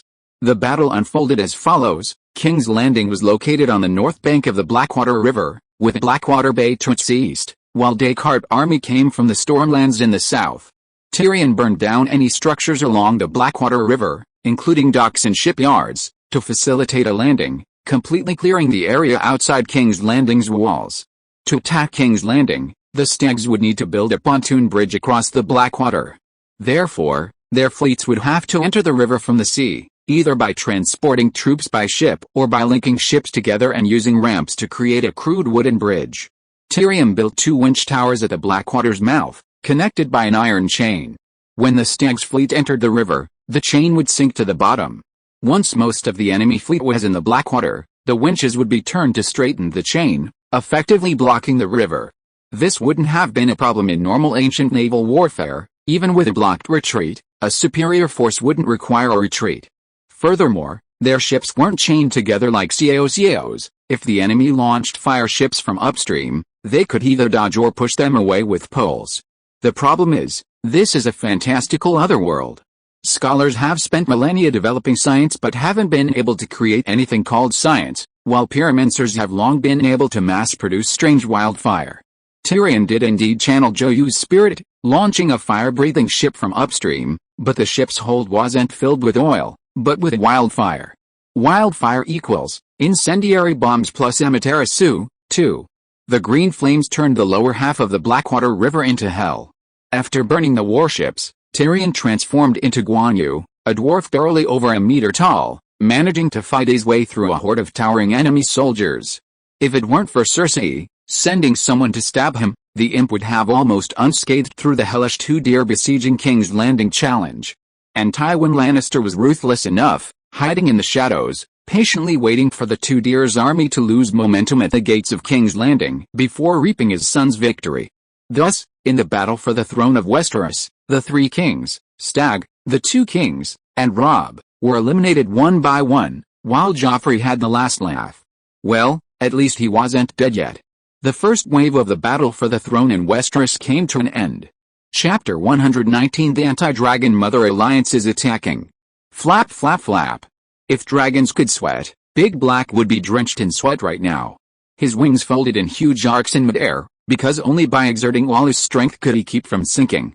Dany clung tightly to his slender neck with both arms, her legs dangling on the undulating back of the dragon. The fear of having nowhere to hold on only made her tighten her grip on Big Black's neck. Hiss! Big Black exhaled two thick, long puffs of white air from his nostrils, as if roaring at Dany, "I can't breathe. Hey, you're bigger than Little Silver Horse, and heavier than her, so why can't you carry me around like she does?" Dany glanced at the ground below. The pyramid was only the size of a bowl. They must be over 1,000 meters in the air. Dany could ride the dragon now. Well, not exactly riding, she had to lie flat on the dragon's back, distributing her weight evenly. If the weight was concentrated on the back of his neck, he wouldn't be able to support it. Moreover, only the black dragon could lie on her. It wasn't that the white and green dragons refused to let her ride them, the key was that they weren't as big as the black dragon, and there wasn't enough space for her to lie on. 6 months later, the black dragon's effects of absorbing the spirits of the immortals became increasingly apparent. It was 10 meters long from head to tail, and even excluding its long neck and tail, its back was over 2 meters long, allowing Dany to lie on it. The white and green dragons were only 2/3 the size of the black dragon, making the size difference obvious. In fact, 2 months ago, Dany had already realized she could ride dragons by feeling the weight of the three dragons. In the past 6 months, the three Jith city-states of Meereen, Keylethas, and New Jith had formed the Anti-Dragon Mother Alliance, which Dany called the Jith Alliance. The Jith people not only proclaimed Dany as the lewd and evil dragon mother who eats 10 babies every morning and sleeps with 10 strong men every night, but also frequently sent fast ships to the docklands and coastal outposts to drop incendiary bombs, earthenware jars filled with oil, or cotton cloth soaked in asphalt wrapped together. At first, Daenerys ordered Blackie to raid the enemy's sails at night. However, the enemy became more cunning, secretly deploying hundreds of sailors with powerful crossbows hidden below deck. Whenever Blackie breathed fire and opened a small window on deck, crossbow bolts rained down. Blackie was riddled with arrows, no exaggeration. Daenerys later counted at least 70 arrows. Blackie plummeted from mid-air, terrifying even Daenerys in her dragon form. Fortunately, the coastline was close enough that Blackie managed to glide and land among friendly forces. Its thin wings were tattered, and its scales on its abdomen were pierced, with steaming blood gushing out. The only saving grace was the arrowheads. The iron arrowheads were only 4 centimeters long, and the extremely high temperature of the dragon blood burned through the wooden shafts and fletchings, causing the iron arrowheads to soften. The iron arrowheads were too short to penetrate the muscle layer of Great Black's abdomen, thus failing to injure his internal organs. While the wounds looked horrific, they were merely superficial. It was fortunate that this was Slaver's Bay, not Westeros. The people of the Seven Kingdoms had witnessed dragons countless times and had developed a relatively complete set of dragon-slaying techniques. While the New Jith had never fought a dragon, the ancient Jith Empire had slain dragons. If the crossbow used to shoot Great Black had been a specially made dragonbow, there would have been a 30% chance he would have escaped unscathed, a 50% chance he would have been severely injured, and a 20% chance he would have died on the spot. Dragonbows were giant crossbows, large in size, cumbersome to operate, and could not be carried by every person. A ship could only carry a limited number, and the number of arrows was small. In the darkness, the arrows might miss, but if they did hit, the minimum consequence would be severe injury. After that injury, Daenerys changed her strategy. Unable to attack by swooping down, she would bombard from the air. Barristan told Daenerys that the dragonbow arrows were made entirely of fine steel, heavier than the unsullied spears, and could only fly up to 200 meters in the air at most. Thus, Blackie only needed to stay 500 meters in the air to drop incendiary bombs onto the sea unscathed. Blackie was the first to learn the bomber's skill, while the white and green dragons couldn't. During training, they would sometimes dive down and breathe fire. Since the dragon horn incident, the white and green dragons had become much more docile towards Daenerys. They generally listened to what she said, and even when whipped, they rarely talked back, by breathing fire at her. However, without entering her dragon spirit state, Daenerys had difficulty making them understand her thoughts. Later, Jorah suggested shooting them with arrows with clipped arrowheads during training, which would both train their ability to dodge arrows and teach the two dragons how to do it. It must be said that this idea sounded good at first, but after trying it, it turned out to be terrible. One of the Unsullied was burned. The dragon children could tolerate being harmed by their mother Daenerys, but when others dared to hurt them, they immediately flew into rage and breathed dragon fire at them. If Dany hadn't stood by and stopped the dragons in time, the warriors would have been glorious, well, not exactly glorious, but rather a bit pathetic. Later, Dany placed the crossbows side by side, each trigger attached to a silken thread, firing dozens of arrows with a single pull. She then began taming the dragons herself. Surprisingly, the two dragons became quite intelligent, gradually learning high-altitude throwing techniques. Their eyesight was exceptional, resulting in a very high accuracy. The three dragons took turns bombarding the dragons, each dropping at least several dozen kilograms of oil-soaked bundles. A successful hit could essentially destroy a ship. They would first drop the fuel bundles, then quickly swoop down and ignite them with dragon fire. By comparing the weight of the bundles the three dragons could lift with Dany's own weight, she determined when she could ride a dragon. Without armor, Dany weighed 90 kilograms, while Big Black could lift 200-kilogram bundles while flying high in the air. Only then did she dare attempt to ride a dragon. Little White and Little Green could only lift 130 kilograms of cargo. Hiss. After circling the farmland outside the city for about 150 kilometers, the giant black dragon seemed to run out of fuel and felt powerless. Daenerys had no choice but to let it take her back to the pyramids. Thud thud, the giant black dragon landed heavily on the grass, the branches and leaves of the nearby fruit trees rustling as it flapped its wings. Daenerys lightly leaped off the dragon's back, which was more than 2 meters high.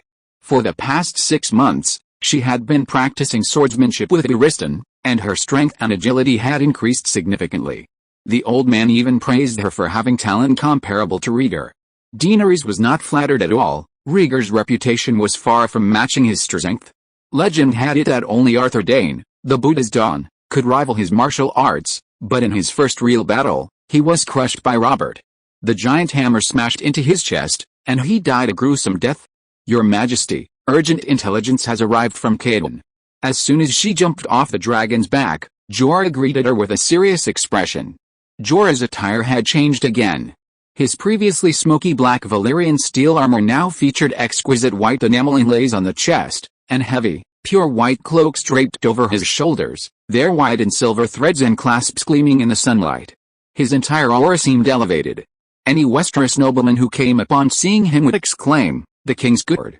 After Barristan revealed his identity, he was appointed captain of the King's Guard by Daenerys, a decision Jorah accepted without question, given Barristan's seniority and legendary reputation. Daenerys then held a simple yet solemn swearing-in ceremony for the old man, on the third step of the pyramid, before tens of thousands of soldiers and civilians. A public announcement was made afterward to inform everyone. Following tradition, Barristan draped Jorah Mormont in a white robe. Thus, the Great Bear became a formal white knight, recorded in the White Canon. Besides the white robes, there was also white scale armor. Jorah, of course, didn't want to change his armor, so he specially commissioned a blacksmith in the city to inlay a layer of white glaze with ice and snowflake patterns on his chest. The strongman Buvos wanted the identity of a King's Guard, but refused to wear white scale armor and white robes, and even more so, refused to wear the elaborate white cloak, believing it would affect his sword-wielding speed. The fat eunuch also followed the agile and swift path of the horseman. After Barristan joined Daenerys' inner circle, he took over the position of military commander. It wasn't that he didn't trust Jorah, but his experience and military skills were far inferior to Whitebeard's. Jorah had commanded at most 1,000 men, while Barristan had commanded large armies and had experience in large-scale army operations. 35 years ago, in the Battle of the Ninipani Kings, he was the commander-in-chief of the entire army, with over 100,000 men under his command, including land and sea troops. cavalry regiments, infantry, and longbow regiments. Jorah was the deputy commander, also serving as the intelligence chief. Well, after all, he had done espionage work and was familiar with the business. The Eight-Clawed Spider's intelligence network extends to Malfoy City, Laser, and Karth. It's impossible that Daenerys would value intelligence warfare less than an ancient person. A group of merchants were stranded in Astapor for over a month after their sails were burned by dragons. When they left with Daenerys' compensation, a new batch of trained spies were also deployed. They weren't expected to become 007 or Ethan Hunt. Simply gathering gossip in Keelfis and Meereen was sufficient. It must be admitted that the ravens of this world are also fantastical creatures. Keelfis is 500 kilometers from Astapor as the crow flies, and the ravens can make a round trip in about 2 days and 1 night. Dany took the damp towel Elizabeth handed her and wiped the sweat and dust from her face and arms.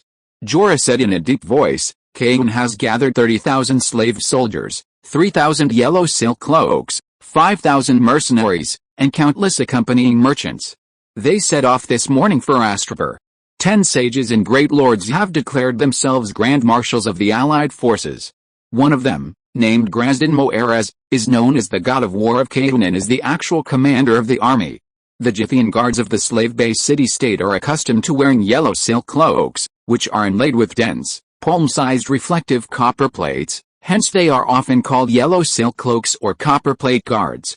How? Another Grazdin. And he brought 30,000 slave soldiers. Are they sending people to me? Dany couldn't help but laugh as she dried her hair. Jorah's expression was strange. Your Majesty, he said, you seem to have misunderstood. Your reputation in Kelling is not good. Your deeds of liberating slaves, distributing land to them, and building a free republic are unknown. In the eyes of other slaves, you are nothing more than a treacherous, crazy woman who seized Astapor by sheer luck. Those people have gone too far. You offended the slave owners for the sake of those slaves, the centaur maid said angrily. What can ordinary people do under the control of public opinion? Daenerys shook her head. Seeing that Jorah's expression was not angry, but rather somewhat disappointed, she asked, the proportion of slave soldiers is too high, and the rest are mostly mercenaries. There are very few true Jithians. Is this the awareness of the descendants of the ancient Jithkali Empire? Even now, some of my systems are kept secret from the lower-class slaves, but how could the upper-class slave owner not know? Are there not a single smart person among them who doesn't understand the impact of my appearance on the slave system? Jorah smiled bitterly. If they don't see you as a threat, they won't send troops to attack Astapor. But Meereen and Keelan are slave cities after all. Apart from the slave soldiers, the combined free guards of the two cities wouldn't exceed 5,000. Chapter 120 The Realm of Mount and Blade. Clang, clang, clang. In the garden atop the Great Pyramid of Dawn Palace, 2 snow-white blades, each 3 fingers wide, clashed rapidly in midair. Barristan's 65-pound suit of gleaming silver armor did nothing to hinder his agile movements. Maintaining his balance, he slid back and forth, left and right, his right hand on his hip, using only his less than skilled left hand to parry Dany. Dany, clad in brown leather armor, gripped her sword with both hands, moving forward, backward, and dodging left and right with almost identical steps to Barristan. However, unlike Barristan's leisurely stroll, she was drenched in sweat, each thrust of her greatsword requiring almost all her strength. The old captain merely parried, not attacking, while Dany aimed for her vitals. On her first formal sword training day, the legendary knight solemnly admonished her, as a warrior, especially a female warrior, the first rule you must understand is, your sword strikes must be ruthless, and when facing an enemy, you must strike their vitals. Because on the real battlefield, a single moment often equals a lifetime. I have seen too many promising young knights, receiving thunderous applause in tournaments, only to die on the battlefield at the hands of enemies inferior to them in strength, speed, courage, skill, and armor, all because they hesitated for a moment when they should have struck with deadly force. Training with a blunt sword in the courtyard is one thing, but delivering a 4-foot-long sword into someone's belly and watching the light in their eyes gradually fade is quite another. Before you become a seasoned battlefield veteran like me, able to wield your sword with complete ease, it's best to cultivate the physical memory of killing the enemy on sight. Fear in your heart will only drive you to act according to your body's instincts. This is cruel to the enemy, but it's better than dying a miserable death. He earnestly instructed her. The old man, though valuing knightly honor above all else, was not at all pedantic. Pedantic people wouldn't live to his age. After sword-wielding training, the two engaged in sparring, devoid of the martial arts routines found in wuxia novels. As the old knight put it, simply use the movements you're most familiar with and comfortable, delivering the blade to your opponent's vitals. In the complexities of a battlefield, no one can maintain the elegant posture of a training session. Then the old man drew a diagram of human anatomy, teaching her which areas were vitals, where an attack would be fatal, and where it would incapacitate the enemy without killing them. Impressive? In this medieval-like era, the anatomical diagram was flawless. The old man said, "Scholars have been experimenting on human corpses for thousands of years, and this vital point attack diagram wasn't invented by me." The Royal Library holds numerous research reports from fallen scholars, which, after centuries of review by successive kings, have distilled into a highly efficient killing technique. Indeed, fallen scholars are those who secretly experiment on living people. If such behavior is discovered, the Citadel will strip them of their scholar status. Daenerys, being a surgeon, learned incredibly quickly, often applying her knowledge to new situations, astonishing the old knight, who exclaimed, "She's practically Prince Rhaegar reincarnated." It must be said, the identity of the last princess was extremely useful. If she had transmigrated into an ordinary person, she probably would never have encountered the most orthodox knightly training methods in her entire life. Compared to Barristan, even Jorah Mormont became a wild knight from the countryside. The White Knight's killing technique was a two-step process. After Daenerys quickly mastered the vital points of attack, the old man began teaching her to attack the weak points of the armor. Unlike the techniques Mormont learned from the Bear Island instructors, Mormont, through his understanding of the armor, sought out gaps that could be pierced by a sword. In Mormont's presence, the old man seemed to be instructing Daenerys, or perhaps passing on the White Knight's skills to a younger generation, saying, "Iron armor isn't impenetrable." Did 9-year-old Daenerys, with her exceptional eyesight and skill, pierce a giant bear's forehead with its own strength? And every king's guard is the finest knight of their time.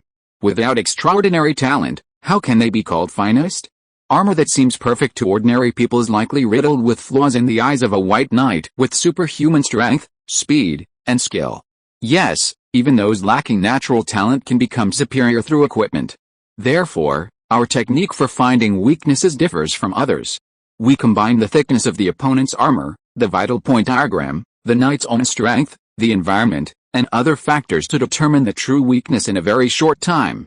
The White Knight's methods for finding enemy weaknesses are incredibly complex and cannot be fully described in words or writing.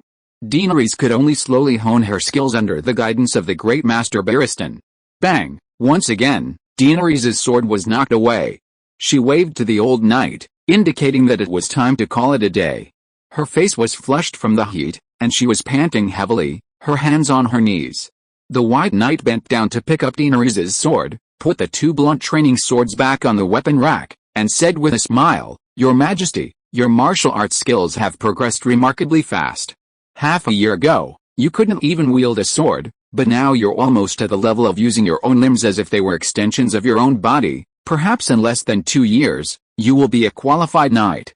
Glug glug. Taking the porcelain bottle handed to her by the maid Doria, Daenerys drank almost a liter of slightly fishy pure milk in one gulp. She let out a comfortable burp, feeling herself come back to life. The high-intensity training and high-energy supplements of the past 6 months had caused her to grow taller, almost 1.7 meters, and her weight had increased by 15 kilograms. In Karth, 15-year-old Daenerys was 1.65 meters tall and weighed only 75 kilograms, slightly underweight. Now she was at a normal weight. Now, Daenerys is tall and slender, with a well-proportioned figure, strong arms, a stable lower body, and light steps. She even has 4 slightly protruding square muscles on her abdomen, a beautiful young woman full of vitality. Daenerys put down the porcelain bottle and asked curiously, "The realm of as one's own arm? Swordsmanship has realms? I've never heard Ser Jorah mention it." Barristan, while refastening his greatsword to his belt, said, "Those northerners don't care about swordsmanship theory at all. They're satisfied as long as they can go to the battlefield and kill the enemy." In the White Knight's sword manual, passed down orally, swordsmanship is roughly divided into 4 realms: as one's own arm, effortless mastery, and the transcendent state of perfect harmony between mind and body, What does that mean? Daenerys asked, intrigued. As one's own arm means the sword in your hands becomes an extension of your arm. Whatever your mind thinks, the sword moves with perfect precision. Daenerys nodded, agreeing with his explanation. She was starting to understand it too. It was a strange feeling. She could accurately hit what she could see. Just like playing basketball in college, sometimes you have a feeling the ball will definitely go in as soon as you release it, and then the ball swish and it goes in cleanly. But that feeling is rare, maybe once in hundreds of attempts, unlike now, where she almost always has the confidence of what the heart desires, the sword can reach. I do have that feeling you described. Are there many people in the first stage? Dany asked. Not many. It's hard to find even 1 in 10 regular knights who has reached this level. The old man sighed, his tone complicated. Anyone who can lift a sword can swing it, but individual talent and the amount of hard work limit most people from going any further. Dany was a little pleased, but also a little shocked. Using it like an extension of my arm is already rare. How can one become powerful in the later stages? Your hybrid sword weighs 13 pounds, while my two-handed greatsword weighs 20 pounds. You may be able to use it like an extension of your arm for a short time, but in the long run. The White Knight gestured to Dany with his chin, indicating that she should look at his current state of being drenched in sweat and weak. The feeling of swinging a 13-pound longsword 200 times is definitely different from swinging a wooden stick 200 times, right? But in my hands, the wooden stick and the longsword have the same weight. That is, lifting heavy things with ease, and lifting light things with ease. The old man brushed the fine, gray hairs hanging down his forehead to one side and said, simply put, when you can swing a longsword as easily as you swing a wooden stick, that is lifting heavy things with ease. This level mainly increases combat endurance. How can a longsword be as light as a wooden stick? That doesn't make sense. Dany shook her head. The White Knight, upon hearing this, showed a look of reminiscence inside. Someone asked me this question back then too. Who? Jaime Lannister. The White Knight's expression was complex. Jaime became a King's Guard at 16, possessing excellent talent, but his swordsmanship wasn't yet fully developed.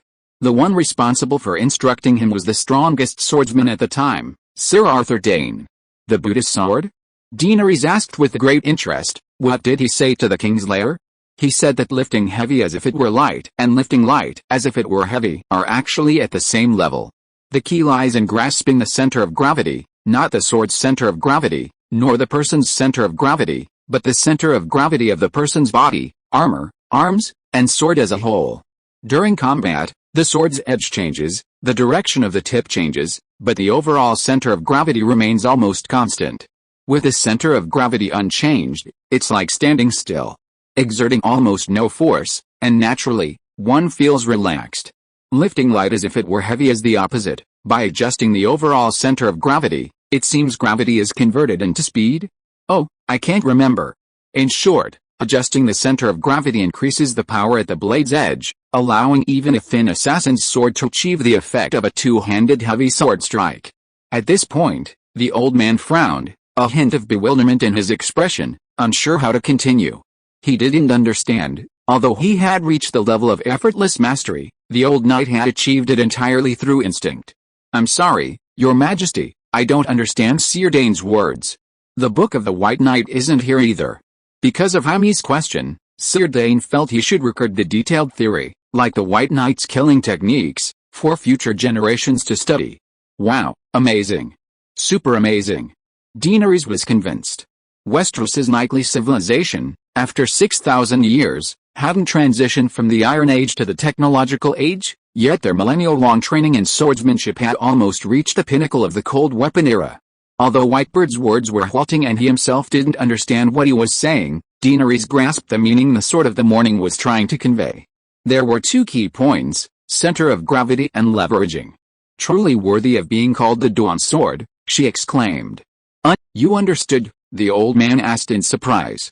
Chapter 121 Great General King, Dany. Dany nodded first, then shook her head, saying, I roughly understand, but just understanding isn't enough. I know Newton's 3 laws of motion, but I can't perform meteor showers or universal attraction. You are indeed exceptionally talented, the old man praised. Jaime Lannister took half a year to understand only a portion, and another 4 years to reach the level of effortless mastery. With more practice, you should learn it quickly. I didn't expect the King's Lair to be so powerful, Dany exclaimed in surprise. Less than 1/10 of knights can achieve such effortless mastery, and those at the second level are certainly even fewer. The White Knight smiled bitterly, saying, Your Majesty, you must understand that back then, the King's Guard truly represented the highest honor for a knight. The 7 White Knights were undoubtedly the strongest knights of their time, and all 7 of us reached the level of effortless mastery.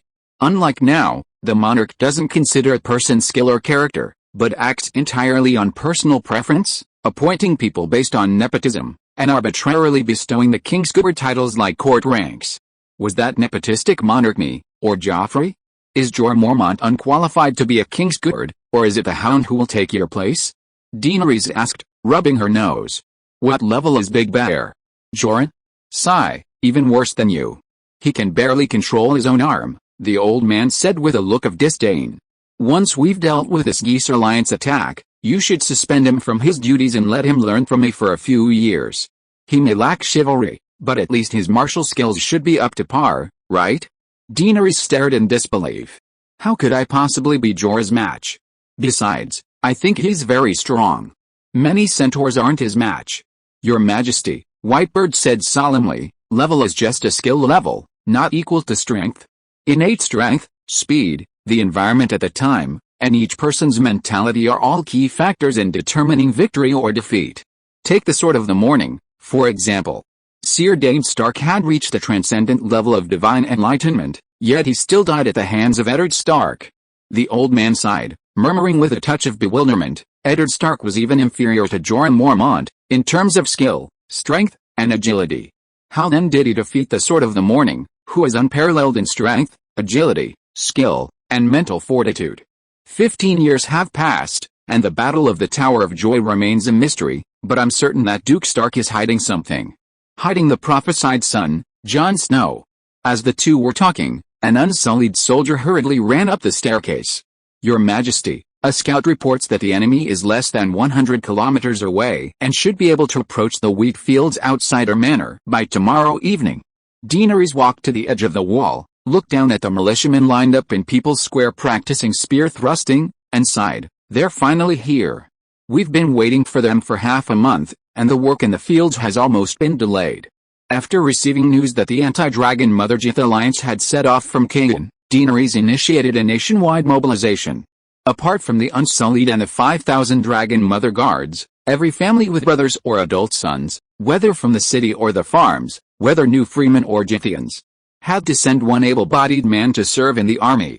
The number was not large. After deducting families whose members had already joined the Dragon Mother's Guards, a total of 30,000 laborers were recruited. The mobilization efficiency was higher than that of the Seven Kingdoms dukes, and the negative impact on production was also smaller. Each household had at least one adult male and one adult female, and each manor was also allocated cattle and draft horses. The North had a population of over 500,000, but Robb Stark only recruited 18,000, nearly collapsing agricultural production. Due to the prolonged war, vast fields of wheat rotted in the ground. At dawn the next day, Daenerys, riding her silver horse, led 5,000 Unsullied, over 500 Slark Howlers, 4,000 of the Mother of Dragon's Guard, and 20,000 laborers northward along the coastal road. The 18,000 men Robb took from the north were all warriors. There were no laborers to transport provisions. The army's needs were partly provided by the lords along the way, and partly by scouts scattered throughout the countryside, robbing farmers of their rations. They were no different from the Japanese raiding the countryside. The people of the Riverlands even organized a guerrilla force, the Brotherhood Without Banners, specifically hunting down Yankees who robbed the people of their food and the women of the villages. You might ask, how could Robb, the protagonist of the story, do such heinous things? If he didn't do that, his army would starve. In fact, as a typical nobleman's son, Robb didn't care about the lives of ordinary people. Most Westeros nobles were indifferent to the lives of their people. Even Barristan, who pursued chivalrous honor, believed that as long as the king's war was just, the people should pay for the king's survival with their rations. Lord Tywin was a little smarter than Robb. He hired a mercenary group from across the Channel, the most infamous warriors in the land. Also known as the Blood Troop, the troop consisted of over 500 blood actors, specifically tasked with collecting provisions for Lord Tywin's army in the countryside. After only a year or two of fighting, the once prosperous riverlands were almost entirely deserted.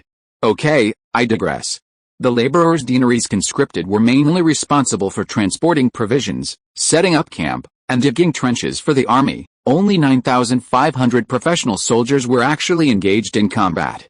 The wheat on both sides of the road was already filling out, and the stalks were beginning to turn yellow. Farmers wearing straw hats could be seen from time to time on the field ridges, sickles in hand, staring blankly at the Queen's army, which resembled a long dragon, under the bright sun. Perhaps they were searching for their husbands or brothers among the grain transport convoys? 100 Centaur cavalrymen were spread out 5 kilometers ahead, scouting the way for the main force. Daenerys led the way, at the very front of the column. Today she wore inconspicuous gray-black iron armor, helmet, faceplate, throat guard, plate armor, arm guards, skirt armor, leg guards, and iron boots. Everything was complete, without a single flaw. Even her little silver horse was covered in silver chainmail on its head and belly. To her left and right were the burly Beworth and the white-robed Captain Barristan, respectively. The fat eunuch was also on horseback today, a mounted infantryman. Jorah was responsible for guarding the city, and the butcher Klein had his own duties and did not come this time. Behind Daenerys were 5,000 unsullied led by Grey Worm, followed by 4,000 of the Mother of Dragons Guard, and then 20,000 laborers pushing carts and leading ox carts. The column stretched for 4 or 5 kilometers, with the remaining 400 centaurs weaving through it, relaying messages and keeping track of who had fallen behind. Daenerys understood the principle of an army marches on its stomach, but the key was that they were on the defensive. Sending the laborers ahead would be like feeding the enemy. Clatter, clatter, clatter, the wheat fields and orchards ahead distorted in the steam rising from the red dirt road under the blazing sun, but Daenerys could still make out centaur scouts approaching. Report. A moment later, a strangely dressed centaur approached the little silver horse. Yes, the centaurs are no longer wearing their iconic Dothraki armor. Daenerys has forced them to wear the same lightning-rod helmets as the Unsullied, and light chainmail, with a cocked crossbow hanging from each saddle. Compared to normal centaurs, they really do look a bit strange. Kalish, enemy scout spotted 5 kilometers ahead. Agakor has shot and killed 2 of them with his bow. How far are we from our designated battlefield? The voice came from behind the visor, slightly distorted. 8 kilometers. This. Daenerys turned to her commander-in-chief. Did we misjudge? How can they be moving so fast? Yesterday they were 100 kilometers from Astapor, and by noon today they'll be at Aspen Slope, 20 kilometers outside the city? 5 months ago, when the anti-Dragon Queen alliance was still in the works, Barristan had already considered the current situation. He spent half a month personally surveying the terrain within a 50-kilometer radius of the city. The experienced general advised Daenerys to abandon the idea of defending the city for 3 reasons. 1. The estates outside the city would be destroyed, and the enemy, coming from afar, would face difficulties transporting supplies. Once outside the city, they could easily obtain food locally. Of course, Daenerys could also implement a scorched earth policy, but the cost would be too high. Second, losing the initiative would be disastrous. The enemy, having traveled 500 or 600 kilometers, would be exhausted, making a proactive attack the best option. Third, Daenerys' Unsullied and Centaur troops were well suited for open field battles, and open terrain would be more advantageous for her. He then set his sights on a low hill 20 kilometers outside the city, called Poplar Slope. Poplar Slope was 100 meters above sea level, with a gentle slope, favorable for a downward assault. It bordered the sea to the left and a coastal road to the right, making it impossible for the enemy to avoid it. Behind it lay a large poplar forest, convenient for logging and setting up camp, and for gathering timber to build catapults. Given the Jith's previous marching speed of over 20 kilometers per day, they shouldn't have suddenly crossed 70 kilometers today and arrived at Poplar Slope ahead of them. Hearing Daenerys' question, Barristan remained calm, his voice carrying a serene quality. He said, "Don't rush. It should just be an advance force, their numbers won't be too large. Send out all our cavalry to clear out the scouts within 5 kilometers of White Willow Slope." "All of them? Didn't you say there weren't many?" Daenerys asked in surprise. Barristan smiled slightly and said, "Their scouts are definitely mercenaries. Let's give them a taste of their power first. Those mercenary groups might have other ideas." "Surrender to me?" "They must have signed an agreement with the Jith." Daenerys shook her head. "Except for the Golden Company, All mercenary groups have a history of breaking contracts multiple times, the old man said disdainfully. All right. The order was quickly relayed. The centaurs shouted loudly, and the blue and white banners of the Mother of Dragons Guard waved incessantly.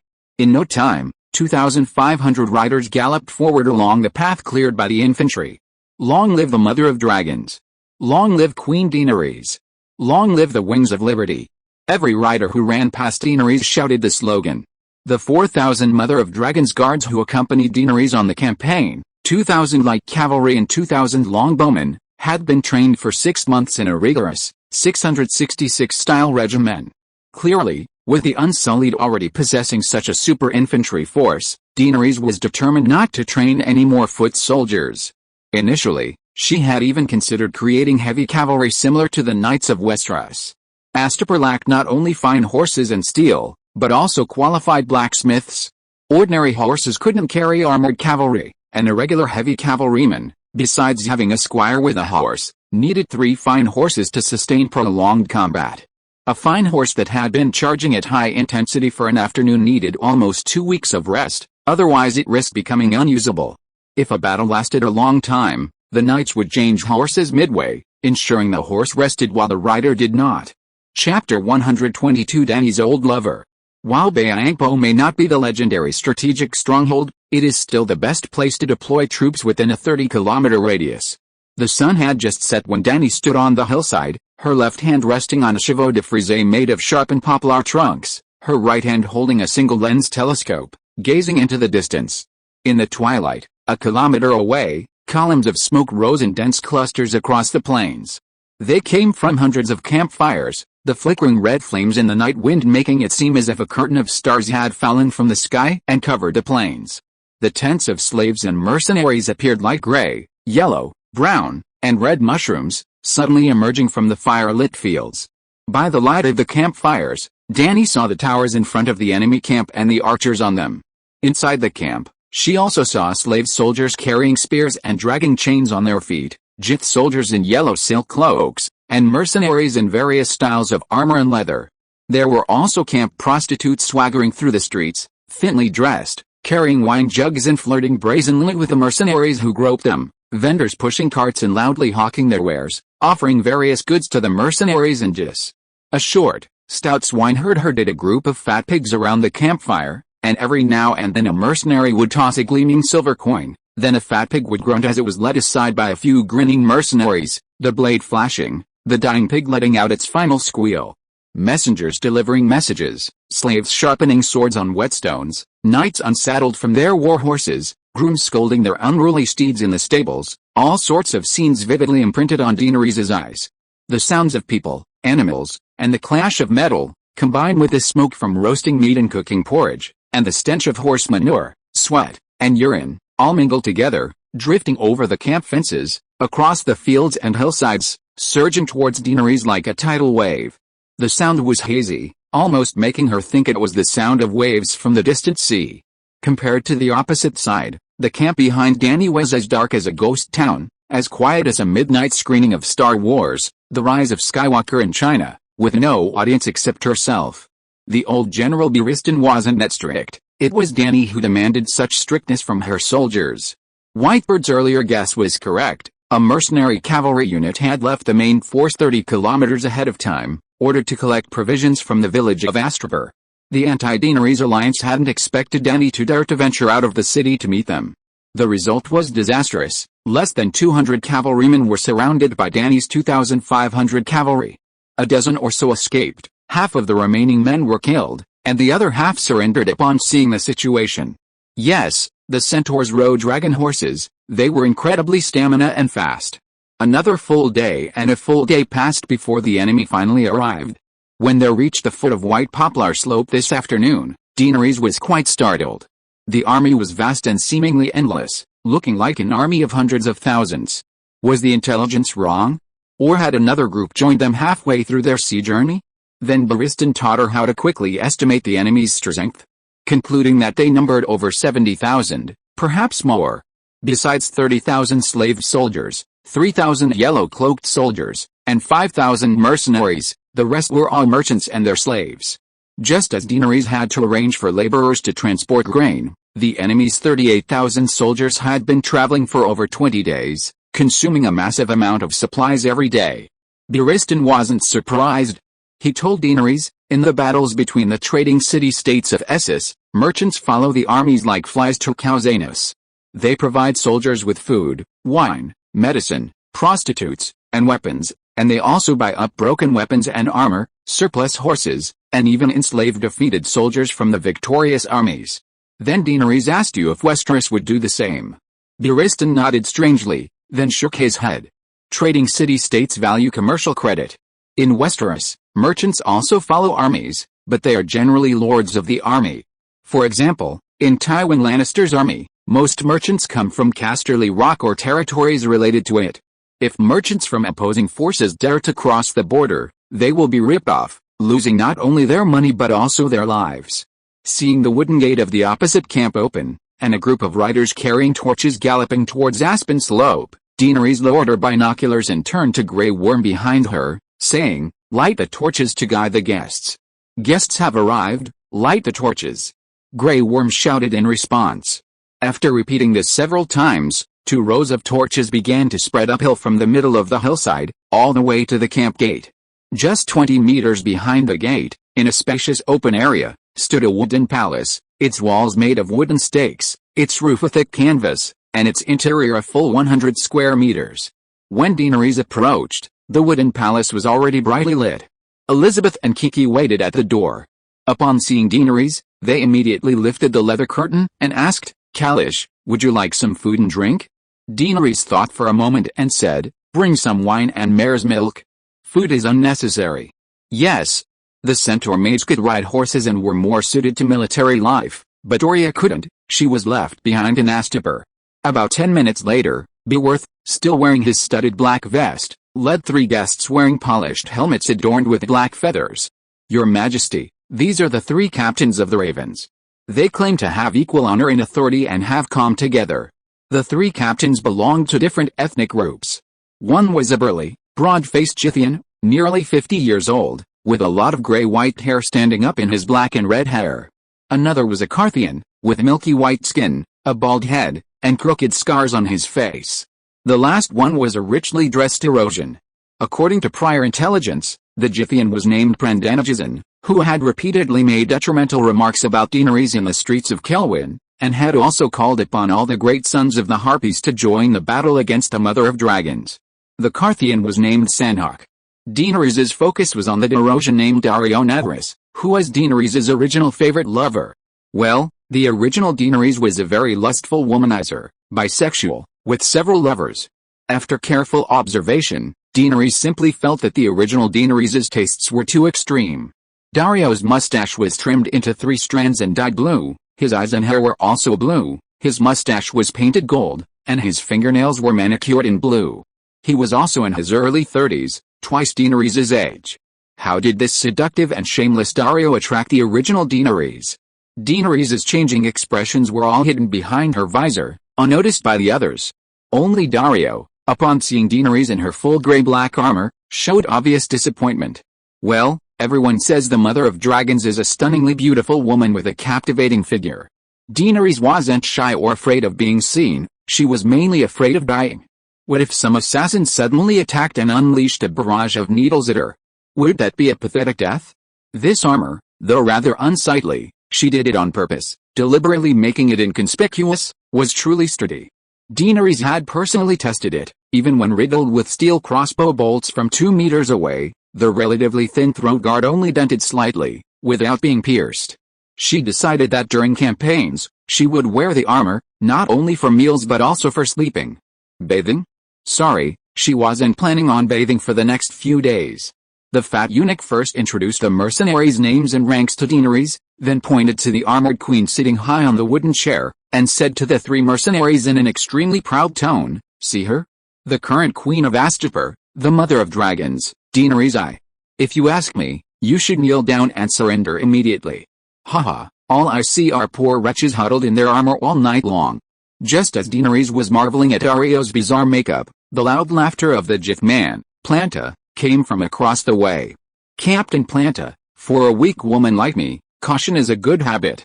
Daenerys chuckled, her voice clear and melodious, with a girlish charm, but her tone was cold and piercing. But the problem is, you, a veteran mercenary who has seen many battles, how have you lived to such an old age with such a loose tongue? What did you say? The Jif man's broad face was full of anger. I said, now I am strong and you are weak. If you displease me, you may not live long. Dany laughed. With your rabble? Or are you going to break the oath made before the negotiations, just like you did when you took Astapor, and kill me here? Planta sneered loudly. Ellie, Kitty, pour wine for the guests. Daenerys beckoned to her maids, then looked at the Jif leader and said, I have never broken my oath before, and I will not break mine now. Planta was unceremonious and not worried about Daenerys poisoning him. He picked up his wine cup and drank it all in one gulp. HMPH, the benevolent lords of Astapor treated you sincerely, yet you took their city. How can that not be breaking your oath? I ask you, when I bought the Unsullied, could I buy on credit? Before he could answer, Daenerys asked again, after the transaction is completed, can I move freely? Then we can also freely attack you and kill you in the end. Planta said coldly. You are no match for me. This negotiation with you is both to respect traditional etiquette and to persuade some people who don't deserve to die to escape their journey to hell. Daenerys said calmly. Woman, your threat is like a donkey's braying, utterly harmless. A woman's words may not be a threat, but I am not only a woman, I am a Valyrian descendant. A Targaryen born of the storms, a Khaleesi of the great grass sea. If that's not enough to threaten you, then I am also the queen of 10,000 Unsullied, with 30,000 free guards under my command, and 3 dragons in the sky. Daenerys said with a faint smile. Pa. Planta spat a thick wad of phlegm in Daenerys' direction, and laughed loudly. I only see a Khal Drogo's whore. After we win, I'll take turns riding you with my mount, ha ha ha. The burly Bivas drew his Arak scimitar, looked around, and asked, Whitebird, isn't it time for the King's Guard to perform their duties? Let Bivas cut off his disgusting tongue. Beristan's eyes swept over Planta like a sword, and he said calmly, No, Bivas, the Queen has guaranteed the safety of these people. I will fulfill my duty tomorrow. I have memorized the appearance of this square-headed Jithian. Alice, it seems we cannot continue our discussion? Commander Prandal. Dany removed the broadsword from her lap, leaned back in her chair, and then stood up, gesturing for them to leave. Or perhaps Commander Sandhawk and Commander Dario have different opinions, she asked at the last moment. No need for divisive tactics, our answer is unanimous. The Ravenclaw commanders rose from their chairs simultaneously. Prandal stared at Dany with a look of someone looking at a dead man. That is, no. With that, she and her companions rose and left. If you are listening to this novel on a channel other than Fanfic World, it means it was downloaded and re-uploaded without effort. We warmly invite you to visit our channel, Fanfic World. There you will find the original version of this story and many other novels of various genres. We look forward to seeing you dive into a world of incredible novels. Chapter 123 Mercenary Group. Less than half an hour after the 3 leaders of the Raven Legion left, the eunuch Bivas brought 3 men and 1 woman from the opposite camp. The men were all rugged-looking, with shoulder-length, curly black hair, tall and imposing figures, full beards, and wearing gray-black plate armor over brown leather armor, very fierce-looking warriors. However, the 3 were dressed similarly, and Dany couldn't quite place them. The woman, on the other hand, caught Dany's eye. She had a high nose, well-defined features, and a beautiful yet somewhat valiant air. Standing at about 1.75 meters tall, she possessed an imposing presence, with long, powerful limbs. Her long legs were rounded and solidly encased in leather armor, and her fiery red hair shone like flames in the torchlight. Unlike the casual attire of the Raven Legion, all 4 had a small blue rose pattern on their chests. Are all 4 leaders of the Rose mercenary group equal in rank? Dany frowned. Persuading one person to surrender is certainly easier than persuading multiple captains. Sometimes, even if 1 or 2 have ideas, they might hesitate to express them due to the presence of their companions. I'm the captain, and they were the battalion commanders. They wanted to see the dragon. The man in the middle, with a centipede scar on his eyebrow, also frowned. His gaze swept back and forth over the unsheathed sword on Daenerys' knee, his frown deepening with each glance. Daenerys nodded. Hello, I'm Daenerys Targaryen. But the dragon isn't here, I'm afraid we won't see it tonight. That's a pity. I'm Jon Snow, captain of the Rose Mercenaries. What? Daenerys couldn't hold back and exclaimed in surprise. Jon Snow was here? Well, she remembered Jon in the TV series also having black hair and a full beard, looking nothing like a 15-year-old boy. Jon Snow was about the same age as Daenerys, and they even seemed to have been born in the same month. Hearing Daenerys' exclamation, the four oppositors showed no surprise whatsoever. Your Majesty, you heard me right. I am a Jon Snow, my ancestors were from the north of Westeros, and I have always followed the customs of the north. The bearded captain nodded, sighing with a complex expression. Oh, right, his surname is Jon Snow, a bastard from the north. This is like meeting an old friend in a foreign land. Daenerys deliberately made a no, feigning surprise at meeting a fellow countryman. It's rare to meet a Westeros from tens of thousands of miles away. There are many Jon Snows in the north, and like Brandon of House Stark, Jon is far too common. For example, Robb has two underlings, one named Great Jon and the other Little Jon. Besides the protagonist, there could probably be dozens of Jon Snows in the north. Not just one, all four of us have northern blood. The red-haired woman interjected with a smile. My name is Lyra Amber, hello, Mother of Dragons. My name is Bruce Wayne, hello, Mother of Dragons. My name is Herman Twaher. The two of them also introduced themselves in turn. Yes, after meeting Jon Snow, that Batman can no longer move Daenerys. Barristan explained slowly. Your Majesty, the Order of the Roses was founded during the reign of Aegon the Conqueror. After witnessing the power of the dragons and the might of Aegon's army, Torrhen Stark, king in the north, decided to relinquish his crown and surrender to Aegon. However, a large number of Northerners disagreed with Torrhen's decision and chose self-exile. Those Northerners who fled to the other side of the narrow sea formed a mercenary group serving the various city-states to survive. This is the Order of the Roses of today. Their emblem is the flower of the north, a blue winter rose. Torrhen Stark actually made a very wise decision. With the other 5 kingdoms surrendering, Aegon's combined forces outnumbered the Northerners several times over, and the North also had 3 dragons. They had absolutely no chance of winning. But because he was the only king to surrender without a fight, his historical reputation was extremely poor, earning him the nickname the King of Surrender. In ancient China, he would probably have been given a title like Marquess of Obedience or Duke of Peace and Joy. No wonder a group of stubborn Northerners chose to exile him. Could he be the legendary fearless Barristan? Captain Jon Snow scrutinized the white-bearded man beside Daenerys for a while, then exclaimed in shock, "What are you doing here?" "It is indeed I, the old man, who has come to protect the dragons." The old man nodded slightly, speaking with pride. Jon Snow's expression changed again, while his companions whispered among themselves. "Alice, even Aegon refused to submit to your ancestors. It seems today's talks will not yield any good results." Daenerys sighed. Lyra the red-haired's eyes flashed, and she put down her wineglass, laughing. "What? Wine but no meat? I'm starving. During war, I will not provide food or salt to anyone other than my allies," Daenerys said firmly, looking at her. "It seems I understood correctly. By placing your drawn sword on your knees, you are refusing to establish a guest relationship," Jon said thoughtfully. "Oh, it seems you haven't forgotten your roots," Daenerys said. "But what's the point? Others may not understand what you mean," Lyra said strangely. "Etiquette and tradition are never shackles imposed on others. I study etiquette and understand tradition only to restrain myself and regulate my behavior," Daenerys said calmly. Barristan, Jon Snow, Lyra, and the others were all shocked and moved upon hearing this. "Your Majesty, I'm very sorry, but we cannot break the contract. As you said, since we understand tradition, no matter what others do, we must abide by it ourselves," Jon said slowly after a long while.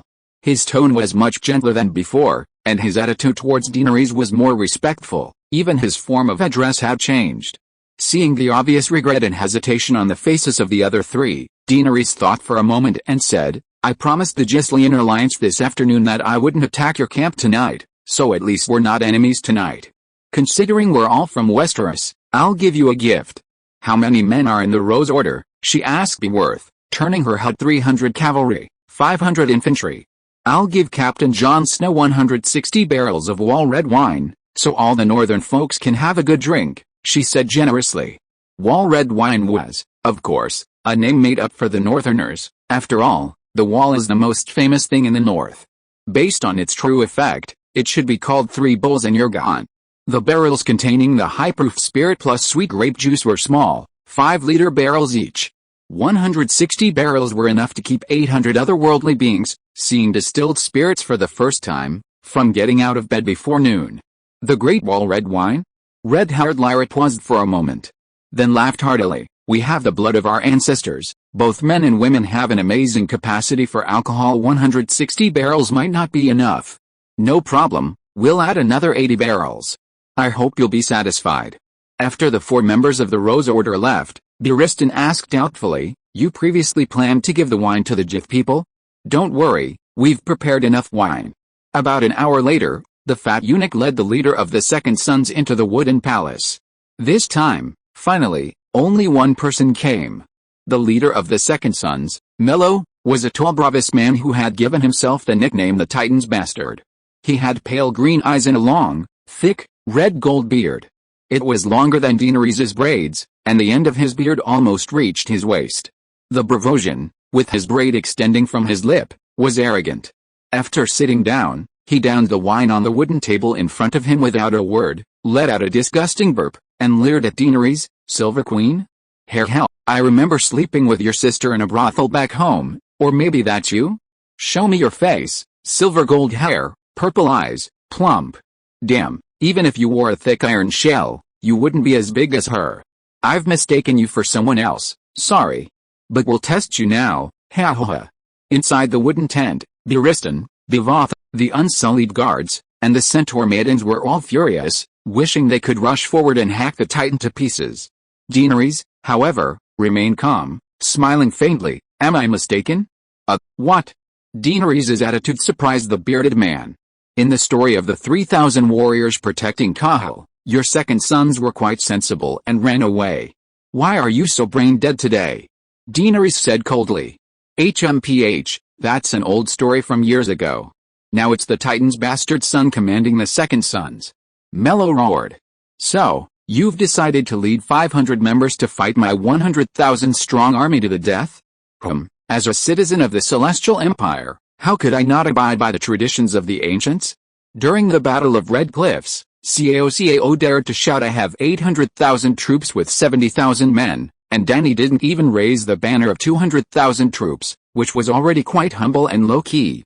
Hearing Dany's threatening words, the big bearded man laughed loudly. Little sister, you want to recruit me? He beckoned to Dany, who was sitting high on a wooden chair opposite him, then slapped his thigh and lewdly said, take off that cumbersome armor, come sit on my lap, please me, satisfy me, and maybe I'll consider bringing the second sons. I'll castrate you, Dany said coldly. Commander of the White Flag, Dany called out. Yes. Grey Worm stepped forward and knelt on one knee in response. The Unsullied use a white flag with light gray lines outlining a dragon-like shape, symbolizing their pure and innocent dragon soldiers. They are entitled to use pure white, as they are neither thieves nor physically strong, making them arguably the most honest army in the world.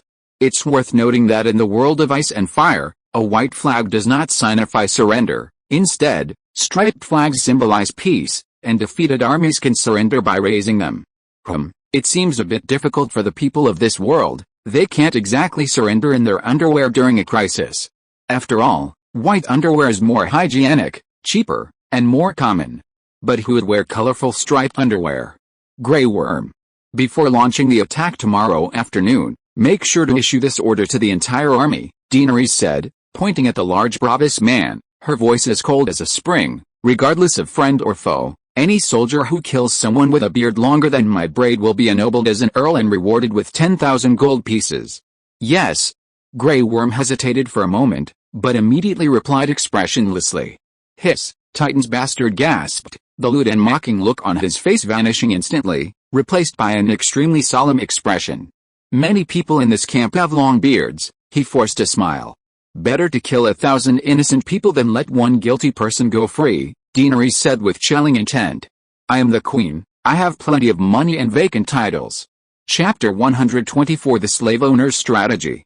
The bearded Mello seemed to have a branding iron under his buttocks, writhing incessantly. Dragon Queen, listen to me, the mercenary group isn't just my decision-making power. After all, we have an inviolable sacred pact with Khadan. Could you let me discuss this with my brothers and give you an answer tomorrow morning? An answer to what? About surrendering. The guy softened after just a few words. Fine, go discuss it with him. Dany dismissed him with a hint of disdain. The son of Titan didn't get up, gripping the back of the chair tightly, his expression hesitant. That, bounty. It depends on your answer tomorrow morning. The attack doesn't start until the afternoon anyway, Dany said calmly. All right. Mello stood up, his tall frame rising, and finally said, Dragon Queen, you sent the Rose Order hundreds of barrels of fine wine. Does our second son order have a gift to represent our friendship? Sure, we'll send you 10 barrels. That's too little. I have a whole bunch of brothers under me. The Titan's bastard son won't drink alone. The big man resumed his playful grin. 30 barrels. The Rose Order has already, cough cough cough. Daenerys seemed to have let something slip, coughing a few times and tilting her head slightly to one side, awkwardly adding, the Rose Order is different from you, they are all descendants of Westeros nobles. Your Majesty. Barristan called out with a grim face, interrupting her. Finally, he stared intently at Mello with murderous eyes for a long while, then the murderous intent subsided, leaving his blue eyes filled with helplessness and sighs. Wow, that old man's not simple. His quick thinking, his perfect teamwork, his acting skills. Dany mentally gave Barristan a thumbs up. She coughed a few times and said, Captain Mello, the Rose Company is shameless.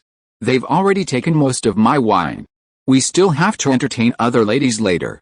Sorry, that's all for now. 30 barrels. A glint flashed in Mello's eyes. He didn't press the matter further, and said with a smile, Kalashi, we'll toast you 3 times and give you an answer at sunrise. While waiting for the next mercenary captain, Whitebird asked doubtfully, Your Majesty, it seems Mello really intends to defect.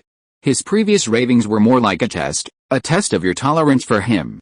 The more tolerant you are, the more urgently he needs his mercenary group. The more urgent you are, the higher his price will be. When the price reaches the cost he'll have to pay to break the contract, he might lead the second sons to our side.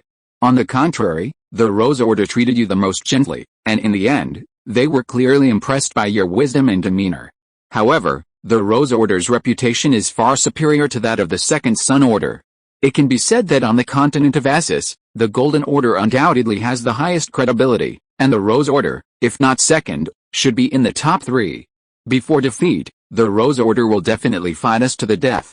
Dany glanced at him and laughed, Weren't you just cooperating with me? Sowing discord between the Anti-Dragon Mother Alliance and the Rose Order? The old man smiled bitterly, just like a common-sense advice I often give you, never place complete trust in mercenaries. The Githians have similar wisdom, whether their divisive tactics succeed or not, it won't affect the slave owners' vigilance towards mercenary groups. Hell, just you wait and see, Dany said with a faint smile. Afterward, Dany met with 7 or 8 leaders of small mercenary groups. Mercenary groups are as numerous as hairs on a cow on the continent of Essos. Apart from 2 or 3 or 4 well-known groups with a century-long history, there aren't many members in the lesser-known small mercenary groups. The strongest ones have a mix of infantry and cavalry, numbering 400 or 500, barely forming a legion. The smallest group had only about 50 infantrymen, only fit to serve as bodyguards for merchants and caravans, even more pitiful than Daenerys in the Red Wasteland. Don't be fooled by the fact that the Second Sons and Ravens only had 500 men each, they were all cavalry, every man in armor, their mounts clad in iron armor, each cavalryman equipped with 3 fine horses and a squire, the true cavalry. Daenerys treated all mercenary group leaders equally, not forcing them to come in groups just because they were small and weak. Anyone bearing the title of mercenary group leader was summoned individually, and the same invitation to jointly undertake righteous deeds was extended. If anyone asked for fine wine, Daenerys would send out 5 or 10 barrels at a time. These smaller mercenary groups, weaker and less confident, didn't speak rudely to Daenerys like the Ravens and Second Sons leaders. They worked like this until dawn, when the last group of guests arrived. There were quite a few wise and great lords, so Daenerys had to leave the wooden palace and stand at the camp gate to greet them. 100 attendants surrounded 10 high-ranking slave owners. The Gith guards rode tall, strong black horses, while the wise lords of Kelwyn and the mighty lords of Meereen sat atop towering white camels with 2 humps.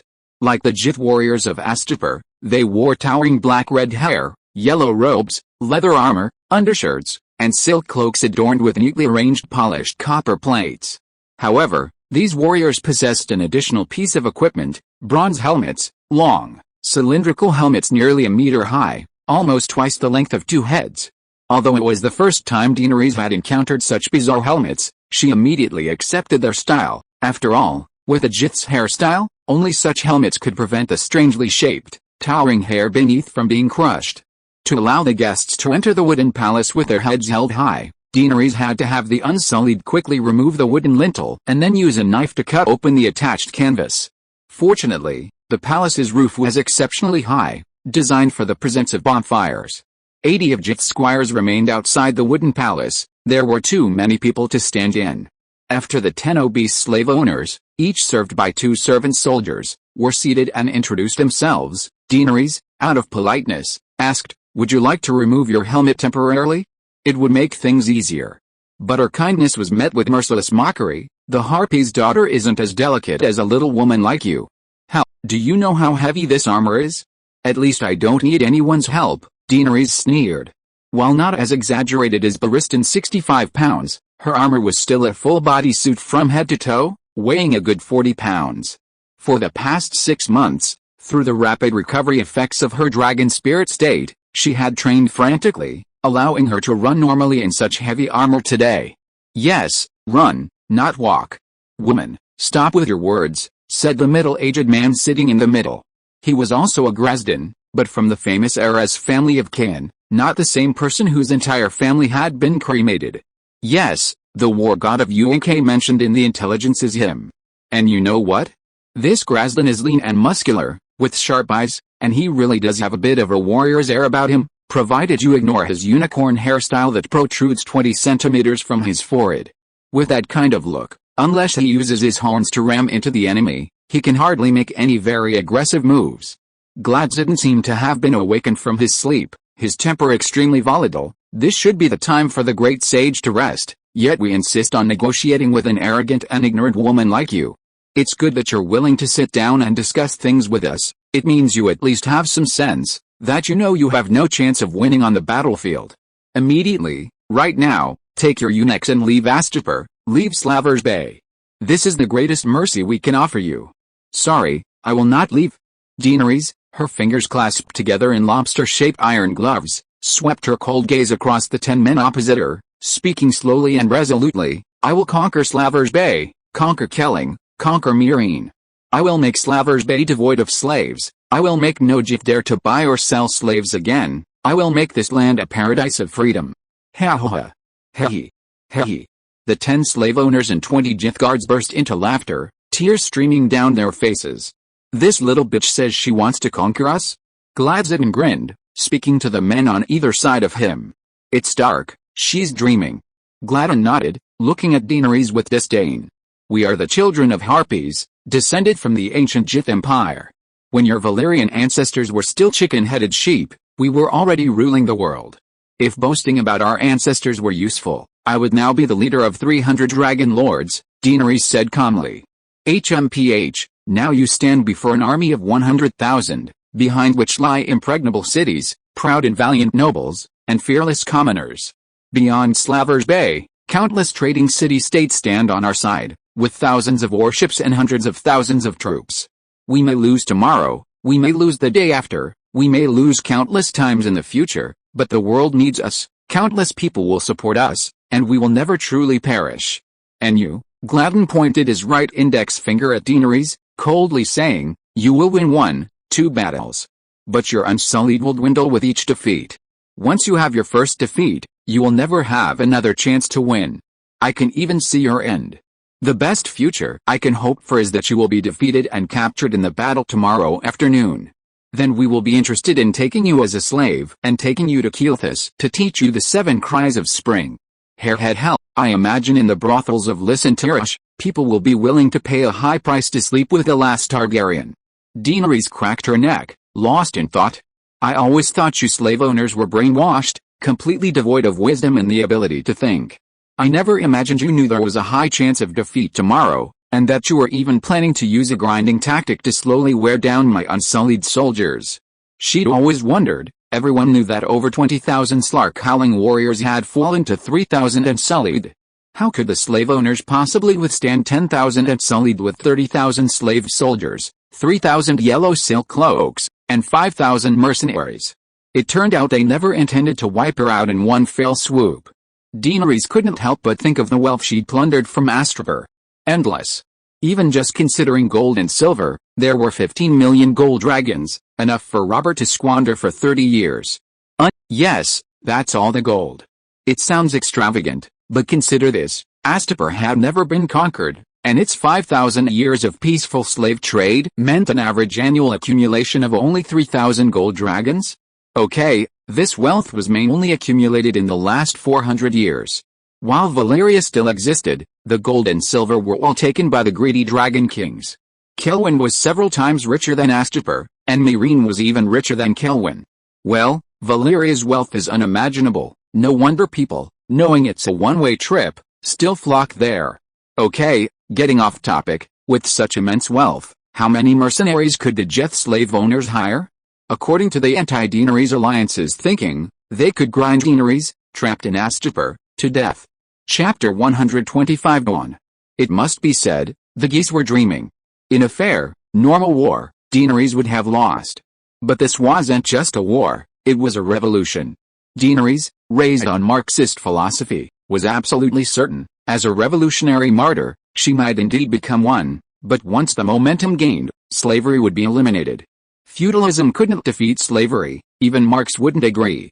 The arrogant slave owners only saw the unsullied, ignoring the hundreds of thousands of free men accustomed to freedom and the ideal feudal society. They were the foundation of Daenerys' future. The unsullied belonged only to the present. As she triumphed, her ranks of free men grew, and the Freedom Guard, transformed from them, became increasingly powerful. Mercenaries fought for money, but the Freedom Guard fought for freedom and their families. Who was more resilient? Who had the stronger will to fight? Daenerys was destined to win. The difference between Daenerys and the original Daenerys lay in using the power of the old slaves and the new free men to break down slavery, creating a snowball effect. Daenerys, sympathizing with slaves and hating slave owners, acted solely on personal feelings, allowing the unsullied to liberate the slaves without bringing a new and stronger system to the temporarily freed people. For a long time, the hundreds of thousands of newly freed slaves had been a burden on Daenerys, the immense pressure suffocating her, providing them with food and clothing, offering them the protection of the unsullied, and forcing them to marry slave owners to avoid being killed. Yes, the freed slaves ended up marrying a powerful slave owner. Seeing that Daenerys understood their plans but showed no panic, Grazdin's heart sank. A very bad premonition immediately arose. You are a Stormborn Targaryen, the true heir to the throne of Sunset Lands. Why don't you return to your country? Under the Seven's doctrine, there are no slaves, no slave trade there. You should return to your paradise, he said calmly. I will return, but not now, Daenerys said calmly. Go back now, and we'll allow you to take Astapor's wealth with you, at least 10 million gold dragons, right? Enough for you to restore your kingdom. Then Gladsden's eyes sharpened, threatening, when you flee in defeat, you'll not only lose your current mighty unsullied army, but you won't be able to take a single copper coin. My esteemed lords, my great lords, Daenerys suddenly laughed, her voice gentle. I think you've misunderstood something. What? Gladsden asked, puzzled. You are not like the benevolent lords of Astapor. They treated the unsullied with demonic acts like killing infants, and naturally, I sent them back to hell. While you too have been cruel to your slaves and bear many sins, your sins do not warrant death. I want to tell you all, even if I conquer Kelwyn and Meereen, I will not punish you esteemed lords and great lords the way they treated the benevolent lords. Daenerys spoke these empty words with a smile. Gladden said coldly, you are arrogant, but tomorrow our 100,000-strong army will slaughter your unsullied.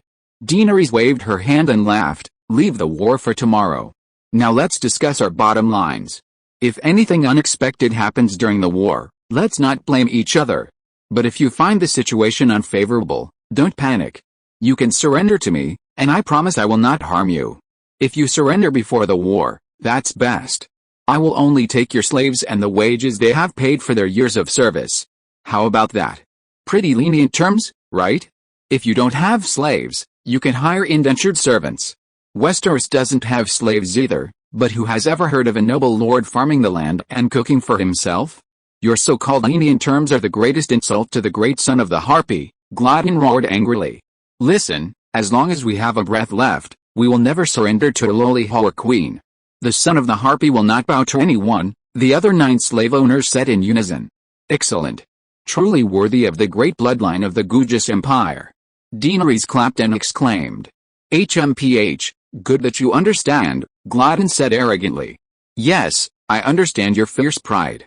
And please remember our Westeros tradition, only by waving colorful flags can we signify surrender and peace, Daenerys said with a smile. Gladden and the 9 slave owners, the great lords and wise lords, led 100 guards, riding white camels, and huffed and puffed away. When they left, the moon and stars had faded, and the sky was shrouded in the deepest darkness. The once bustling camp at the foot of the hill was now silent, with only the dim campfire flickering in the breeze. Oh dear, Dany stretched and groaned. Dawn is approaching. Grey Worm, wake all the warriors and laborers. Have breakfast first, then put on your armor. Remember, move quietly, don't make a loud clanging sound. Your Majesty, rest assured, the armor is covered with linen, so it won't reflect light or make too much noise. As you instructed, wrap the horses' hooves in soft fur, and stuff hardwood blocks into their mouths. The eunuch warrior's face, as hard as cast iron, remained expressionless, but a strange light flickered in his eyes as he spoke the last sentence. Your Majesty, your method really works. After stuffing things into the horse's mouth, it really stopped neighing, he said. The valuable experience left by their ancestors was certainly reliable. After Grey Worm left, Barristan looked at Dany with a complicated expression and said, I've spent my whole life on the battlefield, and I've never fought a battle like this. How did you fight?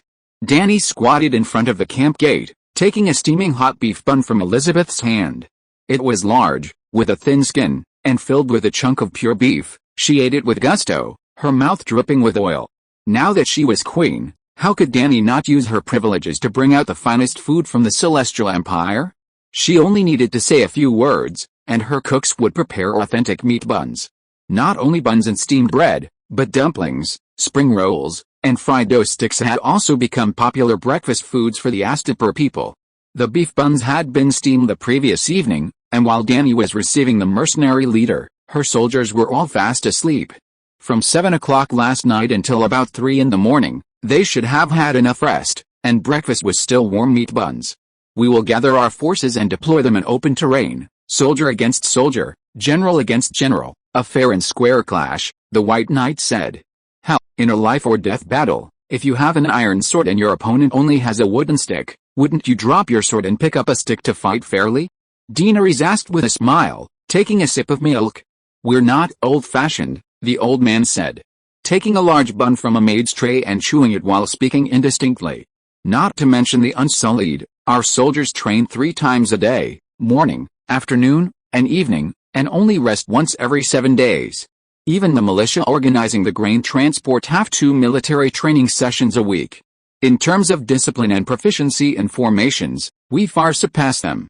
Since we know our strengths perfectly counter their weaknesses, why shouldn't I make good use of them? Daenerys laughed. That's true. The old general sighed. Her Majesty is not only a born queen, but also a born warrior. I'm only responsible for localized assaults. You are the true commander of our army. Daenerys was well aware of her limitations. She only offered suggestions during the tactical planning process, leaving the details entirely to the experienced old general. A moment later, Grey Worm led 40 or 50 heavily armored soldiers in, rustling as they approached.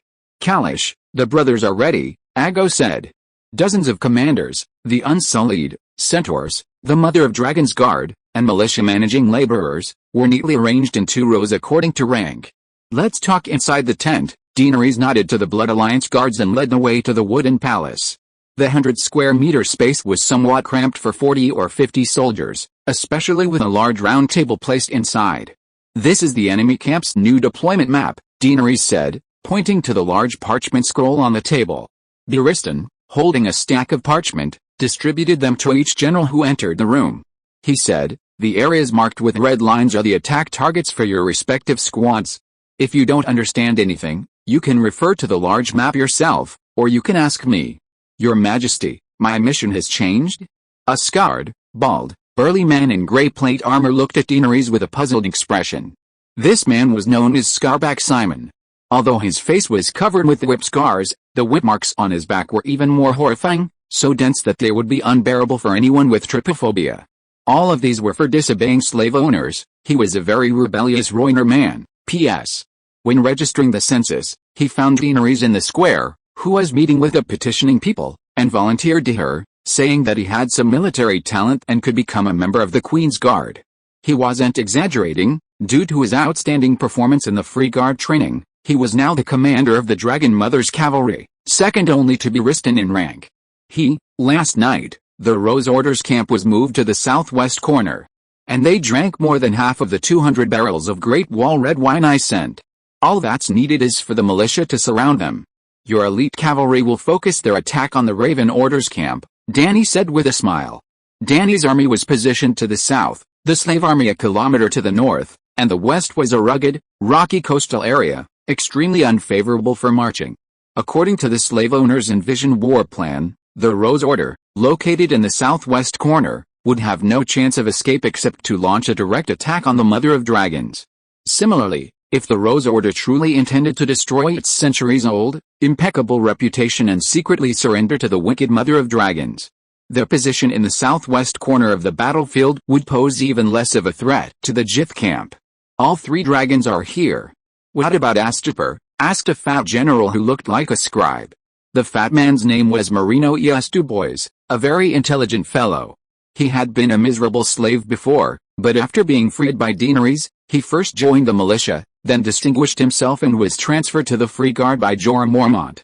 Now he was the infantry commander of the Mother of Dragons Guard, one of the few intelligent generals under Daenerys' command. The longbowmen were part of the infantry, and Marino was currently in command. Use the time difference, it's only 20 kilometers, we can fly back in 10 minutes, Daenerys told him. Glancing through the open rooftop, seeing the eastern horizon already turning a pale white, Barristan frowned and asked, any problems? No. The drawing is very detailed, and we surveyed the terrain beforehand. The officers said sparsely. Depart immediately, the old general ordered. Yes, sir, the generals responded in unison. P.S. The Rhoynar people aren't the only ones in the Seven Kingdoms. The kingdom of Rhoynar was destroyed by Valyria, but the people still exist. The white population of Essos is mostly of Rhoynar, Andal, and Valyrian descent. Andals are blonde and blue-eyed, while Rhoynar have darker hair and eye colors. Valyrian descendants have silver or silver blonde hair and blue or purple eyes. End of this chapter. Thank you so much for reading until the end. Don't forget to give it a like. Looking for more exclusive content and immediate access? Subscribe to our Patreon. Remember, every like, subscription or donation encourages us to continue. Thank you all, see you in the next video.